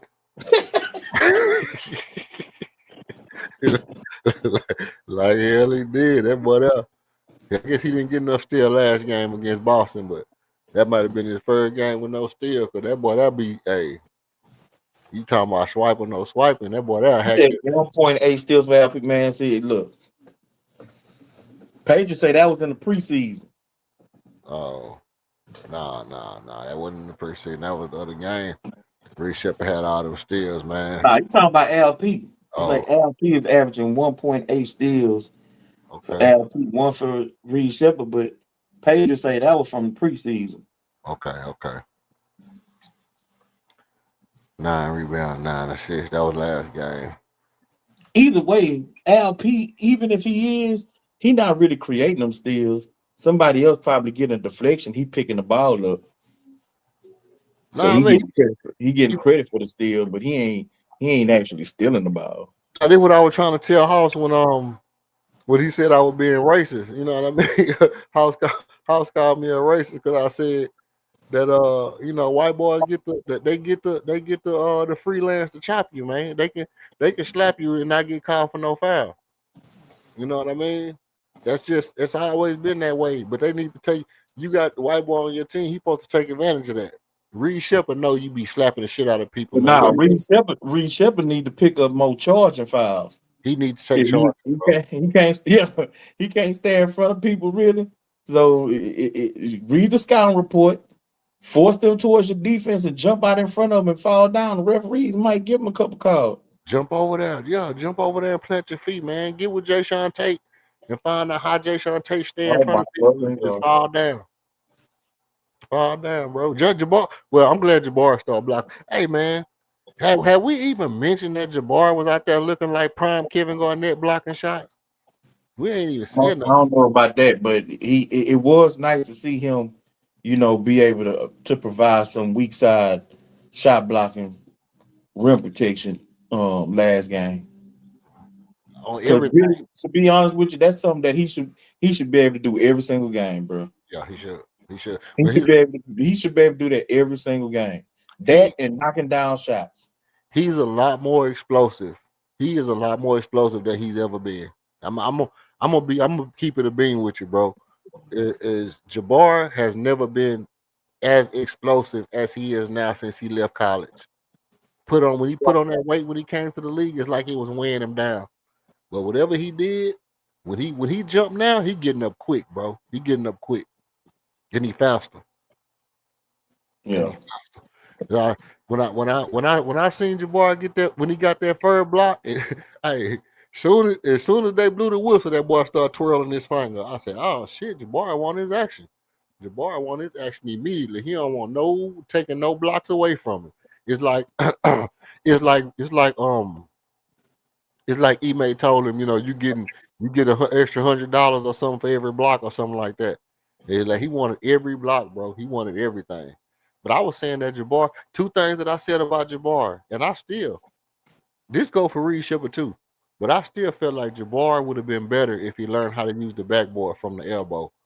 And I've been saying that since his rookie year. Like I know you want to turn around and shoot over the top and swish it, and you want to be, you want to be finesse and all that. But just man, you at the elbow, shoot the ball off the damn glass, bro. Shoot the ball off the glass. And that's for Reed. That definitely go for Reed. But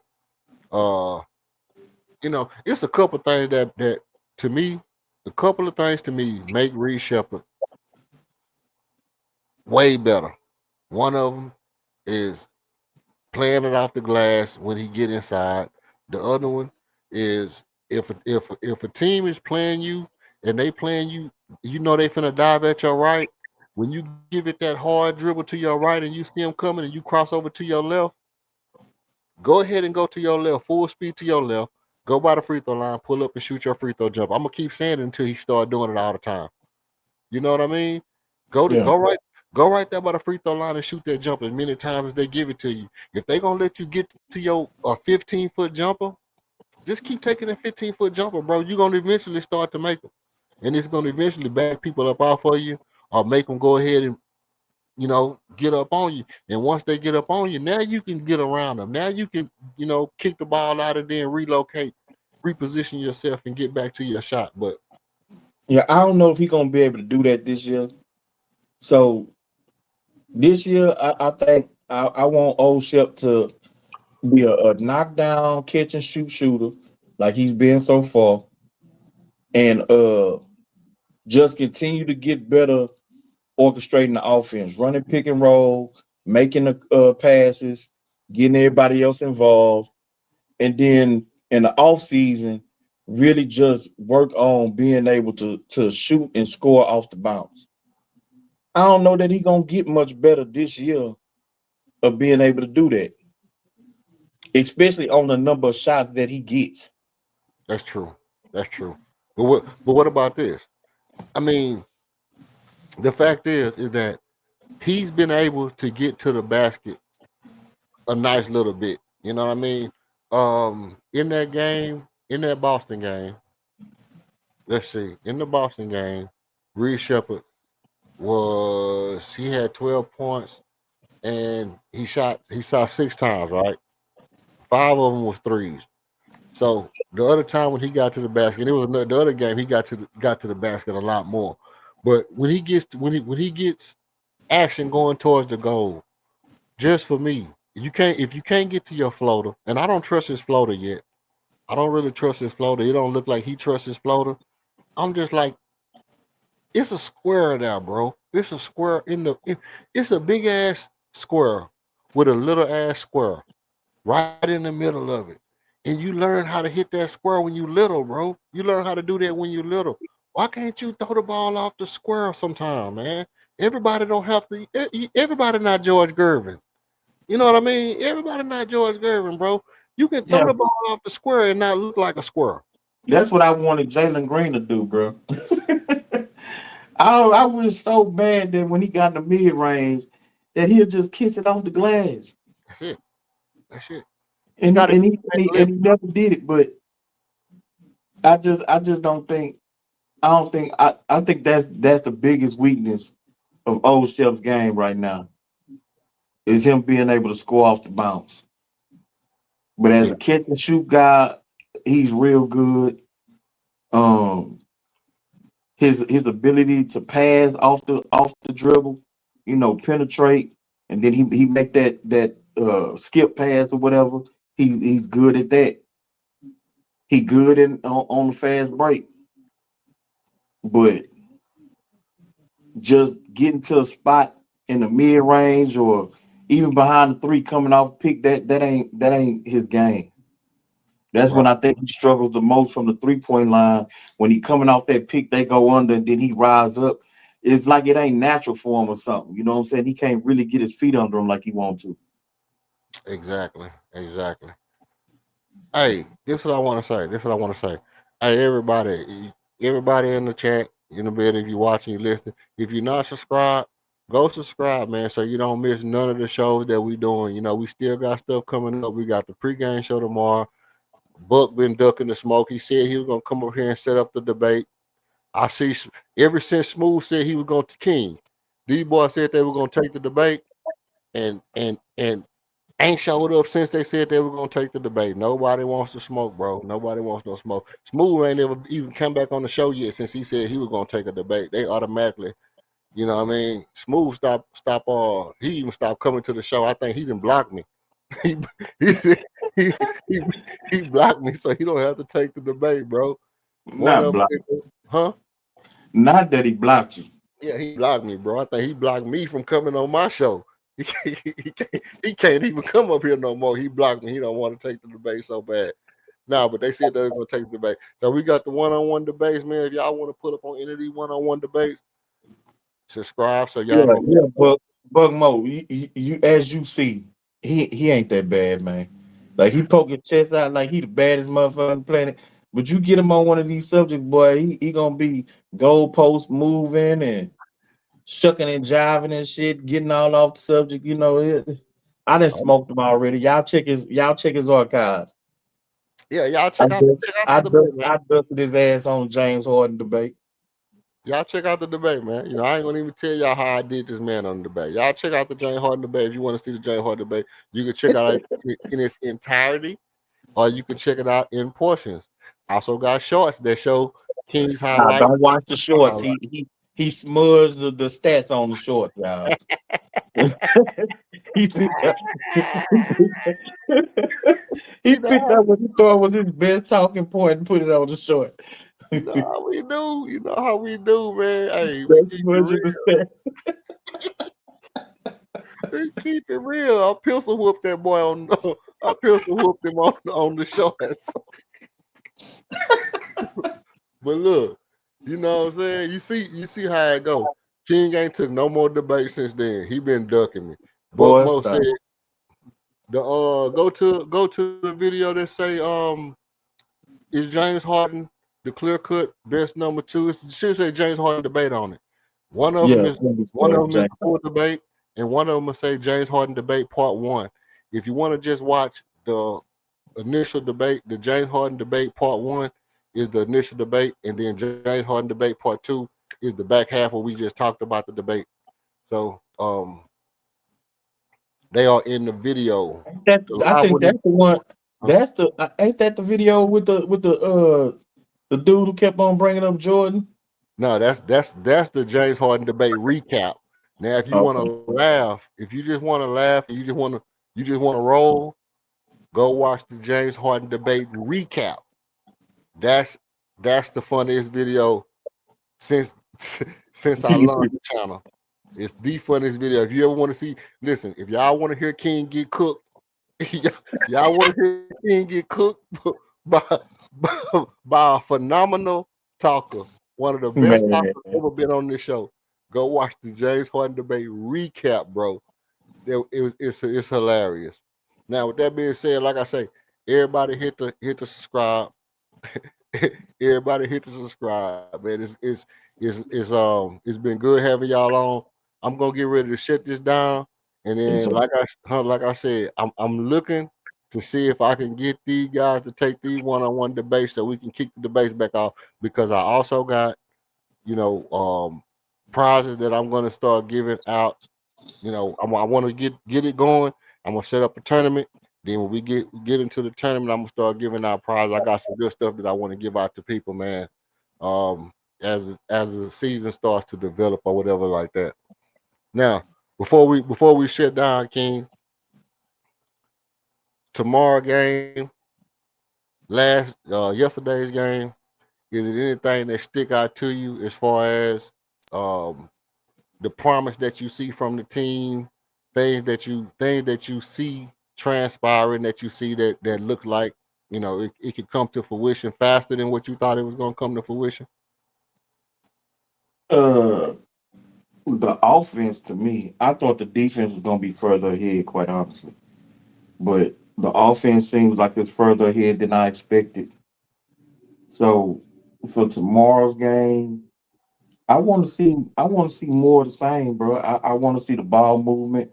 I want to see the offense continue to get better. I want to see our backcourt continue to improve. And ultimately, I want to see this defense continue to get better. I feel like for tomorrow night's game against the Mavs, it should be a dominant performance. I feel like this should be another blowout of this team. It ain't because I don't think Dallas is talented or that they play, solid defense, but no Kyrie, no AD, and a rookie in Cooper Flag. I think PJ Washington's still there, but he ain't nothing to write home about. We should be able to dominate the Mavs tomorrow night. I think so too. It's gonna be I'm kind of with you on that. It's definitely the offense. As much as Ime's lack of offensive ingenuity has been a talking point in the Rocket sphere, I think it's extremely hilarious. It's extremely hilarious and interesting. I'm quite intrigued by the fact that Ime has the best offense in the league right now. It just goes to show that sometimes simplicity is the best way to get efficiency. The best way you can do the best thing is just keep it simple, stupid. That's it. Keep it simple, stupid. You load the people up. You got your man in the dunker spot. Every now and again, you space it out. You just keeping it simple and polishing the most simple stuff, polishing the simplicity and getting that under wraps. So it's crazy to me that we have the best offense, but it's what you would expect from a Greg Popovich student. We're gonna do this systematically, and the systematic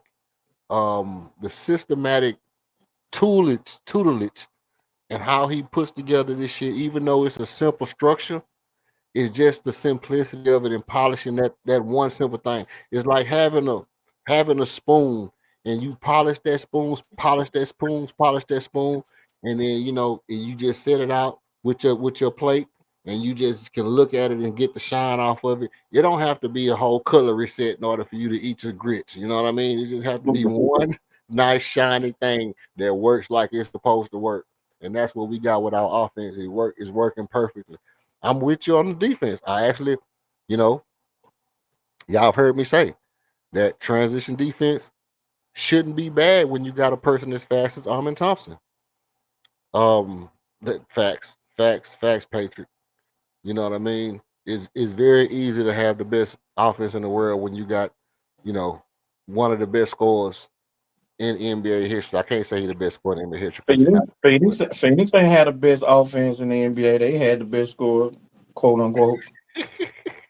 Brooklyn didn't have the number one offense when they had the best score in the world. That is true. That's true. That's true. Or NBA history, as Patriots say.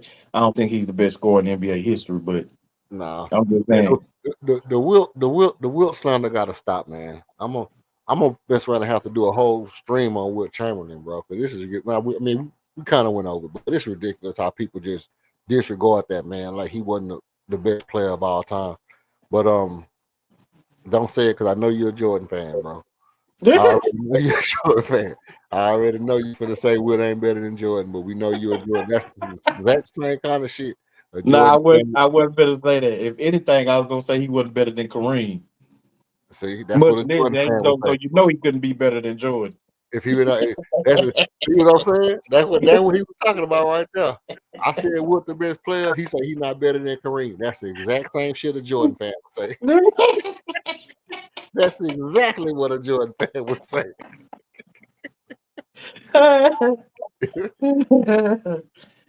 Look, what Patriot said.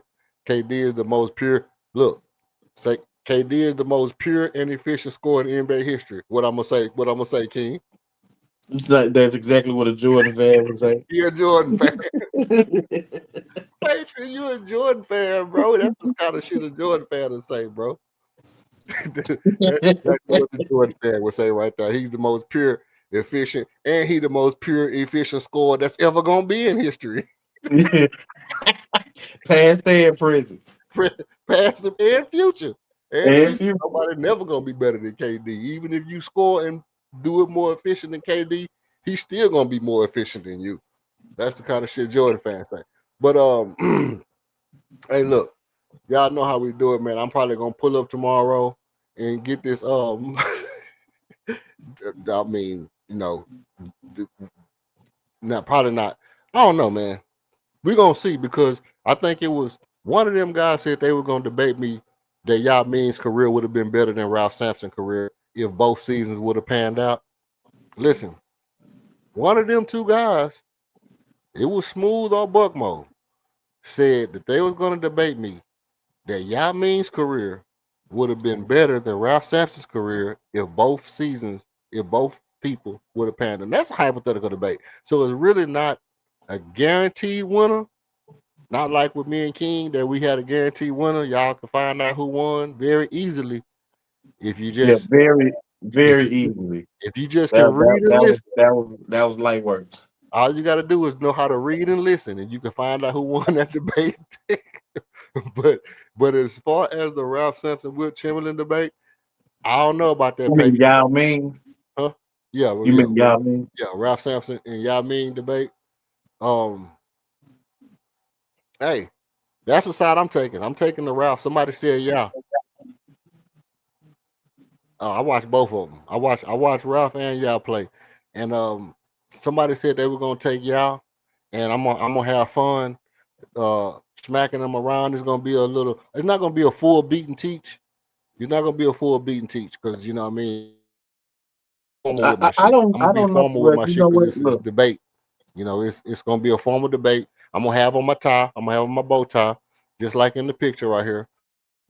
No, I'm gonna be in my debate mode. I mean, look, you seem to enjoy just taking the losing side of debates just for the hell of it. And I know it's gonna be a bunch of semantics and bullshit that you're gonna pull out your ass to make that argument.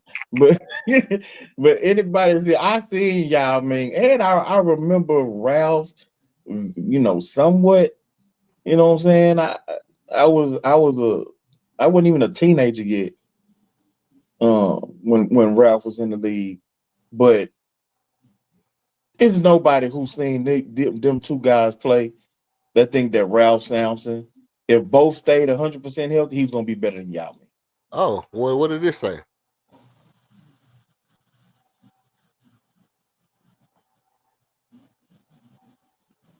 Hmm. Hell no, Patriot. Hmm. Come on, Patriot.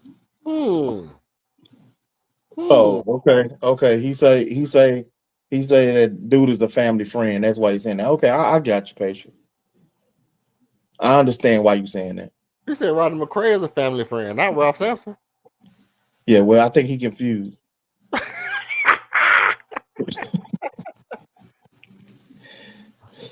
Not in college. I was on the debate team in high school though.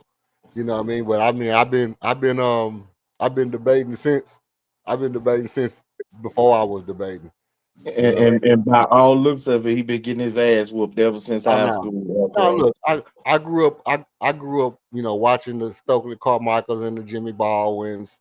You know what I mean? So I like the essence of the debate. You know what I mean? The Berkeley type shit. I like, you know what I mean? I like to get into my Berkeley bag. So it's gonna be a nice little debate. I'm gonna make it light on them though. That's why I posed the question because I gave the first challenge to King, and obviously I set King up for the fail, and you know he took the bait. I was able to smack him. Yao Ming is the most talented player that we've seen at that size until Wemby. Okay, I mean Now that's Wemby is more agile, you know, more athletic than Yao Ming. Yao Ming was just more polished offensively. You know what I'm saying? He was more polished than Wemby, and he was a true big man. Big man. Wemby, you know, is a hybrid, but I mean, completely healthy. Yao Ming was the best big man in the NBA for like 3 years. yeah for like 3 years. When Now Shaq was still around, Dwight was still around. He was the best big man in basketball. yeah, Like I you went to couldn't do college. nothing I with it. just went on a debate team in college. I just didn't. I just wasn't on the debate team. But now listen though, listen, bro. How old are you, Patriot? Go ahead, yeah. Um, no, I'm not finna give whichever one of them was because I know they listen. I'm not finna give them no hints. Goddamn, you give them all the tips you want to give them, King. You give them all the tips and secrets that you want to give them. But it ain't gonna be that easy, bro. It ain't gonna be. You know it's a loss. You know it's an L. You know I'm not finna give up no L. You know what I mean? You already know what this. Nah. You know, I can't speak for him. I don't know what type of arguments he gonna make. How you feel he wasn't more polished than Wemby? Like, bro, he had back to the basket game. He had face up game. He had the dream shake. He had the fadeaway. He had like the drop step. There was nothing Yao Ming couldn't do on the offensive end of the court. He was a good rebounder, a good shot blocker. Wemby come out, he couldn't shoot. Now, like I said, Wemby's more athletic, he's faster, he's quicker, right? So all of those things lead to his defense. He's better defensive player out the gate. He wasn't and still ain't a better rebounder than y'all was. You can't put Wemby in a post and have him give you 25 a night. Wemby is now in year 3. And, you know, in this NBA, he shoots threes. Yao Ming didn't really shoot threes. Yao Ming was a true big man. You know what I'm saying? But I don't know how you say he wasn't more polished than Wemby. Like, I don't get that. Yao Now, Ming came into the NBA with a post-up game, a legitimate post-up game as a rookie. Wemby still ain't got a post-up game. He in year 3. Yeah. Wemby got something different with him though. Wemby got some different shit going on.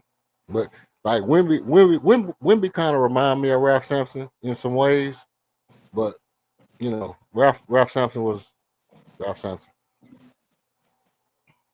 So Patriot, you saying that you could post up Wemby down on the block and he could do everything that Yao Ming could do? Come on, bro. Like, what proof do you have of that? Because he ain't shown that yet. His game is all perimeter. Like, come on, bro. But man, yeah, I'm gonna let you get off of here, man. I try and catch up with you tomorrow. By the time the game come on, see, I'm gonna miss your pregame because I work at night, so I'm gonna be asleep. Right. Doing your pregame or whatever. But depending on how long you on tomorrow after the game, you know me, I'll tap in with you. Yeah. Yeah, you know what I mean? Because last time Buckmo and them pulled up close to the end of the pregame, and then we just sat on here talking. Like, I don't usually do play-by-play. I did one the other night because somebody pulled up on me. They were like, damn, I'm glad you on here. I need this. I couldn't watch the game. So I stayed on and did like a little play-by-play just because our buddy put up on. But usually, last time we just stayed on here and we just talked while we were watching the game, talked about shit we saw and shit like that. So if they pull up on me, you know, if y'all pull up on me, then I'll stay on here and just talk shit. But you know, whatever, you know how it go. I'm mostly gonna do the pregame show, and then whatever happen from there. And then I do make my rounds when I cut it off, make my rounds and see what everybody talking about. Pull up on everybody's stream. Shout out to Greenleaf, shout out to Chop Shop. I'll pull up on them and see what they talking about. And then I'll come back the next day and do my recap like I did today. So like I said, shout out to Patriot, shout out to Archon March, shout out to Buckmo, shout out to Laro pulling up on me early in the show. Laro be bringing the heat, man. Laro be bringing the heat. Shout out to Fast Family Affair, man. Shout out to Fast Family Yeah, Affair. shout out Fast Family Affair, man. That's the homie. Pulling up on the pole just for the pole and only for the pole. Doji At least he listening, man. You know what I'm talking about, man? Look, he might not be a chat warrior. Doji Dolino, hey man, we laughed at Ben Simmons, bro. We wasn't laughing at you, man. Feel free to come by and pull up on us anytime, bro. Ain't no big eyes and little U's on you. You can hit the link. You can come up here and you can crack jokes on us when we say stupid shit. But Ben Simmons is not accepted over here. Definitely like your opinion. Your opinion is valued, but Ben Simmons is not. Pull up on us anytime. Shout out to Doja Lito. Let's see who else pulled up on us today. Hey, look, if I miss you, I ain't dish you. If I miss you, I ain't dish you. Okay, that's King right there. Okay, so I guess that's about everybody. Okay, so I guess that's about everybody. And once again, man, you know, this is Houston Rockets Red Alert. So hit the subscribe, hit the like so you can stay tapped in, you can stay tuned in, you can stay lit. Stay on Red Alert. You know how we do it. We'll be back, pull up on you. And yeah, man, I appreciate everybody for pulling up. Every show do need a spark. And for this show, you are it. It's your boy EF, and I am out. Salute. I'm your host, Hope Champion, and this has been another exciting edition of Red Alert Rocket Zone. If you haven't already, make sure to like and subscribe so you don't miss any of the great things we have coming your way. Want to jump into one of our one-on-one debates? Email us at redalert.rocketzone@gmail.com. We'd love to hear from you. While you're at it, head over to the website and check out the KG1 merch. And if you want to show support or buy us a coffee, you can send it through Cash App $2 6KG1. We truly appreciate your support because every show needs a spark. And for us, you are it. So come back again and blast off with Red Alert Rocket Zone. Another night, another stat I can't defend. Another hope I hope never ends. Every loss feel like deja vu, but every win reminds me why I do. The lights fade, but the passion don't. The city fans got pushed back for the smoke. Even when the shots don't fall, I'm still here to talk that talk. You can't believe I'm still tuned to this tone. Still taking off in the rocket zone. All the heat, all the pride, you know what we own. Yeah, welcome home to the Red Alert Zone. We're gonna break it down like how to break down the zone. He is an alien man, Mike calling on the phone. Every fan's a debater at heart. Every stance to take is part of the art. Oh, they say the data never lies, but numbers can't feel what's on the heart inside. So we clutch city till we die, even if we hold their feet to the fire. Tuned to this tone, taking off in the rocket zone. All the hate, all the pride, you know what we are. Yeah, welcome home to the Red Alert Zone. No alien man, he is an alien man. He's an alien, that's a man, and he is a Rockies fan. Oh, alien fan, calling to talk about the Rockies. Oh, alien man, he's an alien man. Oh man, he just an alien.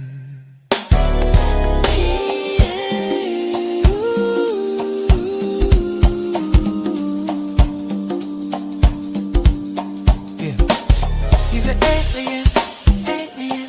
He's an alien, he's an alien. He's an alien, he's an alien. He's an alien, he's an alien. He's an alien, he's an alien. Oh, alien, he's an alien. Oh, alien, he's an alien. Oh, alien, he's an alien. Oh,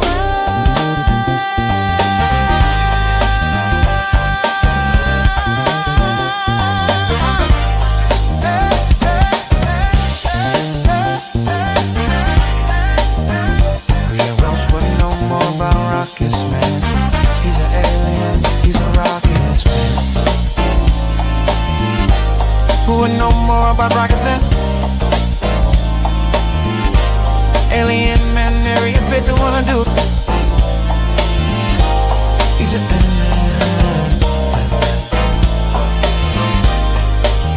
To the Red Alert Zone.